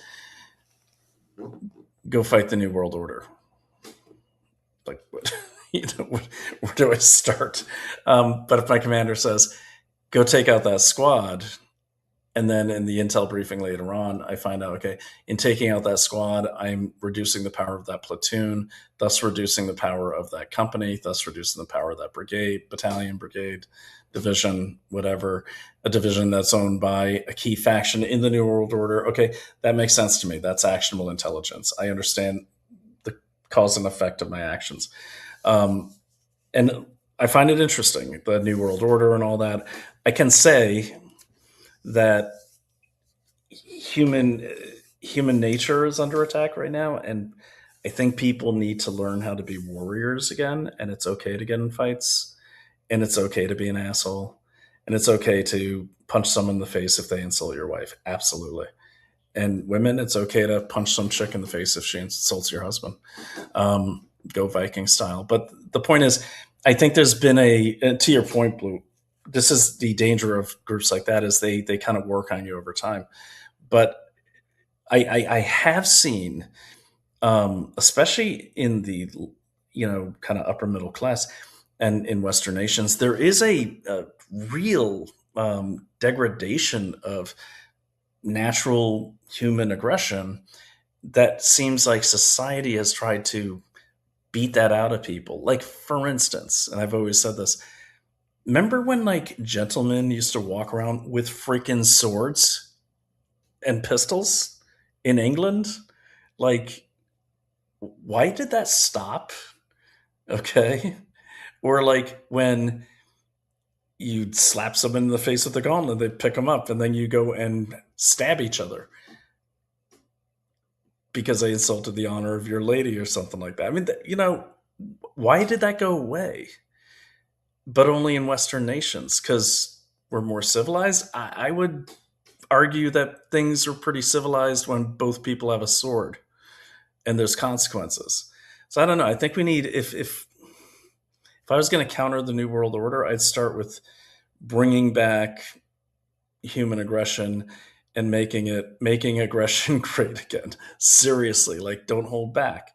I'm not saying become a violent, incredible Hulk nutcase, but what I am saying is, we need to change the laws where castle laws are concrete. You can defend your castle. We need to change the laws where, like, someone pulls a gun on you, you can shoot them and you don't have to worry. And these are mainly the laws. They just need to be enforced.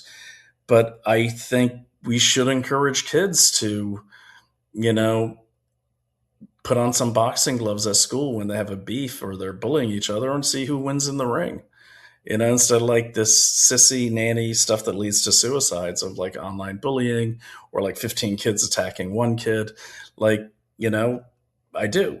And I think over the years, there's been a real dampening down, almost pinning down of like natural human aggression, like wrestling when you're a kid and playing army when you're a kid. I've seen in different classes, and I grew up in the kind of like poor class, and then we were working class, and I guess I'm technically upper middle class now, but especially in the upper middle and those kind of classes, and in more suburban areas, like, you remember, like, we used to get in fights at school and they'd call your parents to get detention. You get in a fight at school now, they sing it at like mental health therapy and inject you with all this stuff. If you're a girl, they, try to tell you you're a boy, or your parents get sued. I mean, it's just ridiculous. And it's the reason why Western nations, especially in Europe, don't know what to do when they get invaded by a bunch of Muslim immigrants. I can't call them illegal because their countries let them in. They don't know what to do.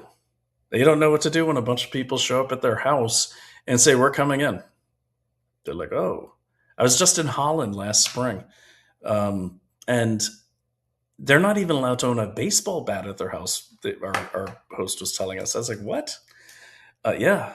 And I see that. I'm like, of course they can take over your countries. You're not even physically defending your homes. And it's because it's been frowned upon for so long that like people are actually scared to act. Not all people. A lot of people in England, I got to say, especially in some of the parts of the city I'm more familiar with, they're fighting back for sure. The working class still seems to be doing okay at fighting back physically. We got to bring that back across everywhere. Our upper class, they used to carry guns. They used to, it's okay. In my opinion, it's okay. I don't care if anyone likes it or not. It's okay.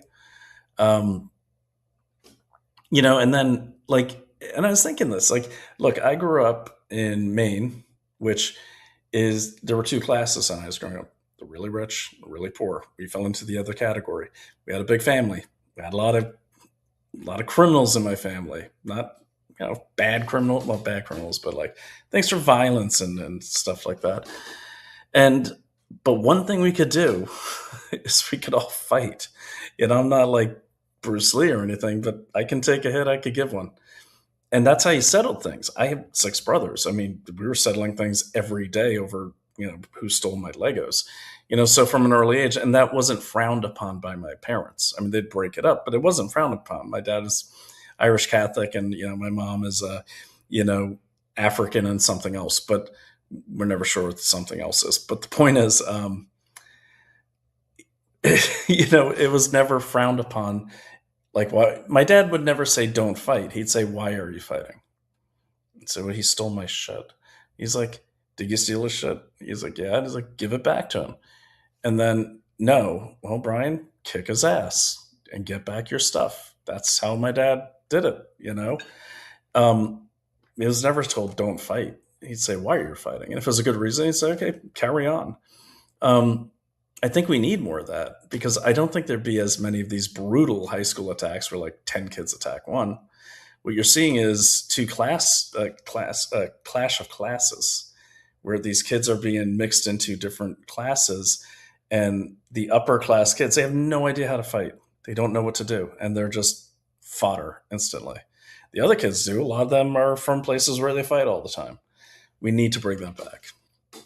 Okay, it's kind of like that game of Risk. We could have a strong president, we could have a strong army, but in Risk, if you only put all your armies on the borders, all someone has to do is breach the border and your country falls. Everyone needs to be strong. Everyone, for the right reasons, but everyone needs to be strong some way, somehow. Yeah, and thank God, just like 2 days in a row, we're here in Brooklyn, right? It's a newer building, and it's got one of these code doors. So there's a main door, and then you got to type in your code. You go to another main door, then you're in the building. Okay. Well, what happens a lot here is delivery guys, when you go in, they'll try to slip in behind you because they don't want to wait in the cold and call the person they're delivering to. And both Naomi and I were like, no. No. So just like yesterday, like we're going in and I usher Naomi and I see this, and they kind of creep around like buzzards. And I go in and I see this hand come in and I shove him out. And he's trying to hold the door open. He goes, "I have to deliver this." I said, "Well, you could call the person." And he still struggled, so I had to shove him back and pull the door closed. And then the day before that, these 3 teenage kids are walking by. And they're clearly walking by, and I was taking the dog for work. As I go in, the door is closing. And I see one of them grabs the door. And so I go right out there and I shove him back and I go, "Do you live here?" And he's like, "Oh, my friend lives here." And I go, "All right."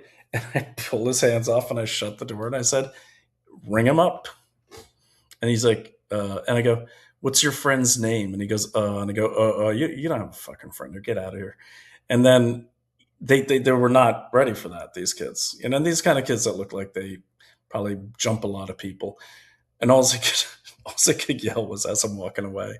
And I had the dog, they said, and I took the dog back out for a walk because I wanted to make sure they moved along. But I heard them say, "Sir, your dog is mean, just like you." And I'm like, is that all? That's it? Jeez. And I just kind of waved them off.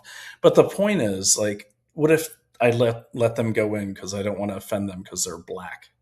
Okay. Because all 3 of them were. I mean, that's not the race isn't the case here, but the point is a lot of people in these areas that they call gentrifying are from areas where there's kind of, I hate to say white guilt, but like they'll let things go based on race. How can I say this without offending anyone? I'll put it this way. A lot of these white people in gentrifying neighborhoods will take a lot more shit off a person, a black person or Hispanic person than they will off another white person. Meaning, if I'm rude to some white guy in a gentrifying area, he's probably going to say something or give me the old stink eye. If some other races, they tend to just accept it and move on. I don't know if they're intimidated. I don't know. But those are the people that normally are getting mugged and beat up because they don't fight back. I don't even know how I got on this whole fight back thing. I should probably go. I just want to make sure I got all the comments. But you guys get me? You tracking what I'm saying? Does that make sense to you? I think we'd have okay, here we go. So I'm just going to read these on them. I can't put them up. China's, I do want to read. So actually, he says WEF and UN are trying to usher in the New World Order. China is exploiting the situation to their, I totally agree. So basically what Blue Wolf is saying is WEF and the UN are trying to usher in the New World Order. That's a borderless world where the global citizens and all that, shared currency, all that nonsense. No religion. China's smart, because if China tried that in Europe, people would see it. But if they get enough Europeans to do it, the Europeans, I always say China's kind of like Bane in the Batman movie, and the EU or Western countries are kind of like that little dude in the suit, right? And basically, let's see if I can find it, because this is all right. So I'm going to find the scene. Bane and suit guy, I don't know. Do you there we go. Let me just play the scene. So I always see this as Bane is like China, and I always see the EU or the Western world is kind of like the guy in the suit. And the reason I say this is because argument with a lot of people. A lot of people get mad at me because I'll say China and they're like, oh no, it's the New World Order and all these people. First of all, it could be many enemies. But second of all, I always say this, like they're always like, oh, it's these people who are, can trace back to the Rothschilds and all this. Those same people though hate it when I say, well, we know very little about China's history. They've been around a lot longer than us. Who are their Rothschilds? Okay. Like they had palaces and philosophy when we were swinging from trees. So we ever look into their legacy, New World Order families, whatever. So China also has something that, sorry, but like the WEF doesn't have a full military control of most of the tech in the world, but a full military. And what is it, 1.8 billion people? They have an army. Okay, and I don't care who you are. Armies make history. Okay, you could be the smartest guy in the world. You could be Bill Gates. You could be the most evil overlord who can control a few minds. Might always wins. It does. Show me one instance in history where the strongest didn't win. You can't find it. I mean, unless you bring up like David and Goliath, but you know what I'm saying. And even then, I think, in the biblical story of David and Goliath, it sounds like Goliath was kind of like a little mentally challenged. But anyways, I just want to play this clip. And this is my favorite clip because this reminds me, the guy in the suit is Western nations and Bane is China. All right. Then I really need to get out of here because I'm getting tired. Okay, where is it? Yeah, okay, I love this. If you haven't seen this, I love all the Chris Nolan Batman movies. And I'm not even a Batman fan.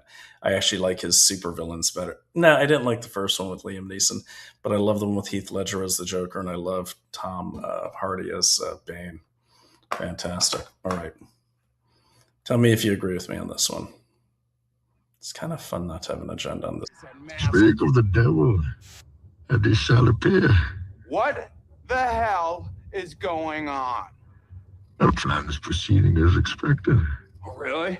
Do I look like I'm running Wayne Enterprises right now?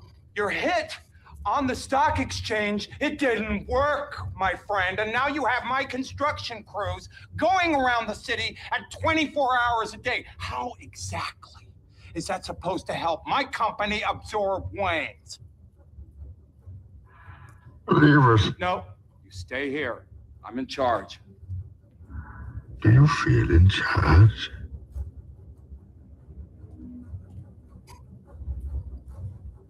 I've paid you a small fortune. This gives you power over me? What is this? Your money and infrastructure have been important. Till now. What are you? I've Gotham's reckoning. It and the borrowed time you've all been living on. evil. I'm necessary evil. And then he snaps his neck, but you get the point. Tell me what you think of that, Blue Wolf. Do you think that's the situation going on? I do. 4 hours. Wow. Can't wait to watch. You're not going to come on. Poppy's like 4 hours. Can't wait to watch. I'll try to do timestamps on this one. I didn't even realize it was 4 hours, but I had some great, this Donnie person's a good person to follow. Poppy is also a good person to follow. You guys can find each other. Let me see. I'm just bouncing between the studio and this other place. All right. Schools have cops there and charge kids with crimes. Yeah. You know what? So Anti-Corruption says schools have cops there and charge kids with crimes. Yeah. And you know what they're doing? They're trying to get them not to fight, which is weird, right? Because they don't charge a lot of kids in certain schools not to fight. You see what I'm saying? Also, do you also notice during the pandemic, Anti-Corruption, that Autumn, that you couldn't really find like weightlifting equipment? You find like Pilates mats and stuff. I'm not kidding you. Like you go into Walmart, you couldn't find weights. I paid like $180 for a crappy, not even a universal barbell thing. All I could find were like the plastic cement weights. It's insane. Let's do that to the IRS. They steal money. Let's kick their ass and take it back. I don't know. Kicking an IRS agent's ass, Autumn. I mean, I don't know. I might feel bad. Like, I might feel bad. Like, what if they, are like curled in a corner protecting their abacus? I mean, I don't know. Like, I don't know if I want to kick their ass, or what if they're like a really tough IRS agent that like got reassigned from like some badass thing? Then I don't want to get my ass kicked by an IRS agent because that's embarrassing.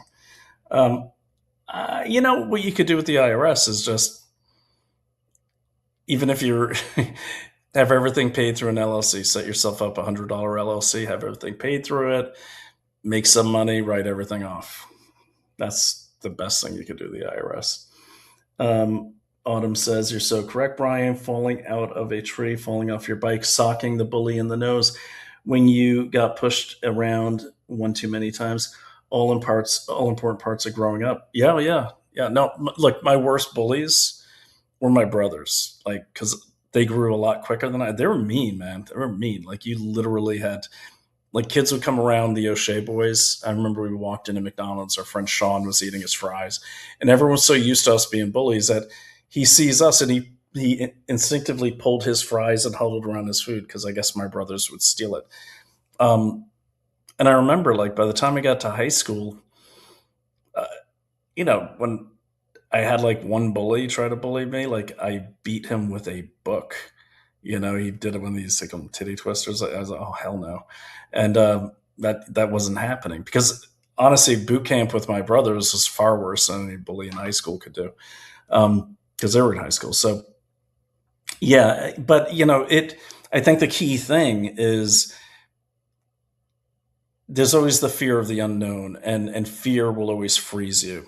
Okay. So I always encourage people, join a boxing club, do some sparring, do something where you have contact, even if you have to do it in a controlled manner. Do something where you're causing another person physical pain. That's another thing people do. They hold back because they don't want to hurt someone. You learn how to just do things with muscle memory. They get hurt. You're not thinking about it. But the biggest thing I've seen is like kids, and you've probably seen this like in bars, like, if you're in, I think, Michigan, there's some rough towns there, but you always see like college kids sometimes. And I saw this in San Angelo when I was stationed out there, but I've seen it even in Boston, where you'll see a kid come in. It's like the Good Will Hunting situation, right? And they meet a local guy and they get into a fight, but no one's thrown a punch yet. Well, the minute that dude's in your face, you better hit him because he sure shit is going to hit you. But I've seen it where like these, people who've never been in a fight get hit and they're still trying to negotiate their way out of a fight. I'm like, it's on. You have to hit and keep hitting that person until they stop moving. But they freeze. I saw this even in the military one. And I remember those pugil sticks. They look like big Q-tips. And we put on helmets, and I don't even know the point because that's not really how you fight, but we'd have to like, spar with these big pillow sticks. And I remember I loved it. I'm like, woo, I'm going to have a great time. Because I love all that stuff. I love fighting. I love all of that. It's fun. But this kid I went against, I went in and I was kicking ass, man. I was taking everyone out.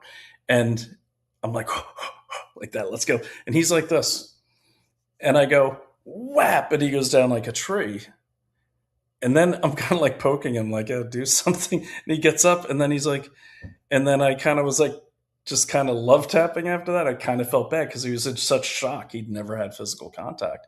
Well, thank God that happened in there, because that'll get you killed with some of these kids and some of these foreigners. I'm sorry, coming in from other countries that don't value life in the same manner that we do. And a lot of them don't. A lot of them don't. And that's why I encourage everyone. Like you want to make this country strong. You don't really want to get in the patriotic fight. That's fine. Don't want to get into politics. That's fine. Make your family strong and make your house impenetrable. And then maybe make your community impenetrable. Okay. Make everything a slow-go or no-go area for anyone who wants to do harm to this country, including the enemies within. Okay.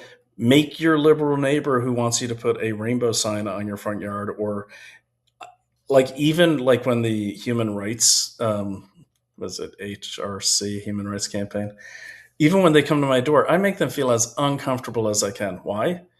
Because they should. I don't want them to come back.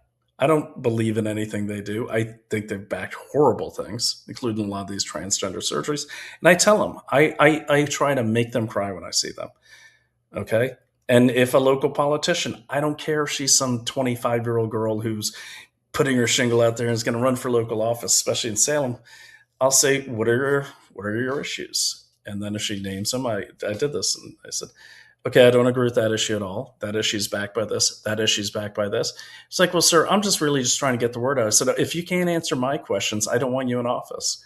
Got to be hard on people. Be as hard on people as you can. Just not everyone, like not your friends, because then you won't have any. But you get the point, Marco Rubio's right in his speech, like, stop making apologies. We can be crass and harsh. We're Americans because we want to get things done. Don't waste time on worrying about offending people and everything like that. I find it offensive when I can't tell if a person's real or not because they're too worried about offending me. So that's why I love that speech. It was great. He'd be a god. I hope he's our next president. He's fantastic. And by the way, the Rebel News Cuba, the real Cuba, I think it's called. There's someone says, I want Marco Rubio to be our president in Cuba. I thought that was great. And that was made 2 months ago. My worst bullies. Yes. So everyone should follow anti-corruption. I put her in the chat. She's great. She's Autumn. I've known Autumn for a long time. She's kick ass, man. And Blue Wolf, you're awesome too. But definitely got to see Autumn's work. She's fearless. I got to give her that. I'm sure if I was out there in Michigan with Autumn, she'd be like, yeah, let's go this way. I'd be like, yay, I don't know. You think we should? I have a feeling that'd be the case. Not Naomi. Naomi would be right there with you. But anti-corruption says, now I'm the bully. I love this. Now I'm the bully to my local government because they are under FBI investigation in part of what they did to me, and I may witness karma. That's what I'm talking about right there. That's what I'm talking about right there. That's what everyone needs to do. Okay? They can love you after they learn to fear you. Okay? You think Donald Trump is worried about in this second go around? You think he's worrying about whether or not Iran or Venezuela or Cuba loves him? No. People only respect fear. Love is fleeting. People can learn to love you. Then they'll love you for the right reasons, but they got to respect you first because you can't truly love anything you don't respect. And in my stint as a private investigator, I dealt with a lot of divorce cases. I could tell you that was the main thing, and not the main reason, but the main trait in all the bad relationships I dealt with. I did 77 cases. There was no respect between the man and the woman, or the man and the man, or the woman and the woman. They hated each other, and they'd say horrible things to me about each other. There was no respect.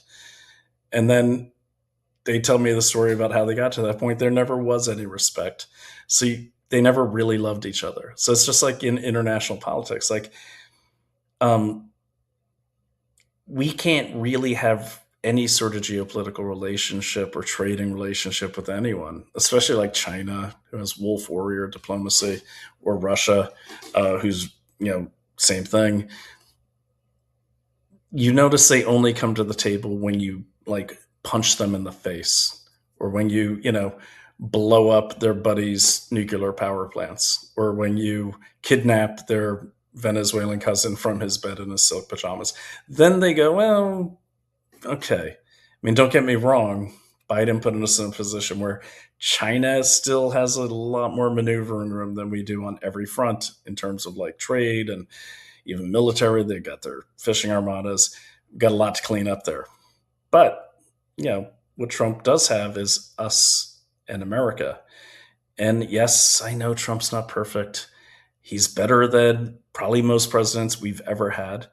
And I always say this, if you're looking for perfect, don't look towards politics and don't look to business, okay? Because you won't find it. I don't think you can find it in the human race. And remember that perfect is the enemy of good. Right now, I think we have a great president, okay? And yeah, there's things I don't agree with.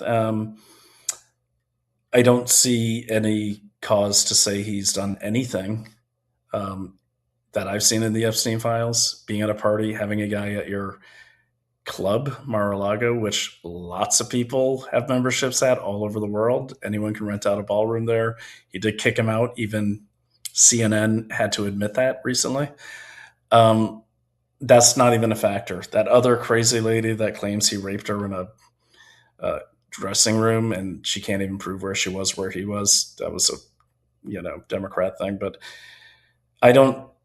if those were the cases, I'd have a problem. But you know what? he hasn't crossed my lines. Okay. And what he has done is he's checked a lot of the boxes we need: stronger military, stronger country, sovereignty, national identity. Okay. Unapologetic in being the most powerful nation in the world. That's what we have to be. Having power and not being afraid to use it. Okay. That's fantastic. We need more of that. That's it. I got a prediction on Cuba. Guys, I got to go. I'm just rambling on. Oh, okay. Autumn texted me earlier. Let's catch up. Yeah, I'll catch up with you tomorrow. Tomorrow's going to be a little tough, but I'll try to catch you in the morning. We do a lot of research together. Mar-a-Lago was designed a few miles from my house in my town at Post. My son and his Greek parent family from my ex-wife, they all live down in West Palm Beach, and we always drive by there when I was married there. But yeah, every time I used to go down there, they'd be like, yeah, it's Donald Trump's house, and it's nice. It's a huge piece of land. It's beautiful. Little too much gold for my taste, but yeah, that's Trump's thing. But yeah, it's a pretty place. I've never actually been to Mar-a-Lago though. Naomi has. I haven't. I've been to Bedminster. All right, guys, that's it. So what did we learn today? Oh yeah, Drew Allen. I will go to DailyClout.io and definitely check out Drew Allen and all his work. And oh yeah, don't forget to visit our sponsors, because this is, this keeps my wife's company going and lets us have all this. Otherwise, I'd be paying for all the streaming. Bellwether Signal. Oh yeah, this is really good. So you see this down here on the kind of scrolling here.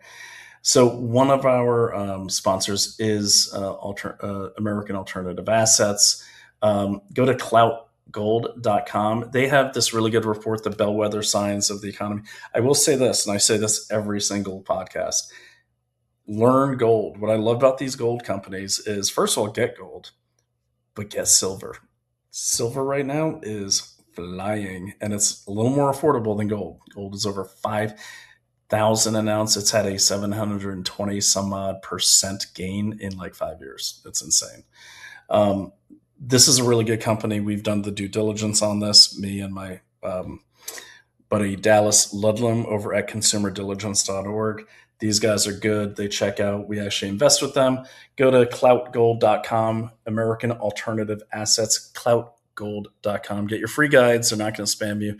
It's worth it. Trust me, get it. And then I want to do a whole special on gold because I want to show you guys like what's going on with gold. Like the Chinese are like buying it up. They're not letting their citizens buy it up. They made this technology in cahoots with Brazil, the gold detector, where they say they can tell where gold came from. And the implication there is like they're going to go around and I guess, walk through like shopping malls and go, oh, that's Brazilian gold. Give it over here. But the point is, all the countries are hoarding gold right now. And that means gold, that's why gold is going crazy. And you're going to see another spike in gold, a huge spike in gold coming up to the midterms, because anytime there's dollar uncertainty, you're going to have strong gold. Okay. Now, when you have strong dollar, that's usually an indicator that, the dollar is strong, but we control the value of the dollar. So, gold just is gold, man. It's like, and even this company, you can actually get your physical gold. It's not just like they'll deliver it if you really want that. But it actually exists. Your investment is actually gold. Your investment in the dollar is backed by nothing, so, and you actually lose value on, the American dollar compared to gold. So yeah, go to cloutgold.com, cloutgold.com. We love this sponsor. They're fantastic. And the other one, just trying to find my other, this one here. I actually got this. I don't have it in front of me. Discover Washington's two-tier system, Blue Wolf 2000. This is for you. Go to oxfordplan.com, oxfordplan.com. This is a really cool publication.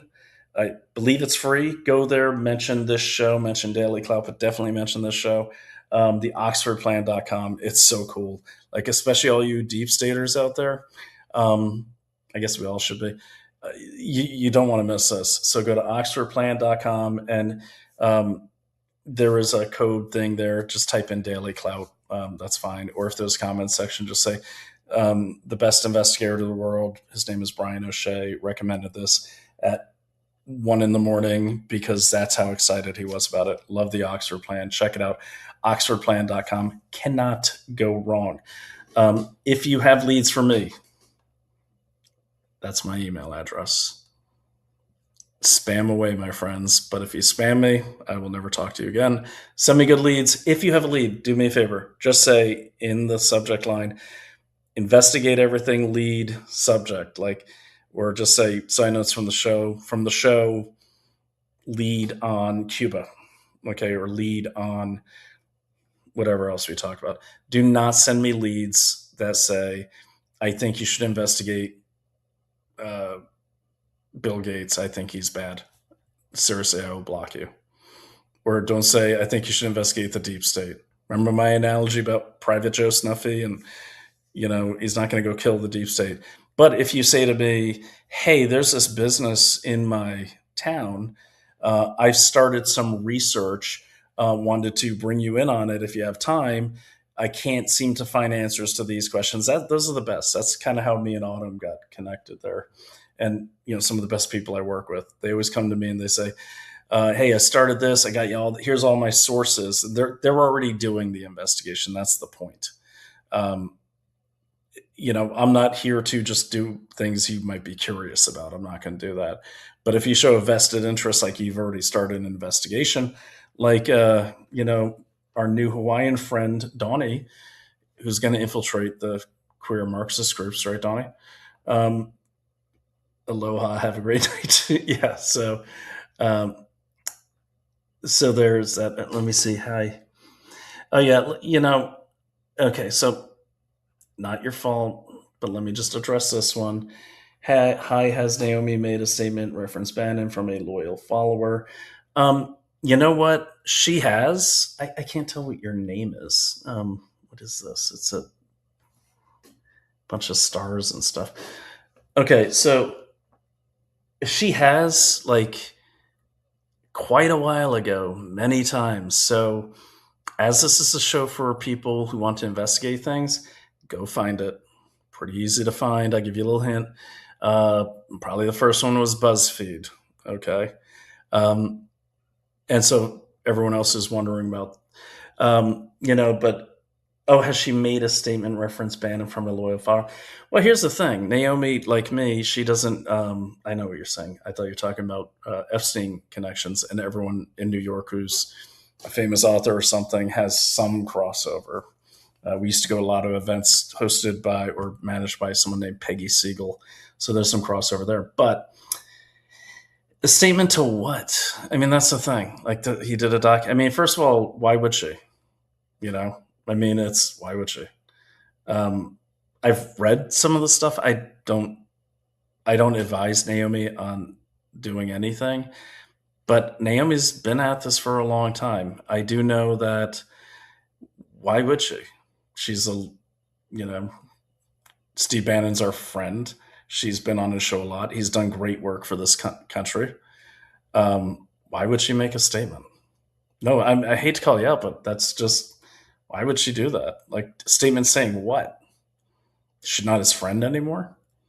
Because some things that can be read a million different ways. I mean, that's, no offense. It's just kind of, it's a little pedestrian. I mean, I do. I mean, look, I can't speak for Naomi. I can speak for myself, and I can say in these situations where all of a sudden Steve Bannon's a bad guy, or all of a sudden this person's a bad guy, I will say this.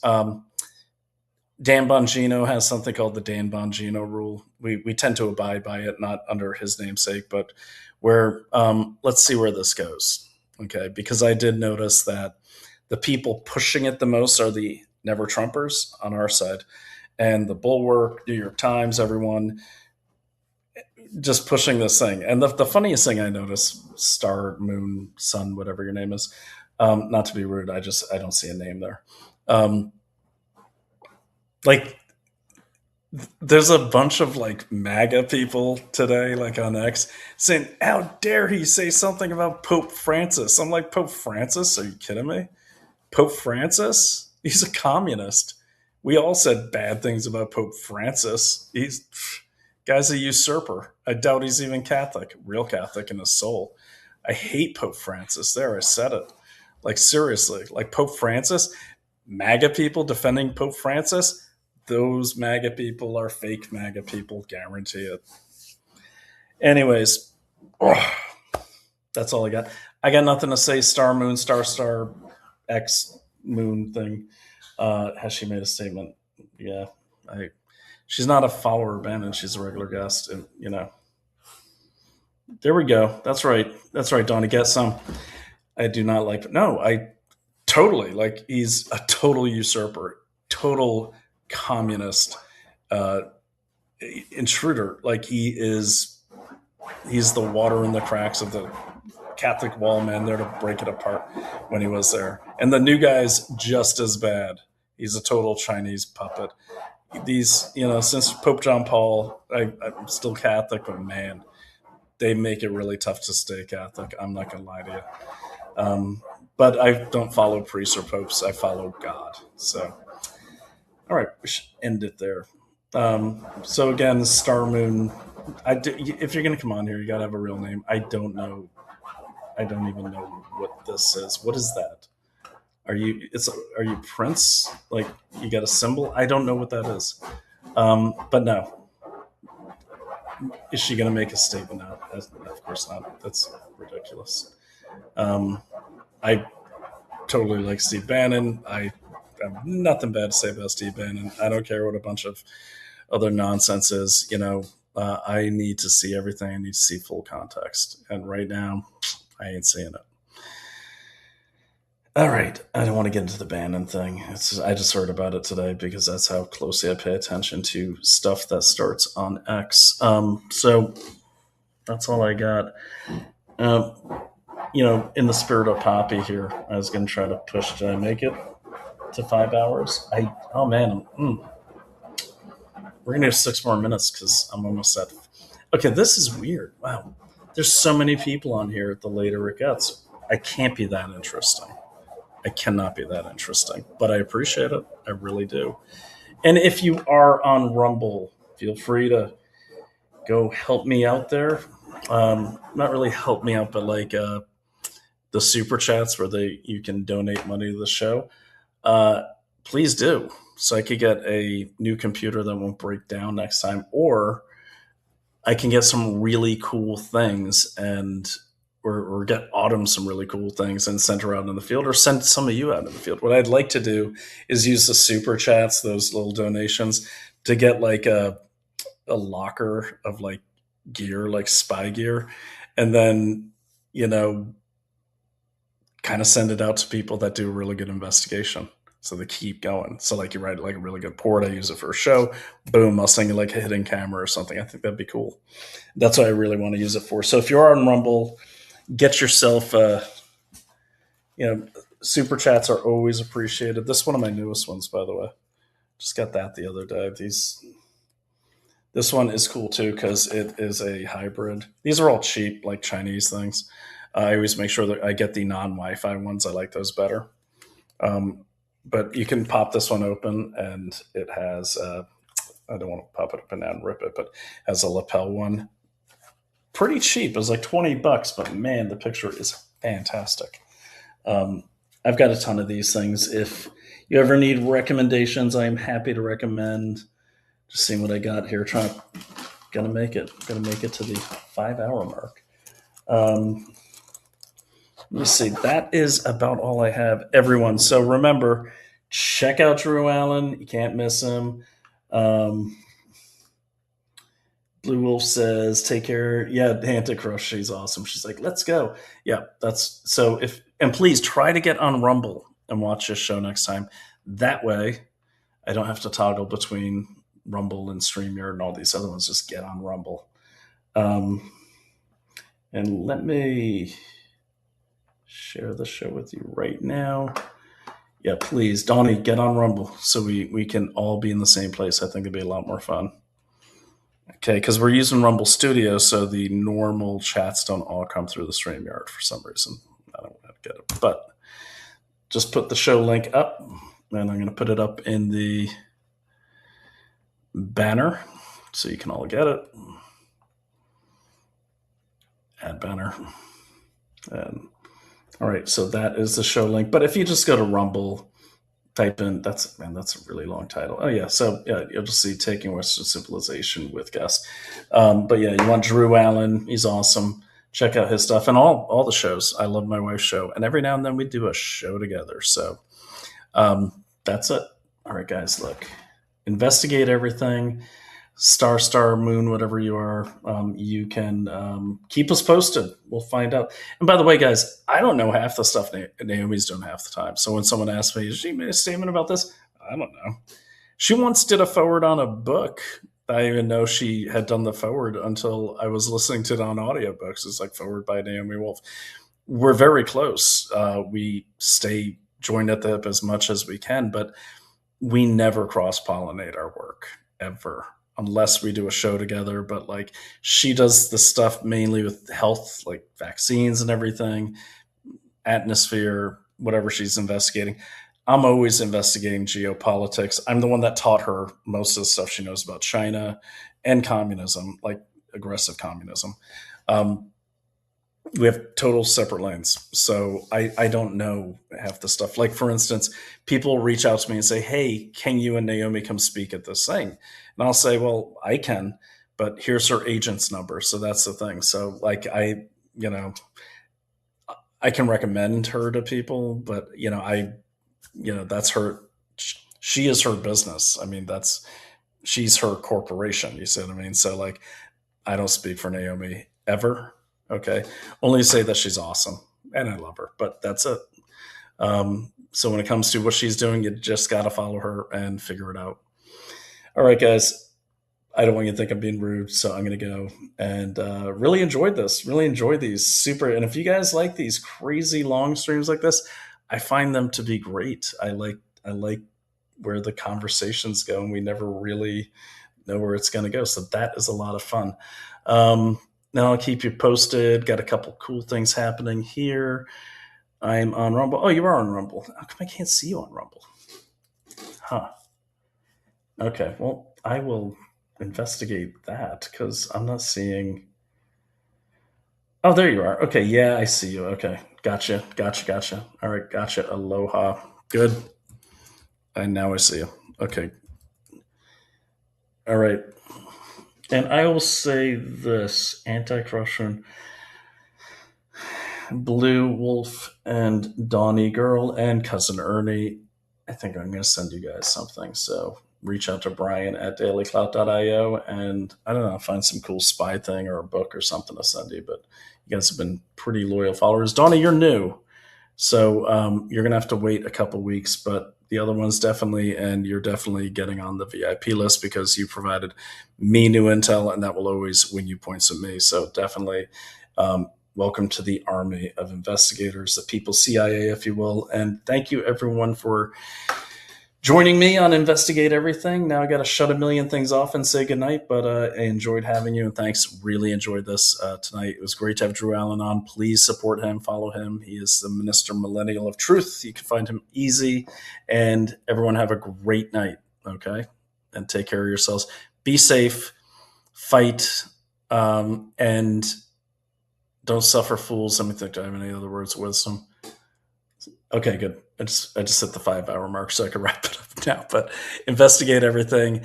And look, like I always tell, if you're not here to fight, you tell these people. If you're not here to fight, just get out of the way. All right. Have a great night. And I will see you all probably going to shoot for Friday. Might do a live stream at Lev and Vlad. And I'll let you know if that happens. So talk to you soon. All right.